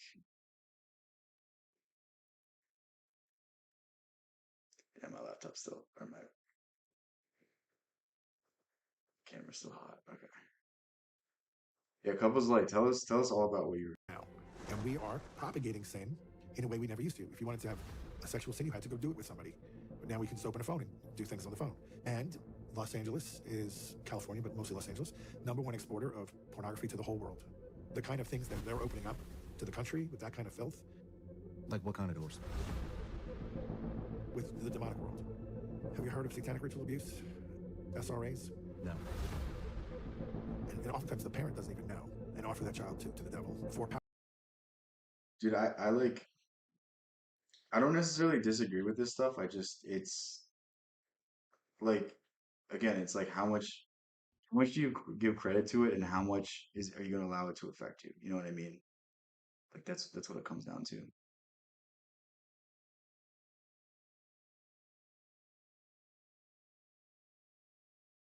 It's interesting. People have similar experiences and sometimes paganism. How'd you almost die 4 or 5 times? What the hell? Are you like a terrible driver or something? Power, that they would gain some power in some way, or wealth, or whatever. As people hear that, they get a little angry, like, well, I don't think that's fair. It's not fair. Evil is not fair. Do you think that maybe Jesus is so hated because elites are threatened by higher power?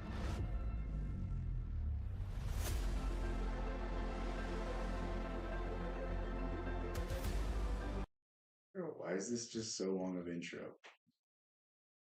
In the pew. And as a Catholic, I resent you're using the word hate in a sentence that addresses me. I don't hate anyone, so don't mess with me. Excuse me. Yeah, Nancy Pelosi. Great individual.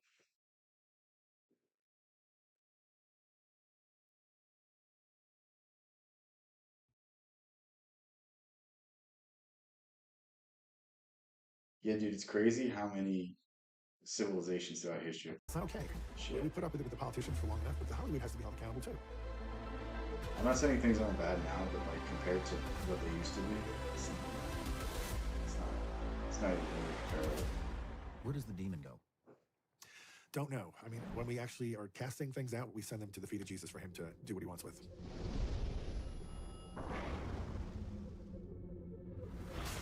I mean, with artificial intelligence, we are summoning the demon. You know those stories where there's a guy with a pentagram and the holy war. Dude, have you guys ever had do you guys get sleep paralysis? This shit's terrifying. I don't know if anyone had that. Dude, it's like yeah.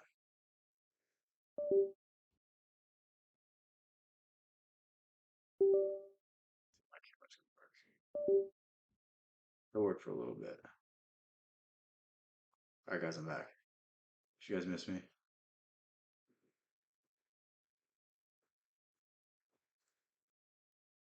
Let's see if this stayed on.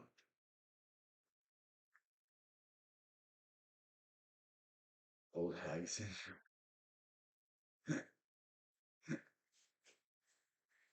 I thought you were saying hey like you thought he was calling you old hag. You can control the demon. But clearly I just The demons text him. They send blasphemies. They talk about some of his cases. Like, this victim is never going to, they're ours forever, you can't have them. And they'll try to call that number on the phone, and it's a non-working number. Wow. Yeah, they do this. So imagine if they're doing that. Imagine the field day they could have with AI. Alright, give us both interpretations. Like if you can't beat it, join it. You had mentioned some type of reference where you said demons are very much like lawyers or attorneys. There's a Oh, this is just the preview. In as much as I didn't even read the it, title. they understand it more because they're smarter than we are. I might If actually these watch computers this are now, actually though. Learning, if they're learning and they're going to bypass humans, that doesn't pose well. If they're being manipulated by a side that hates humanity. Damn. There was a period of time up until maybe Glad you're 10 or okay. 15 years ago That's where the devil crazy. really tried to remain hidden. And his biggest deception was to convince people he didn't exist. In the last 15 years, it is all out. I'm alive and well and with you, and I'm proud to be Satan. Worship me. I don't know why Jesus is so hated. I don't know why he's so misunderstood. Prayed about this and pondered this for months and months and months because he never did anything wrong. If you look at the global religions, of course. Yeah, I'll I'm not probably saying watch they this hate Jesus, but tomorrow. what they do is they deny who he is. They Seems say he's pretty a great prophet. interesting. Well, he said he was the son of God, so he's either a liar or he's God. He can't be a great prophet because a great prophet doesn't lie. The Jews are still waiting for the return of the Messiah, so they're also a different kind of camp. Like, well, that's not our guy. But what if you miss the boat? I mean, the temple's gone. It's over. What are you waiting for? Yeah, this probably. I mean, I'm definitely. I feel like I'm gonna watch it.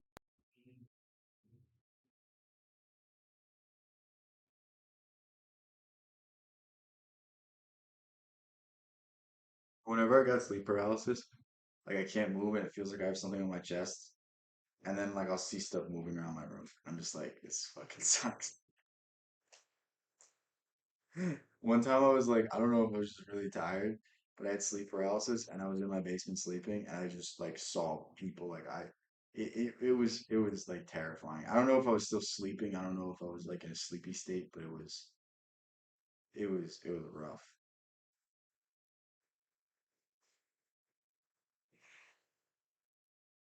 I don't get that anymore. It doesn't really affect me as much. There are a lot of people that think that the Bible will become solely digital, and that I've never seen that happen. and that things will I begin see to like get pulled shadows. out of That's that. And it. so I know people that are stocking warehouses full of Bibles in preparation. Well, who's to say that's even At least anything, once a and month, who's to say that's get not yourself a just paper Bible printed by a reputable company and also a catechism of the church. who's to say that's not just my mind playing tricks on me? You know what I mean? 95%. That's good. That's good. What's the difference between sleep paralysis and false awakening? Because you don't know what you're looking at when you pull up something on the computer. Is that really what it says? Or is it something that sounds a little bit different than that? Or is it gone completely? Those days are coming. Are you kidding with AI? Is evil Satan? Are they working through technology? And 100%. AI? How so? Science explains his mind waking before you Since the buy dawn it. of technology, they've been working through technology. I mean, they manipulate Yeah, I don't everything. believe it. It's When fucking I'm trying to print out a nonsense. homily, the computer will. Why am I seeing It happens all the things? time. Anything that's going to Like you're almost in an the unconscious computer just state stops and you're working. awake. It's like In the lucid name of Jesus dreaming. Christ, I bind all spirits of blockage and games off this computer and this printer and send you the foot of the cross, never to return here again. And then prints out. Things break in the home all the time. The lights will go out for no reason. And I spend a lot of the day just casting stuff out and things get back up. There's a Monsignor I know in DC who's an excellent exorcist. He does it full time. They text him. The demons text him. What do they text him? Did you guys just hear the demons text him? What the fuck? Let's see what you can't speak or move. Yeah, yeah. I get that. I get that a lot. Or not as much anymore. Like if I sleep with a shirt on, I guess like my chest doesn't expand enough. I have like a deviated septum. This is the stupidest story ever. I've fought people for like the past 4 or 5 years, and the reason I broke my nose is because I was in a pool and I got elbowed in the face. It's not because I got kicked in the face, not because I got punched. It was just some little kid elbowed me in the face as I was diving down. It's so stupid. Oh, okay, okay, I understand. Yeah, I've done that before. I've done that into sleep paralysis. That one fucking sucks. They send blasphemies. They say horrible things about Jesus and Mary.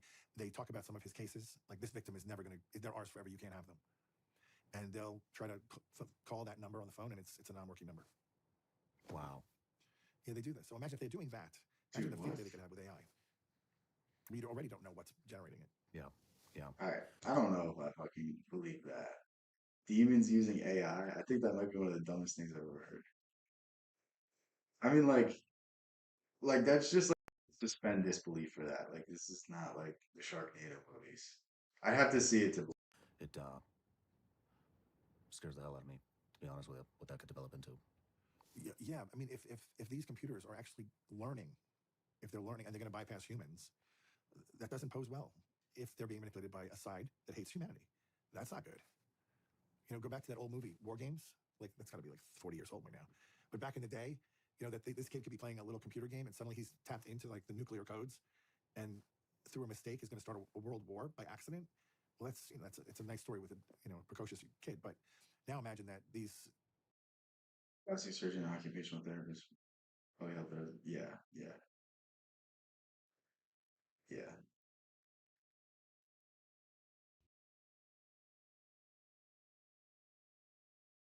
I'm out. See y'all next time. Excellent discussion. Yeah, thank you, couples. Like that was pretty cool discussion. It's cool about you being an exorcist. I didn't know there are that many out there. But yeah, that's interesting. Well, let's talk about that again in the future. Bring it up next time you join a stream. We'll talk about it. computer intelligence can go into anything, including the military, you know, or another country that we don't trust. They send one missile, we're going to assume it's for our harm, and we're going to have to defend ourselves. Yeah, it is dangerous. What about social media? My camera's gonna die again. I think I'm gonna have to like let it charge for like 20 minutes. I don't know how much longer I'm gonna be on for, so just turn it off for now. Um, yeah, we'll play it by ear.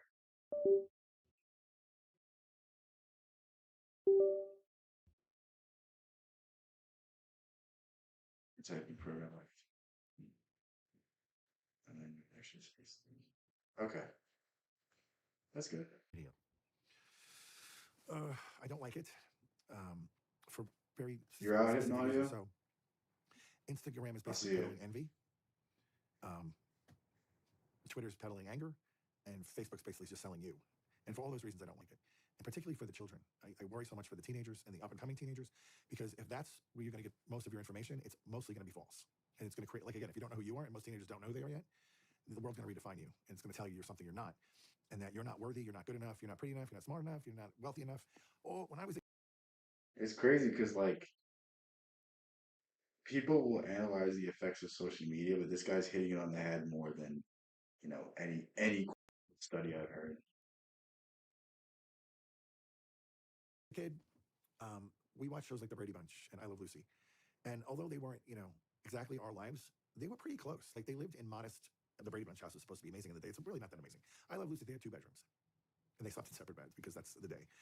But it wasn't like there was envy over their lifestyles. Like, we could relate to them. Like, we get it. Today, when the kids are watching TV, it's all these mega millionaires in their big mansions with their private boats and their yachts and their airplanes. And This is such a good point. Like, think of everything you see on social media. Like, I mean, look at Andrew Tate. Look at like all these people that are just flexing. Like, it's almost if you don't flex, you don't go viral. And it's like, what does that say about us as a society? Like, almost the moral decay and the materialism has just increased to a an insane degree, and like maybe that's a lot of the reason for the current issues. they turn off the program and they think, my life is terrible. I don't have anything. And it's really not true, because almost 2 billion people on the planet don't live in a home. They sleep outside, and they have to scavenger for 2 food, billion? and they don't have running water. Like, compare yourself to them. And we are living. Watch another one of these clips.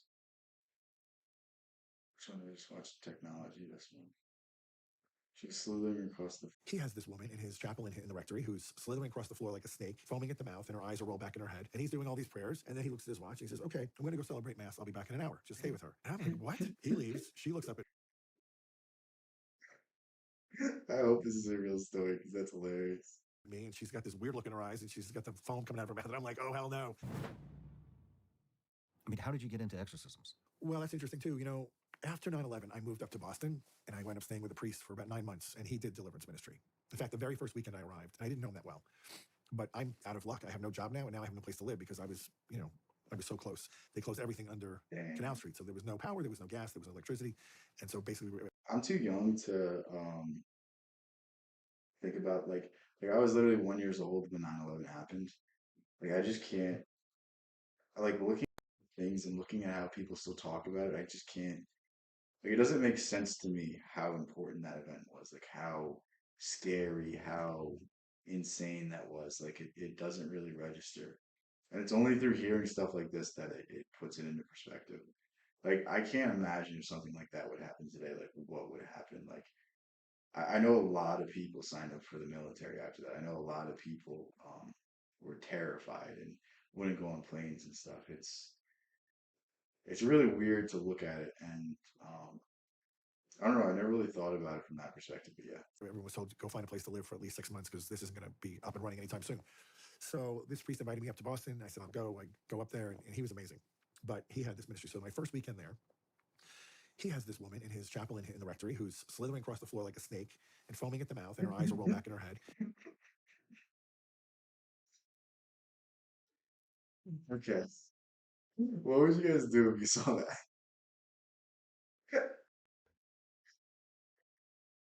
Dude, I think I'd just start laughing. Like, depends how aggressively she was slithering, but if it was just like goofy, I wouldn't be able to stop laughing. If we raise the standard for the lowest accepted behavior in society would improve.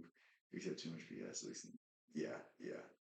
Well, it's like it's the culture around things. Like, think like people will literally embarrass themselves for fame in this country, and it's like if I mean I'm embarrassing myself right now, right? But like people will go pull pranks on people and get arrested just for the hope of going viral. Like it's really weird that there's no sense of respect. That'd be a horrifying experience. That yeah. And he's doing all these prayers. And then he looks at his watch. He says, okay, I'm going to go celebrate Mass. I'll be back in an hour. Just stay with her. And I'm like, what? This is my first introduction to this life. He leaves. She looks up at me, and she's got this weird look in her eyes, and she's got the foam coming out of her mouth. And I'm like, oh, hell no. And I get out of there, and I lock her inside. And I sat outside and waited for him to come back. When he comes back, and he's like, what are you doing? What happened to the lady? Oh, no, she's in there. Okay. The next story he's gonna tell is gonna be about the guy that was holding up the piece of paper to the corner of the wall, right? I just can't wait for that to happen. But I'm not staying in there with her. I mean, are you crazy? You left me alone with her. And he's like, oh, okay. I sometimes forget that for the people who haven't been around this, it's a little jarring. I'm like, a little jarring. Look at her. She looks like a snake. So that was my introduction initially. And then for 9 months, he would do this with people, and I got more comfortable in being in the room with him. Like how many times in 9 months? Probably one or two a month. 1 or 2 a month? Yep. Yeah. And then I went into religious life, and my superior was an exorcist, the exorcist of Omaha. So now I'm in the room because they usually took. It's like I feel like you would hear about this more. Um, like it seems like something you would hear on the news more, like a case of this. Maybe it's in the local news, or maybe they don't like to admit it. But I feel like this would be something that like people would be like really curious about because what this 104,000 views on a clip. It's not bad. The guys who were a little bit bigger. I don't know the engagement on this channel. And I got 5 years of that. And then when I got to Nashville, the bishop knew I was doing that. I say not bad as I have like 5 people in the stream. For the religious community. And he says, I want you to do that here for my diocese. Can you do the deliverance? But he says, I'm not going to make you an exorcist because I feel like that's too big a burden on one priest. And I said, okay. And then he died. God rest his soul, Bishop Chobe. And then the new bishop comes in, and I don't have his authority because he hasn't given it to me. So as the priests are calling me for help, I keep referring them to him. I said, he has to give me the authority. I don't do this without being under his protection. And so he finally connects with me and says, why do these priests keep asking for you? I said, I was doing the deliverance for the diocese, but when Bishop Chobe died, I no longer had the authority. So it's up to you. He said, are you the exorcist? I said, no. He didn't want any particular priest to be an exorcist. He thought it was too big a burden. And he says, I don't know, I kind of feel like you're fighting with your hands tied behind your back. Like, I think you should become the exorcist. So he sends me to Rome, and I get trained, and then I come back and begin as the exorcist. Do you think they teach you in that class? I'm not even gonna make a joke. I was gonna say not to touch little kids, but what is that training? I feel like it's too obvious. It's intense. It's like Actually, they How probably does would it teach start? you how to do it. Is there an introduction? Welcome to Yeah. exorcism Yep. school. Yeah, it was for like 2 weeks, 6 days a week, 7 in the morning to 7 at night. What is the introduction? What do they say? Well, this is kind of going to be the syllabus and protocol for what we're going to go into. There's probably about 6 or 7 different fields, biblical, practicums, the devil in Hollywood, the devil in media, the devil, Harry Potter had its own class. Harry Potter? Oh, yeah. So you get finished up. They pair you with a mentor who's been doing this a while, and my mentor Why was does in Harry Indianapolis. Potter have a class? And so I met with him on a kind of regular basis, and he took me through some of his cases, and I watched him do There are actual no atheists exorcisms. in the And then, foxhole, for sure, once you for get your sure. first case, that you do it. And I'll never forget it. It was in Murfreesboro. Hold on. Before we get there, how long is the school? It's like 2 weeks. 2 weeks. It's 2 weeks? They put it like 2 months into 2 weeks. All right, guys, I'll be back in 2 weeks. Don't ask what I'm doing. Is it book work? Is it practical? It's everything. Yeah, we actually have case studies of actual exorcisms that have been performed. What happened? What you should do? What you shouldn't do. That class was the best class. Don't do this. What I'm dropping out of So law if school. the victim vomits up anything, This is my new including- career path. it could be vomit, it could be small frogs, it could be nails. Do not touch them. They're cursed objects until you liberate the objects from the demons and the curses, and then you can clean them up. Holy I'm shit. like, I'm not touching anybody's vomit, period. I don't care if you're a demon possessed or not. Like, that's not my thing. I'd be like, can someone come in and help me clean this up? But then knowing that this could actually... Dude, just because you guys made me watch this, I'm gonna have nightmares tonight. Thank you, Hypnaudio. You're an asshole. You touch it, then suddenly you're covered in boils. Like, it's a whole level of care and attention to dealing with possessed objects. Do they talk about how it happens? How does one get possessed? Yes. Oh, yeah, of course. 100%. And the 2 biggest ways are dabbling in the occult and What does that mean? playing with demonic things, Ouija boards, going to a psychic, tarot cards, or actual occult worship of the devil. Going to a psychic is not gonna. Tarot cards won't do it either.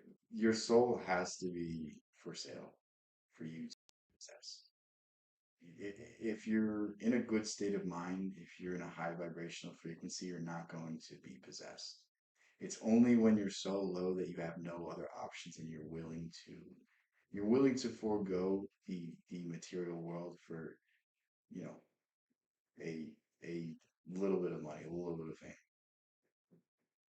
You about to explain it? Those are pretty much immediate open doors that you're gonna have demons come right in. Psychics are demonic. Yeah, they're not channeling your dead relatives. So right now we have Yeah, I at agree least with that. 3 guardian angels in the room.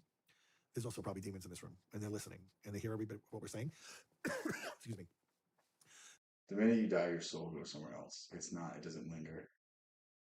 To think it lingers is just like hopeful wishing. And when somebody says, well, the psychic told me my mother shared this with me when I was 10, and nobody ever knew that but us. So it has to be my mom, except for the demons in the room who also heard it. And now they're impersonating your mother. If your mother's in heaven, she's having a good day, she doesn't want to come back and visit you, as much as mothers love their children. If she's in purgatory, she needs our prayers to get her moved into heaven. And if she's in hell, there's no getting out. It's not your mother. Wow. They can put up a good show, and it's very, they can also place thoughts in our minds, and they can manipulate our emotions.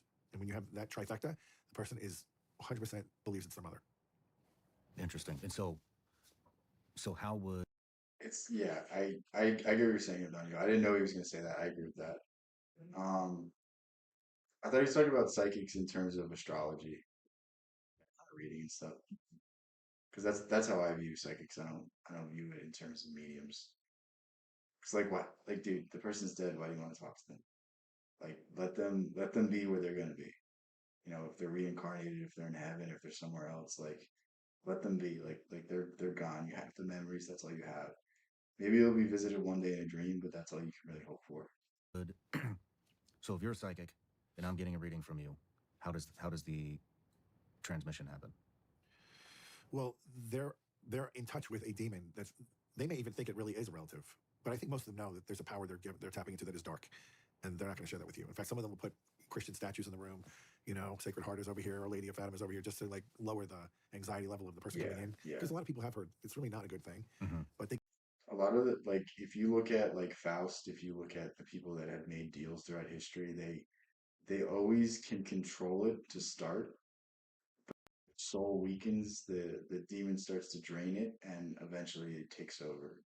That's how it works. Like, you think, like, if you look at Aleister Crowley was in control of the demons until his spirit got so weakened that they just took over. get desperate. When people are desperate or in fear, they do things they wouldn't normally do. So, like after the Civil War, these charlatans came up with these talking boards that they were going around and visiting all the widows, saying, "I can contact your dead husband, the soldier who died, if you can pay me this amount. We can do it with this talking board." And they made a lot of money off of these poor widows.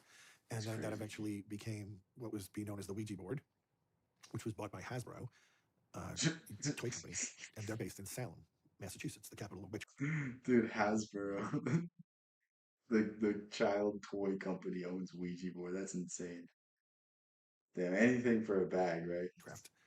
And they have consultants who went into the development of these boards that became Ouija boards, and they are the first to say that they asked the board what its name is, and it said Ouija, which means nothing. And the first year they went to market, the number one board game was Monopoly, and that year Ouija boards outsold Monopoly by 1 million boards. So it was embraced by the culture, like fast. Mm-hmm. And it's opening a portal right into hell. Interesting. How else can the transmission happen? No matter where you're watching Sean Ryan Show from, if you I think I'm gonna watch that later. Any other videos, or should we watch another one? Are we experiencing end time? So when I see countries trying to annihilate Israel for no good reason, I'm like, do you know who you're messing with? God's not going to just sit back. If you're literally stirring a pot trying to exterminate the Jewish people that he founded, you better be careful. And we better be on the right side of that as Americans. Because I feel like we are telling Israel to pump your brakes and telling Iran, you're fine.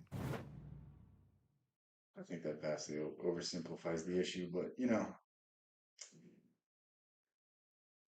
repentance is an actual purpose. Yeah, yeah. Well, the thing about sin is only bad when you hide it from the world. Like if you misstep, if you make a mistake, if you expose that part of your soul to yourself and God, then it's forgiven. But if you allow it to, fester, allow it to be hidden, that's when it develops into more serious issues. Fasting the dopamine essentially. Yeah, yeah, yeah. are we in end times? I mean, I think we're in the end of this age of disobedience. I don't think it's the end of the world because I'm pretty. Thank God. I hate the doomers. I hate the people that are like the world's coming to an end. It's like you realize they've been saying this since the beginning of civilization. There's always been a crazy guy saying it's the end of things. Like look at all the liberals crying because Trump won. Like they just look like idiots. Like if you think the world's coming to an end, this is how everyone else views you. Just remember that. I'm gonna run to the bathroom again. My bad. Be back in a second.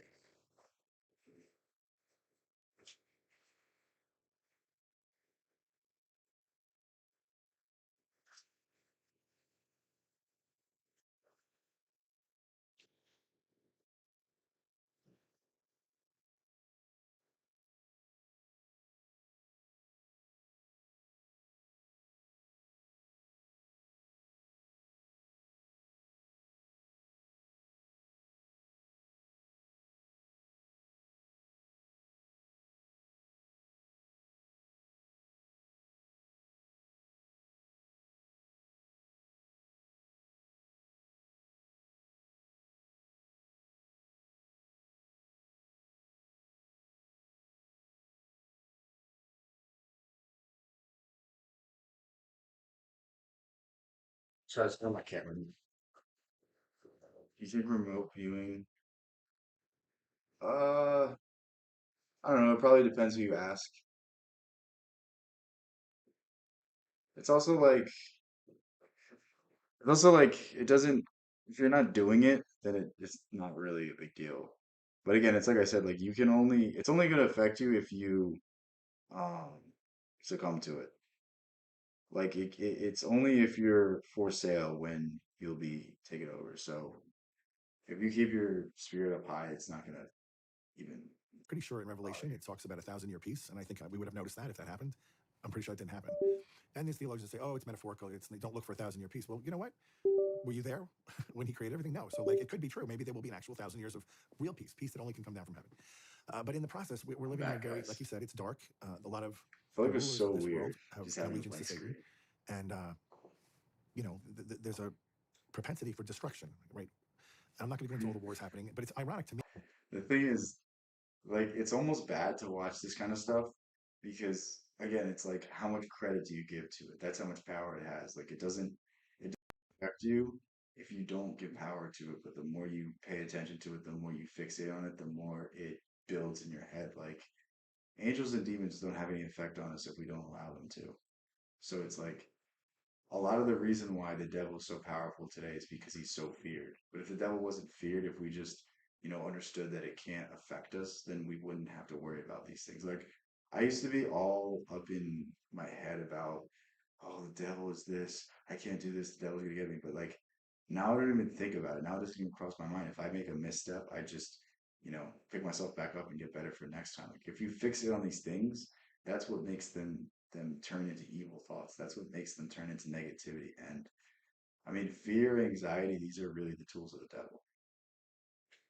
I think it's a back propagation of information through time, future leaks. You're talking about, I think humans have been the same forever. I think if you have an issue with these things. Yeah, yeah.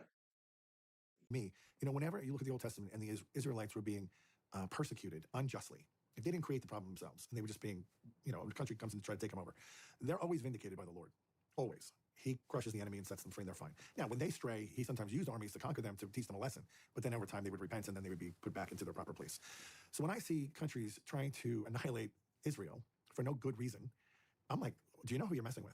God's not going to just sit back. If you're literally stirring a pot trying to exterminate the Jewish people that he founded, you better be careful. This is a Catholic priest. Careful. That's crazy. And we better be on the right side of that as Americans. I'm not 'Cause I advocating feel like for it, we but I'm are just saying, like, why is he saying it this Israel way? to pump your brakes and telling Iran, you're fine. We're going to give you a couple $100 billion, by the way. What do we think? Doesn't it say that in the end times that all the nations will turn against Israel? Yeah, Yes. perfect. Do you think that's That's the best definition of the devil. It's the imaginary blockages you put in your mind, the fear, the anxiety, everything that stops everything that is flattened out. I mean, there's also like, why even like I question things, but it's just like I don't care. You know what I mean? It doesn't affect me. That's one of those that I've listened to it and it's just entertainment for me. I don't get into that. what's happening right now? And you? No, because all the nations have not turned against Israel Convince yet. me. I mean, I feel like we still, at least verbally, support Israel. But no, I think it'll be more dramatic than that. And I don't think we're going to live in those times now. But it's only my opinion. It's not even a really good one. Like it's just my opinion. So don't take that to the bank. But we're great. We're Addiction must agree. Yeah, yeah. The vices that we have, we build up from. They start as small, tiny things, and they to bigger and bigger entities.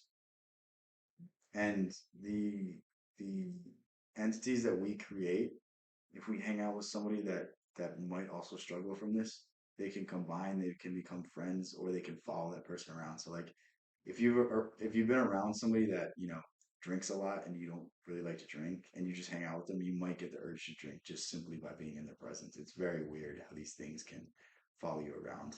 sin abounds, grace superabounds. So the darker the days, the more God's going. Again, don't concern yourself. This is just how the things work. It's not. It doesn't have to define you. It doesn't have to control you. Going to put his hand in to help us. And that's really good news. Because if you want to be a saint and you're living in times of peace, it's a lot harder and longer to become that saint. If you're in the darkest of days, you just put your hand up and say, Lord, I want to be a saint. And there's a funnel in heaven that's going to come over you and go whoosh. And they're going to advance you in holiness very quickly because of the days we live in. And that might be the quickening that you're feeling in like this transformation that's happening in your life. Or in my own, I'm seeing things I never used to see on a regular basis of when God's working these miracles and doing things that I'm just like, I just step back amazed. I'm like, wow, I didn't see that coming. And the more you see the exorcisms go up in number means the enemy is getting more riled up. The more you see the what go up in number? Exorcisms. Okay. They're increasing. Ever since COVID, they've been multiplying. Really? One of Osho's best points is that the churches, the religious leaders are responsible for the devil because if religions weren't teaching people to fear the devil, then he wouldn't have any say over this world. Oh, yeah. Well, take away the sacraments, close the churches, and tell people to sit home idle all day doing bad things. What are you going to get? That was a big mistake. And the cases take longer to get the demons out. So we used to have a lot of them would be one and done. So it's one session they're gone. Now it's 2, 3, 4, 5 times, which I have to put on a calendar, weigh out several weeks between them because I have other things I do. And then the new cases come in and they're piling up. So it's not a good situation. In Italy, they have pop-up exorcism booths. Are you serious? Dead serious. Pop-up They're seeing exorcism an booths. explosion of demonic. That's I mean, is insane. there? I've You guys want to go recently visit? read the book of Romans, and it's really hard. I'm not gonna lie, it's really hard for me to Hypnotic, I understand think what you'd I'm have reading. fun there. But Paul's not a big fan of punctuation. but it sounded very similar to kind of what we're living into today. Sexuality running rampant. Come on, Jessica. Gender It could be like a confusion. field trip. There were a lot of things in there that, when I read that, I was like, "Holy shit, we're talking about modern day here." Are these all signs that something's coming? Well, I mean, there's a lot of signs that the Lord said we could look to. If you go to Revelation or the book of Daniel or even chapters in Matthew, he talks about these end days. But Guys, we got to go to the pop-up exorcism booths. I'm not sure it's all the end of time. But I feel like we're in. So this is, again, my own personal opinion. We had 2,000 years of, before Jesus came, of God tapping the Israelites and making them his people. And that was really, when we read through those scriptures, it's really God the Father who's speaking to them. And then Jesus comes, and we've had 2,000 years of focus on Jesus, rightly so. But we haven't had a period that's focused on the Holy Spirit, who is an equal member of the Trinity. And I feel like this age of the Holy Spirit is coming, when God's going to crush the evil forces that. There any pictures, videos of them? Of what? The booths or these entities you're talking about? Well, the flesh doesn't have to control your idiot chaps. Yeah, yeah. If you say, like, if you see something and you say Jesus Christ, it goes away. It doesn't go away. If you see a ghost and just say Jesus Christ, they run away. It's weird. One time I had sleep paralysis and I couldn't talk or speak, and like I'm seeing things around my room and I say Jesus and then I can move again. It was cool. Jessica, I feel like you're terrified right now. Blame Hypnodio. That are really derailing mankind in whatever way he wants. He's God, he can do whatever he wants. And then bring forth his spirit on the planet in a way that would have everybody drawn into this great giant shalom of heaven, this great time of peace and flourishing in God's word. Imagine that. I mean, that'd be like heaven on earth. And that's, I think, that 1,000 years they talk about in the book of Revelation. And that would be amazing, because we've never seen that. I mean, there's pockets of that around the planet. Like this place in Medjugorje. It's so grace-filled there that you can't help but feel joy and peace. And it's out of. What are you saying what to? So yeah. I mean, there's just so much power in Jesus. Body experience. Why? And I go, why does this happen over here? Well, first of all, everybody there is practicing Catholic and practice their faith deeply. Everybody going there is seeking to go deeper in their Catholic faith. And even the people that work in the shops, they're all participating. So they all go to Mass every day. They're all praying the rosary every day. And there's. Is that what happened to you? You had a near-death experience, you were in hell and you said Jesus. Really no discontent there against the practice of that religion. So it's just an open pipeline of grace flooding this village. And you feel it when you walk in. You can't say that about Rome. Can't say that about Lourdes, Fatima, Guadalupe. No, because they're all in cities now that are partially Catholic, partially pagan. And even the Catholics aren't all practicing their faith. And so it limits the grace that goes into those places. You should go there. You had something happen there, correct? Oh, yes. When I was away from the faith all those years, I went over there because a friend invited me. And when I got there, I realized it's one of these holy places I really don't want to stay. It works on psychedelics too, but oh, really? That's interesting. I haven't heard that one. How do you say that?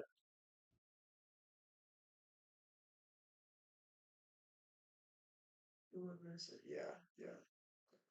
But I stayed enough to go to bed that night because I was tired. And when I woke up in the morning, I had this overwhelming peace that I've never experienced prior, and only experienced really when I'm back there. And that's when I went looking for the priest to go to confession, because I said I'm going to stay the whole week because it's amazing to be here. Like, I don't think you feel like this anywhere in the world. And it's natural, well, it's supernatural, but it's not a drug. It's real. It's like coming from heaven. So the funny thing is, I knew the confession was going to be pretty deep and dark. So I went looking for a priest before the Mass that was going to be kind of lenient and not judgy. And so I find this priest outside the church, and I call him Hollywood priest because he was like good-looking guy, strong, handsome, tan, and he's telling jokes to like these 10 women, and they're all laughing at his jokes, and he's smoking. That'd be me as a priest. That sounds hilarious. Yes, hour. A cigarette. And like, that's the guy. He will not be harsh on me. And so I went to confession to him, and you heard the whole story. He absolved me, and he said, I think you're going to be a priest. And I said, I don't know about that. But anyway, well, lo and behold, fast forward 19 years later, I go back to Medjugorje with a group, And we did an excursion outside of the village that day, about 20 kilometers away to another parish that has a famous statue of Our Lady that we wanted to see. So we went down there. And when we pull up in the bus, the tour guide says, wait a minute here, the pastor wants to come out and greet you all. So we get out and we wait, and out comes this priest, and it's him. It's the priest I went to confession to. And I remember him because this was life-changing. That's a crazy. It's weird how these coincidences, like it's weird how like these things just happen to us. I mean, not a great explanation of it, but it's weird how people don't necessarily put as much emphasis on it. Changing moment for me. I'll never forget him on his face. But when he sees me, he looks up and he goes, Joshua, oh, Yeshua. you became a priest. And I go, what? I go, you remember me? And he goes, yes, I've been praying for you every day. Are you serious? 19 years later. Damn. Wow. And Wow. we went and had coffee, and he stopped That's smoking. cool. Had a heart attack. And, you know, we both aged quite a bit in 20 years, but like only God can wrap those things up like that and let you know, like, not just for me, but for him, that he would know that his prayers That's crazy. paid off. Very, very. Give me your pronunciation. Wow. That's, Yeah, that's for sure. Man, that's Profound, nuts. right? Very, Yeah. profound. No matter where you're watching Sean Ryan Show from, if you get anything out of this, please like. Let me listen to the whole thing tomorrow. Damn, we got 6 people here on Famous. What do you guys want to listen to now?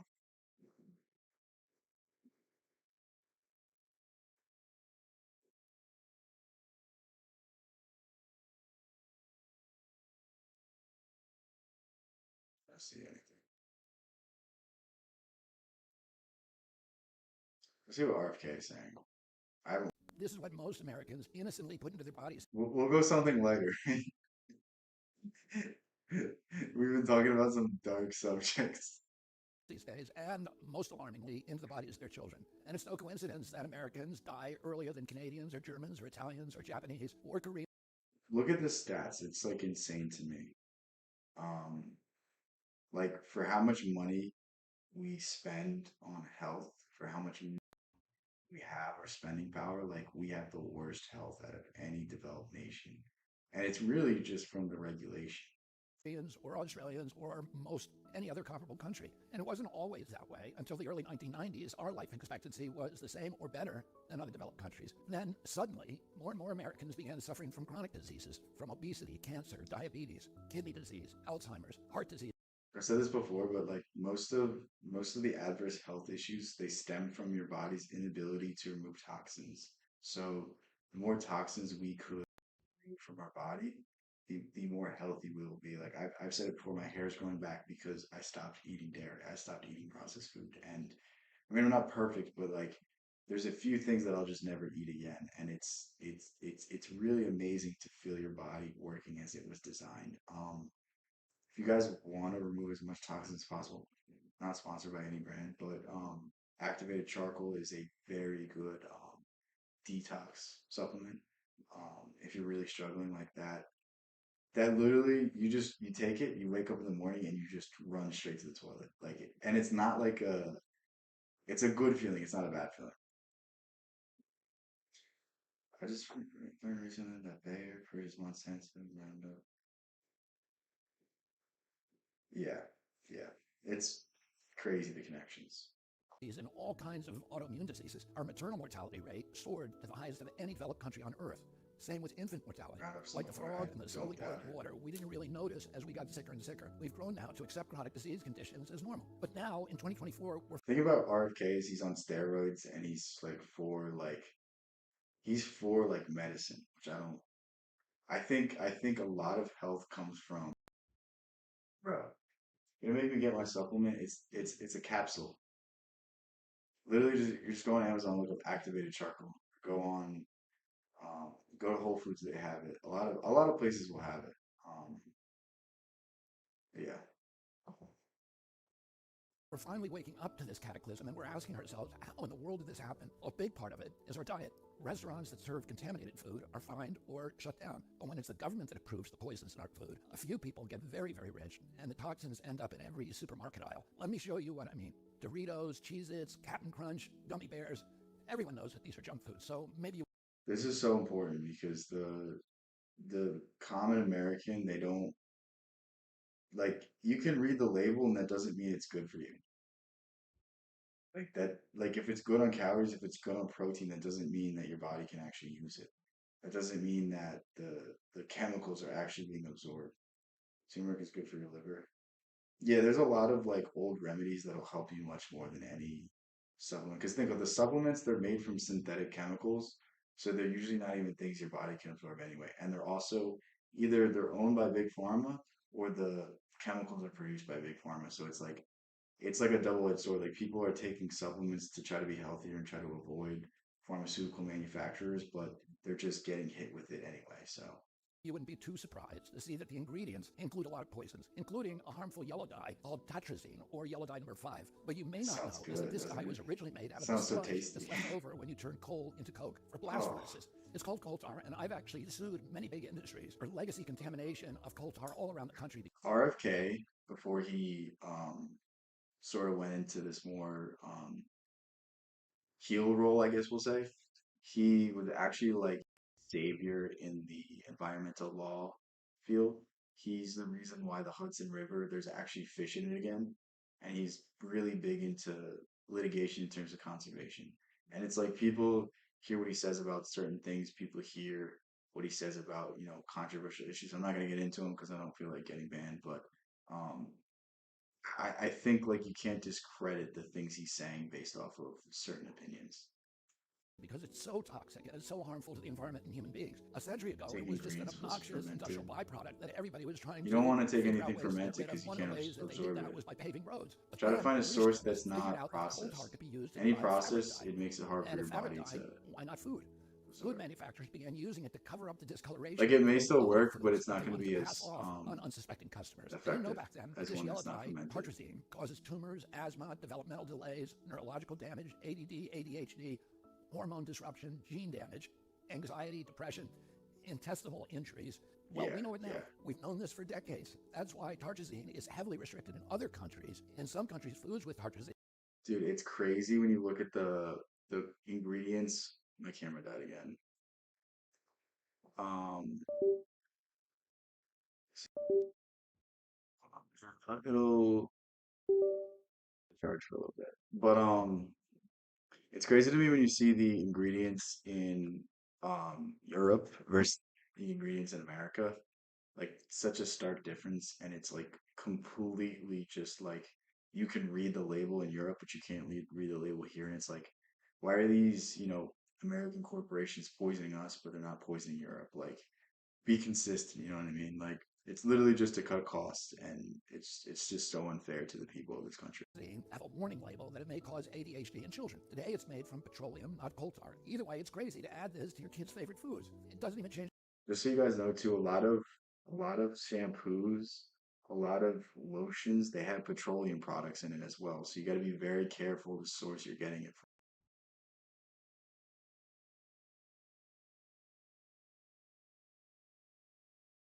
Change the flavor. This yellow dye isn't just in junk food. It's in the foods that we consider healthy. Yeah, It's in everyday yeah. kid snacks like popcorn, mac and cheese, fruit snacks. It's in sports drinks like Gatorade and so-called vitamin water. It's even really added so to chicken sad. broth, to corn, to pickles, to mustard, and to yogurt. And so, of course, our kids get sick. And we lovingly feed them chewable vitamins, which have, surprise, tartrazine. And so the cycle continues until the coughs and asthma kick in, at which point you go to pick up some cough syrup. This is like it's really just like depressing because it's people are trying to help their kids out, but the entire supply chain is just so polluted that you can't even like you think you're doing something good, but you're actively making it worse. And it's like it's just I mean, not proper education in terms of holistic health. Like you even go like we can go watch Greg Doucette videos on diet. Like he's one of the biggest fitness influencers, and we can literally react to him and you'll be like, how is this advice? Because it's like he says that diet soda is good for you. Like it might be good in terms of calories, but like what is that doing to your gut bacteria? Like, is it worth the damage that it's causing? Like, do you really have to drink soda that bad? Like I don't think it's really a necessity, but you know. And yeah, you guessed it, tartrazine. I've been picking on tartrazine today, but that's just one of at least 100 chemical poisons that our health agencies allow into our children's food. I can make a video just like this to talk about Red 40, BHA, BHD, potassium bromate, I heard beer helps chemical you after gain chemical, weight. and on and on. Yeah, and it on. does. If just one of them can cause all of these problems, imagine what they're doing in combination. That's never been studied. Yeah, If we yeah. took all of these It chemicals, causes our nation cancer. would get healthier I immediately. didn't know about We'd have MS, fewer but sick I will days. believe We'd it. have better focus. We'd have less anxiety. Our kids would learn more easily. We'd lose weight. we'd have more energy, we'd have fewer tumors and longer lives. It's not all dark. Over the past 16 years, the government has banned. Yeah, like people, I don't know why people put something in their stomach. And like I made a video saying diet soda is not good for you. And the main argument, oh, just because it's acidic doesn't mean that it's bad. Like your stomach is made of acid, so it just adds to it. I'm like, it literally changes how acidic your stomach is. And if it makes it more acidic or less acidic, that's not good. Like you're literally not even supposed to drink water before you eat food. You're not supposed to drink water while you're eating food. Like it affects the digestion. And it's like you realize how our body works. Our body has to break down the food into chemical components and then recompose it into something that it can use. But if it doesn't know what it is, it's going to store it as mucus. It's going to store it as waste. It's going to store it in the lining of your stomach and then cause you to not be able to digest your next meal and then the next meal. And then it's just going to, it's like a snowball down a hill. Like it just gets worse and worse and worse. Orange juice tastes good though. Yeah, the orange juice is good if it's not pasteurized. When something gets pasteurized, when it gets processed, it loses its benefit because the benefit of fruit is that it has enzymes that can break down the toxins in your body, and the sugar can get really easily digested, and a lot of it's from concentrate too. So it's not like overall, it's not a good thing to have in your body unless it's like fresh squeezed. Fresh squeezed orange juice is probably one of the best things you can put in your body. And 8 chemical additives that cause cancer, genetic damage, asthma, and many of the other self-conditions as tartrazine does. And you know what's interesting? All 8 of those crucial steps forward in our kids' health were taken under President Trump. But the Democrats who claim to be all about healthcare have stood by watching other countries ban these poisons and make our kids sick, asthmatic, hyperactive, and depressed. They left them on every supermarket shelf in America. They even used your tax money to put them in your kids' school lunch. So they're Yeah, Michelle Obama ruined school lunches. 100% juice stuff from country. Yeah, yeah. Fresh fruit is literally it's a superfood. What I'm about to say might be controversial, but you don't even need protein. You just need the correct balance of amino acids because your body breaks down the amino acids anyway and recombines them and then uses them as it sees fit. So it's just easier to get the amino acids from a protein source than it is to get it from plants, to get it from fruit. But I mean, the people that say like you need a gram of protein per pound of body weight, like not really. Maybe in terms of a sports context, but I think it's gonna hurt you in the long run because digestion is the most energy inducive thing that you can do in terms of bodily functions, and it's really not a good thing to do to be digesting all day because it's going to take away energy from your body to remove the toxins to work throughout the day to do different things. Like it's never really good to be full. Like you should always be somewhat hungry. big food and their big ag donors probably gave them all that golden handshake and the big money hug. And their big pharma donors probably called them up and thanked them also because now they're going to make billions selling Adderall, Prozac, and rescue inhalers. Enough is enough. President Trump and I are going to stop the mass poison. um what kind of vegetarian are you? Like why are you vegetarian, not vegan? Explain that. Because there's a concern I'll have. But I think vegetarian vegan is the best way to do it because it's in terms of temperament too, it's the best. Like people that eat a lot of meat, people that eat a lot of chicken and cows and all of these other animals, like you kind of take on the qualities of it. And it was Gandhi. I'm pretty sure Gandhi is qualified to say these things, but he said the temperament of meat eaters is always observable. And like if everyone was a vegetarian, there would be no world wars. But then again, tiny mustache guy was a vegetarian, so I don't know how true that is. Poisoning of American children. Together, we're going to make America healthy again. He was also on a lot of meth, though. You rarely eat dairy. That's a good thing. Dairy is one of the worst things you can put in your body. It can't be absorbed at all. I like to eat. She makes me eat constantly. You're a good woman. See, I like this. I like this message. Like, at the very least, Trump getting elected means RFK is in these rooms talking about health with these people. So that's one good thing. 1008. Oh my God, it's so loud. Yeah, how do I copy this link? Dairy in moderation. If you're gonna eat dairy, eat this might be really loud.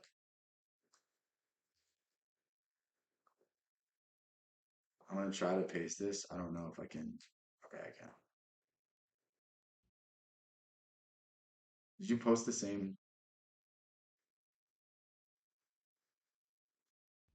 Oh, wait, that chat's from a while ago. Never mind. That's why that wasn't there.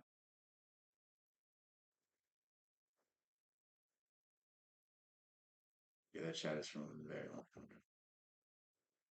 1,089 pounds. I don't have a good way to copy paste from. I feel like learn how to do all this stuff, like doing it on the fly. 1,089 pounds. Meet the beast. The Alaska I think Christina would beat this guy. Cruncher. Christina easily solos this bear. Now again, the contest begins as soon as the bear eats the first hot dog. And it is underway. There's Kobayashi using his technique. He breaks them in half. Well, the bear is This is the peak of bear's what not my looking at streams will Kobayashi, be. if you believe I don't it. think it can ever come down from this. 1,089. This is the greatest thing I've ever seen. Yeah, but guys, what are the? Should I start a poll? Do you think Christina solos the bear? Is that too mean?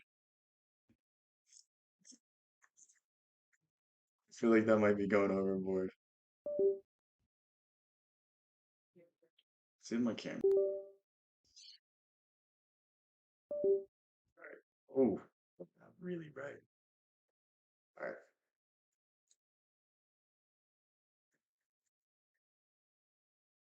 I think Christina wins.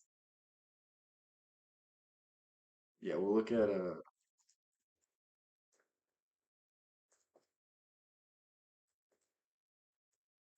this is just like doesn't make sense to me.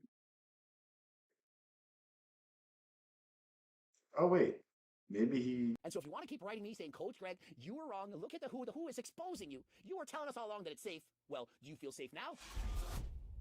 Let's see what this guy's. This guy's like. I don't know if people like him or don't like him, but he's like a big, like at the very least, like what he's saying is what a lot of people are saying. The fitness industry, everyone copies each other, so the advice that you hear is going to be the advice everywhere. Coach Greg, in today's video, the World Health Organization, well, they've recently decided to put aspartame on the list of possible carcinogens. I've literally known this for years. See, just like I don't get why like these gym bros like they need to see a study for something like this. This shit's just been around. Health Organization to declare aspartame, the sweetener in Diet Coke, a possible carcinogen. Coach Greg, you've been stating for years that aspartame, it's safe, that you can consume it, that you don't need to worry. And so, did you make a mistake, Coach Greg? Of course I didn't. You actually think the WHO knows anything about what they're talking about? But let's go with it. Let's assume that the WHO is actually right. Bro, is he really about to say that it's not bad for you? Like I like a lot of his takes, but this is the one I don't. When I first saw this, I thought, well, I better investigate this. I better make sure that I didn't BS my audience for all of these years. Remember, I've been studying this for decades. Decades. And Look, the thing is, he is someone that actively takes steroids, and that's something I never advocate for. So it's like if you're taking steroids, maybe diet soda isn't the biggest deal. Like maybe the artificial testosterone would be a lot worse for you. So it's like in the grand scheme of things, if he's tailoring to a bodybuilding perspective, it might not be that bad. Like the things you're injecting yourself with are way more detrimental to you because dude, anytime you throw off your hormones, it's never going to be the same. It's never going to ever be the same. And it's like having to inject yourself so that you can stay the same muscle mass. Like I don't really get because I don't want to sacrifice my long-term health for, you know, oh, I look good right now. Like I don't care about how I look in the future if I'm not healthy. Like I don't care how big I am today if I die when I'm 50. Like that's not a risk I'm willing to take. And the sad truth is like anytime you inject yourself with anything, you don't know what it's going to do to you. Like it's going to promote cell growth. You don't know if it's going to be good or bad cells. I'll say it at that. Like it could either really affect you or you could be fine. And the thing is, like, it's doing a lot of damage to your liver. So a lot of people that do steroids, they also drink. It's a bad combination. It's not good. And the more holistic we can be, the closer aligned to nature we can be, the healthier we'll be. And I'm sure he would agree, and I'm sure he would say that like he doesn't advocate for people that aren't going into the sport of bodybuilding. I know he was a powerliffer too, like aren't in that sphere of things to not do it because it's just not worth it. But you know, if that's your dream, go ahead and chase it. But it's not something I would do for myself, and it's not something I would advocate for anybody that isn't in this space. Like obviously, to be a pro bodybuilder, you have to do it. So it's like if you're willing to take that risk, go ahead, take that risk. But I think it's going to cause a lot of health complications later down the road. Aspartame possibly cause cancer? Well, from the research I did, the information I gathered, the answer was Like, I mean, Arnold's 77, but like, I guess he looks good for 77. Like in the past, like 5 years, he's aged like 20 years. Like, what, like, obviously he wouldn't be this big, but like, I mean, there's really, like, this guy's 70. You can't be on steroids and be that size at 70. Like, there's a lot of,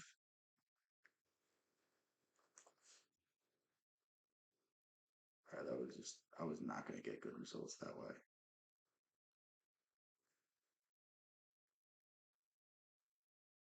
Is this you, Hypnotio? Is that you?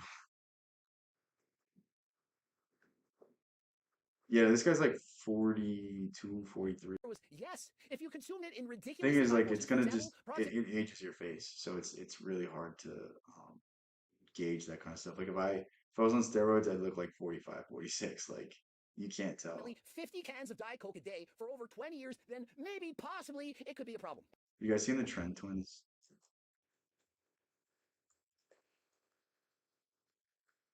Look at look at how much they changed. Trying to find a reason. They I don't know, it feels to me like they aged like 10, 15 years. I think this is them when they first started lifting, it looks like. Like they just look like pretty big 20-year-olds, 20 something year olds. And like I don't know. I'm not saying they look bad, but I'm just saying like it rapidly aged them and like I don't know if that's worth it, man. I don't know.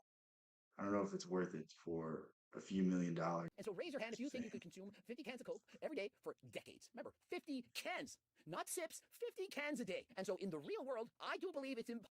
Dude, the reason I made the video on diet soda is because I was literally reacting to a video that a guy had drinking 50 cans of diet soda in a day. That's the funniest part. Like the reason I made the video is because I saw someone doing it. Possible to consume so much aspartame that you could possibly develop cancer. I don't care how much you're using it, how much you're drinking it, how many artificial sweeteners you're consuming. It, to me, is not a problem whatsoever. And Okay, this is a terrible argument. Like the FDA recognizes that certain things at a high dosage becomes toxic, but like we don't look at accumulating effects. We don't look at how long these things are in our body. We don't look at the half-life. Like how long does this thing stay inside you? How long is it in your system? Like does it get out at a rate that if you drink soda at an average rate, like you're fine? That's not things that are answered by studies, and it's really sad to see that like you can just see one paper and go, okay, this thing isn't good for you, or this thing's good for you. Like, you know what I mean? It's like, I think there's more factors, especially when it comes to health, because the body's just a chain. And if one part of the chain is, malfunctioning, it's going to throw everything. It's literally so annoying. And so the WHO, perhaps they've been hanging around in WHO. Go buy another They battery befriended the rich, and now tomorrow they're so putting this aspartame doesn't on the naughty happen. list. But let's go with it. I'm going to read what they Because I gotta get new and by headphones the and end a of the video, battery. you're going to say, Coach Greg, of course you were right. Why did we ever doubt you? Aspartame is one of the world's most popular artificial sweeteners found in many popular drinks, dessert cereals, and more. The cancer research arm of the WHO labeling the popular sweetener as possible carcinogen could shake the food and beverage industry completely.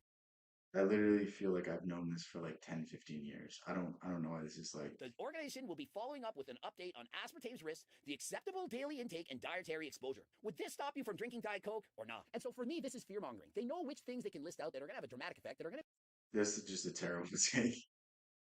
It's not fear mongering. If there's an actual concern that this is toxic, I don't think you should be putting it in your body at any risk.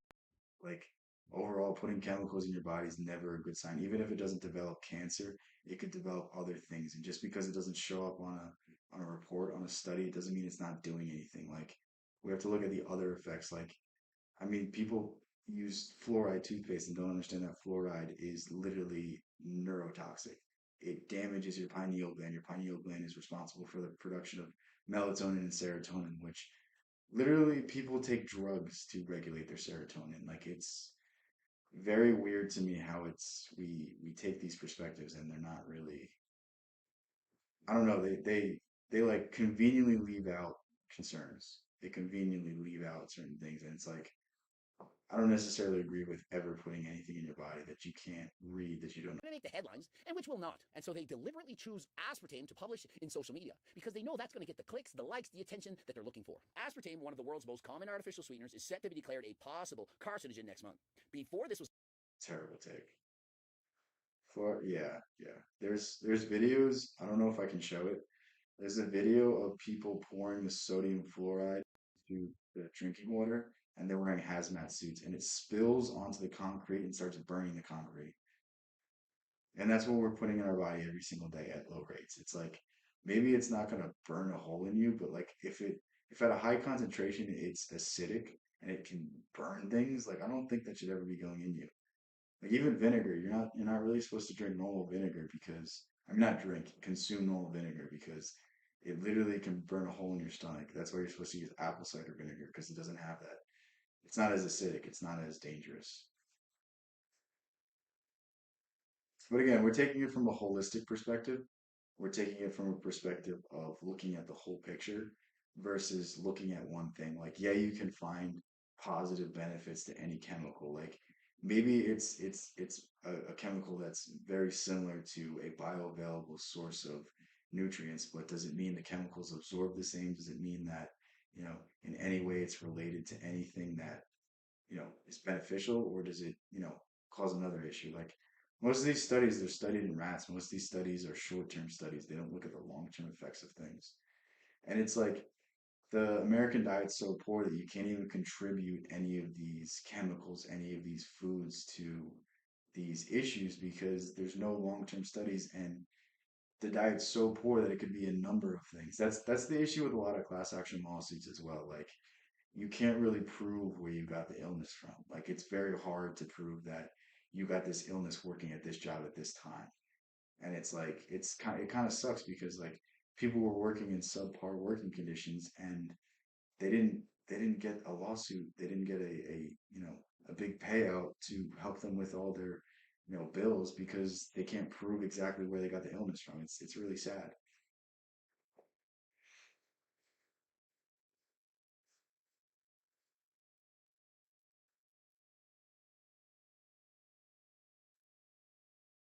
All right, let's see this. Today, I want to talk about the biggest myth of the national obesity epidemic. The biggest myth is that if you're obese or overweight, it's your fault. Today, 3/4 of American adults are obese. I think it's not exactly your fault. Like there's stories of people going to other countries to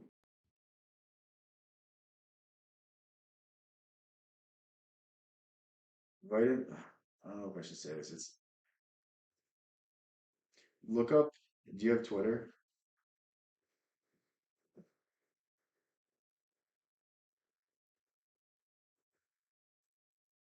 How do I go to my account?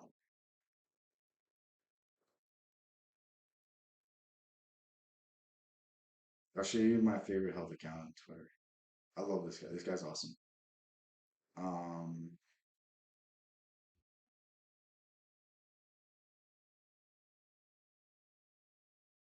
can I?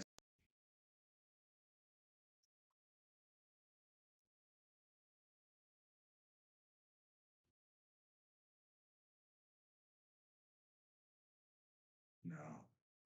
Just like dick rides vitamin D, but the source of it's not good. I don't know. This guy's been talking about politics recently, but if you want Healthy on Twitter, follow this man. This guy's awesome. He also has a school community. I'm not gonna like plug him, but I don't know if he really wants me to. Um, yeah, vitamin D is like rat poison.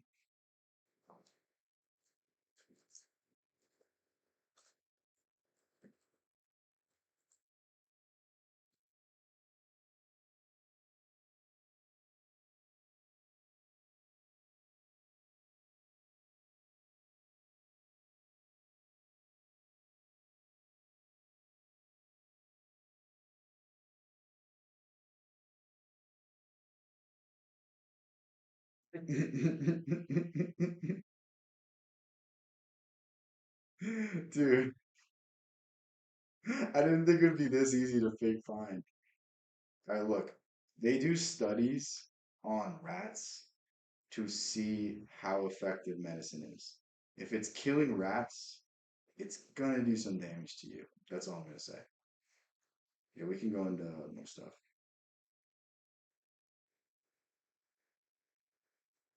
I don't know. I'm not gonna put anything in my body that's in rat poison. Obese or overweight, including 40% of American teenagers. Back when I was growing up, childhood obesity was almost unheard of. But you don't need statistics to know that something has changed. Look at the photographs of beaches or state fairs from the 1950s. Watching old movies and like seeing the beach, one, you're like, this fashion's terrible, and two, you're like, it's crazy to like think this is the same country. It's just so fundamentally different. Something has changed, and it isn't human nature. We haven't suddenly become lazy or gluttonous. What has changed is our food system, our diets, and the hormone-disrupting chemicals in our food, in our water, and our soil. We are being mass poisoned. Today, they tell you that you have obesity, like it was some kind of... It's really sad too. It's like a lot of people that are overweight, like it's like a snowball effect. Like the more weight you have on your body, the less your body's gonna function, so the easier it is for you to gain weight. And the harder it is for you to get into a healthy range because your body's not really working right. Like obesity is like a really big blockage in terms of how well your detox pathways are working. contagious disease. They treat it as if your body malfunctioned, and they give you a shot to control it. Or they make it about your lack of self-control. Well, that's an insult to anyone who has tried and struggled to lose weight. So what are they ignoring when they make it all about you and your body and your willpower? Keep taking vitamin D and come back to me in 3 years. Let me know how you feel. I just don't take it. You don't have to listen to everything I say. Your character, and the solution is always a shot or a pill that somebody is going to cash in on. What they're... I think the best way to approach these things is like try it out, try it without it, and see the difference. You know what I mean? I never noticed any better joints. I always thought it actually hurt. ignoring is a food supply that's loaded with high fructose corn syrup and seed oils and hundreds of artificial additives and flavors and processed carbohydrates that don't exist in nature and that are banned in other countries. They ignore a skewed system of subsidies that make these unnatural, ultra-processed foods cheap. They ignore chemical contamination from pesticides that is wreaking havoc on our body. There's a book that was written in the 60s. It's called Silent Spring. I'll review it at some point, but it basically predicted the state of the food system, state of the environment, and it's really scary to see that someone so like that like lived and died so long ago could predict this state of where food and the environment and farming would really go. And it was really concerned about the use of DDT. That's why it's not no longer used. But it's an interesting book. I'll make sure to review it pretty soon. Now, let me tell you what we're going to do about it. We're going to change the subsidies so that everyone can afford safe and wholesome food. We're going to get industry money out of government so that consumers and doctors can actually trust our agencies again. We're going to make school lunches nutritious again. It's from the We're 60s. going to ban harmful chemicals from the food supply. We're not going to force It might be late embarrass 50s. or shame I don't anyone. remember. We're going to lower the costs and lower the barriers and get rid of the perverse incentives and clean out the chemicals so that the American people won't be swimming upstream anymore through a soup of toxic substances. I mean, if it helps you, it helps just to be you. healthy.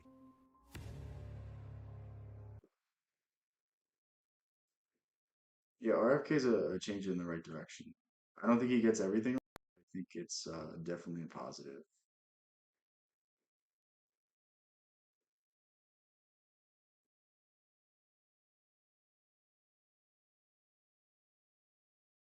You guys see anything? Oh, I know you guys want to watch this.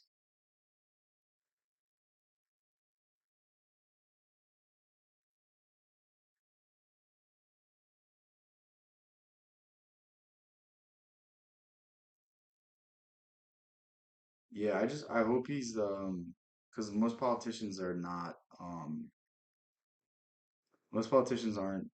really good people deep down. Like they might put on a good show, but it seems like out of anyone, RFK might be the most genuine.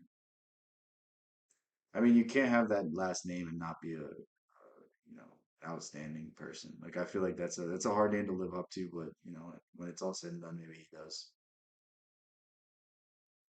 He might actually have more effect than his you know, his father and his uncle if he really does change the health of America. I think that's more important than being president.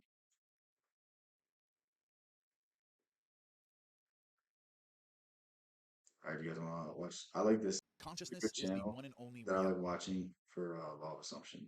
reality, and what you're conscious of is an illusion. And if you accept the idea of a first cause, then you have to accept the idea and the fact that anything that evolved from that first cause has to be the cause itself. In other words, if the first cause was light, then everything that was manifested and created after the light would still remain light. Everything has to evolve from itself. And that being said, us.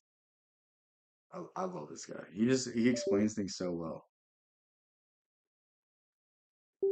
Yeah, it's like crazy he even wants to get involved in politics after that. Like I wouldn't. I'd be like, you know what? Third time is not the charm. It's not worth it. Us knowing that the first cause is actually consciousness, then there can't be anything foreign to itself, the cause, which is consciousness. So everything must be consciousness. Everything that you observe is the simulation, is consciousness, and there's nothing outside of that. So anything that you observe within the simulation has to be a lower or higher form of the exact same thing. So in other words, if the simulation is the only reality, or if consciousness is the only reality, then it also has to be the only substance. It's love how he explains this. It's really like he makes things so simple. That's the best part about this channel. Like he breaks down Neville Goddard's principles so easy and so digestible. Like I've obviously read Neville Goddard, but I don't think I really understood it until I heard him talk about it.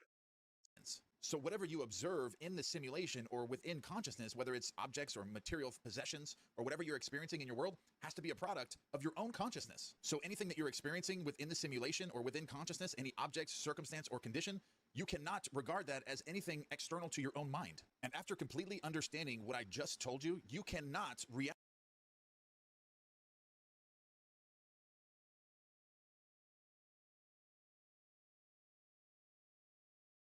The title is one.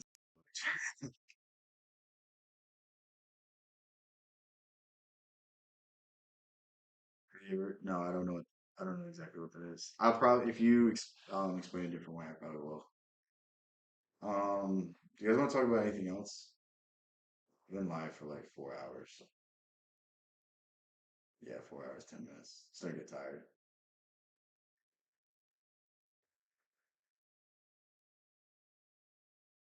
You want to talk about anything else real quick? Because don't worry, I'll stream again tomorrow. But I'm just gonna get worn out now. I think this was fun though, doing it this way, where we were reacting to stuff. I think it was a nice change of pace. Um, it was definitely like a lot easier to do it this way. Um, and it's just fun like sharing the videos I've liked with you guys. Like, I mean, we watched exorcisms for like what 20, 30 minutes. Okay, thank you. You should have this idea that we live the same life on a loop. What do you mean? Like, explain that. Yeah, no, I had a lot of fun. Um, we can continue to do it this way. We can go back to the old way. We can do a mix. Maybe sometimes I might have more scheduled stuff. But I think one thing I should start doing is like getting a bunch of videos queued up. I think that would be a good way to do it.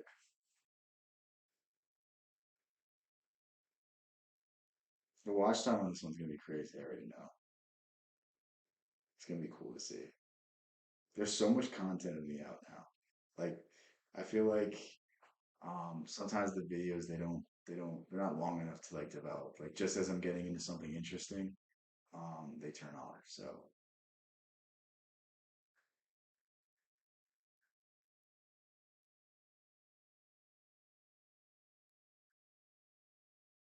for video days, what do you mean? I post a video every day. I don't know if I have to start changing that. I don't know how that works in terms of streaming. If I should post a video after I stream so it gets pushed more. I don't really know.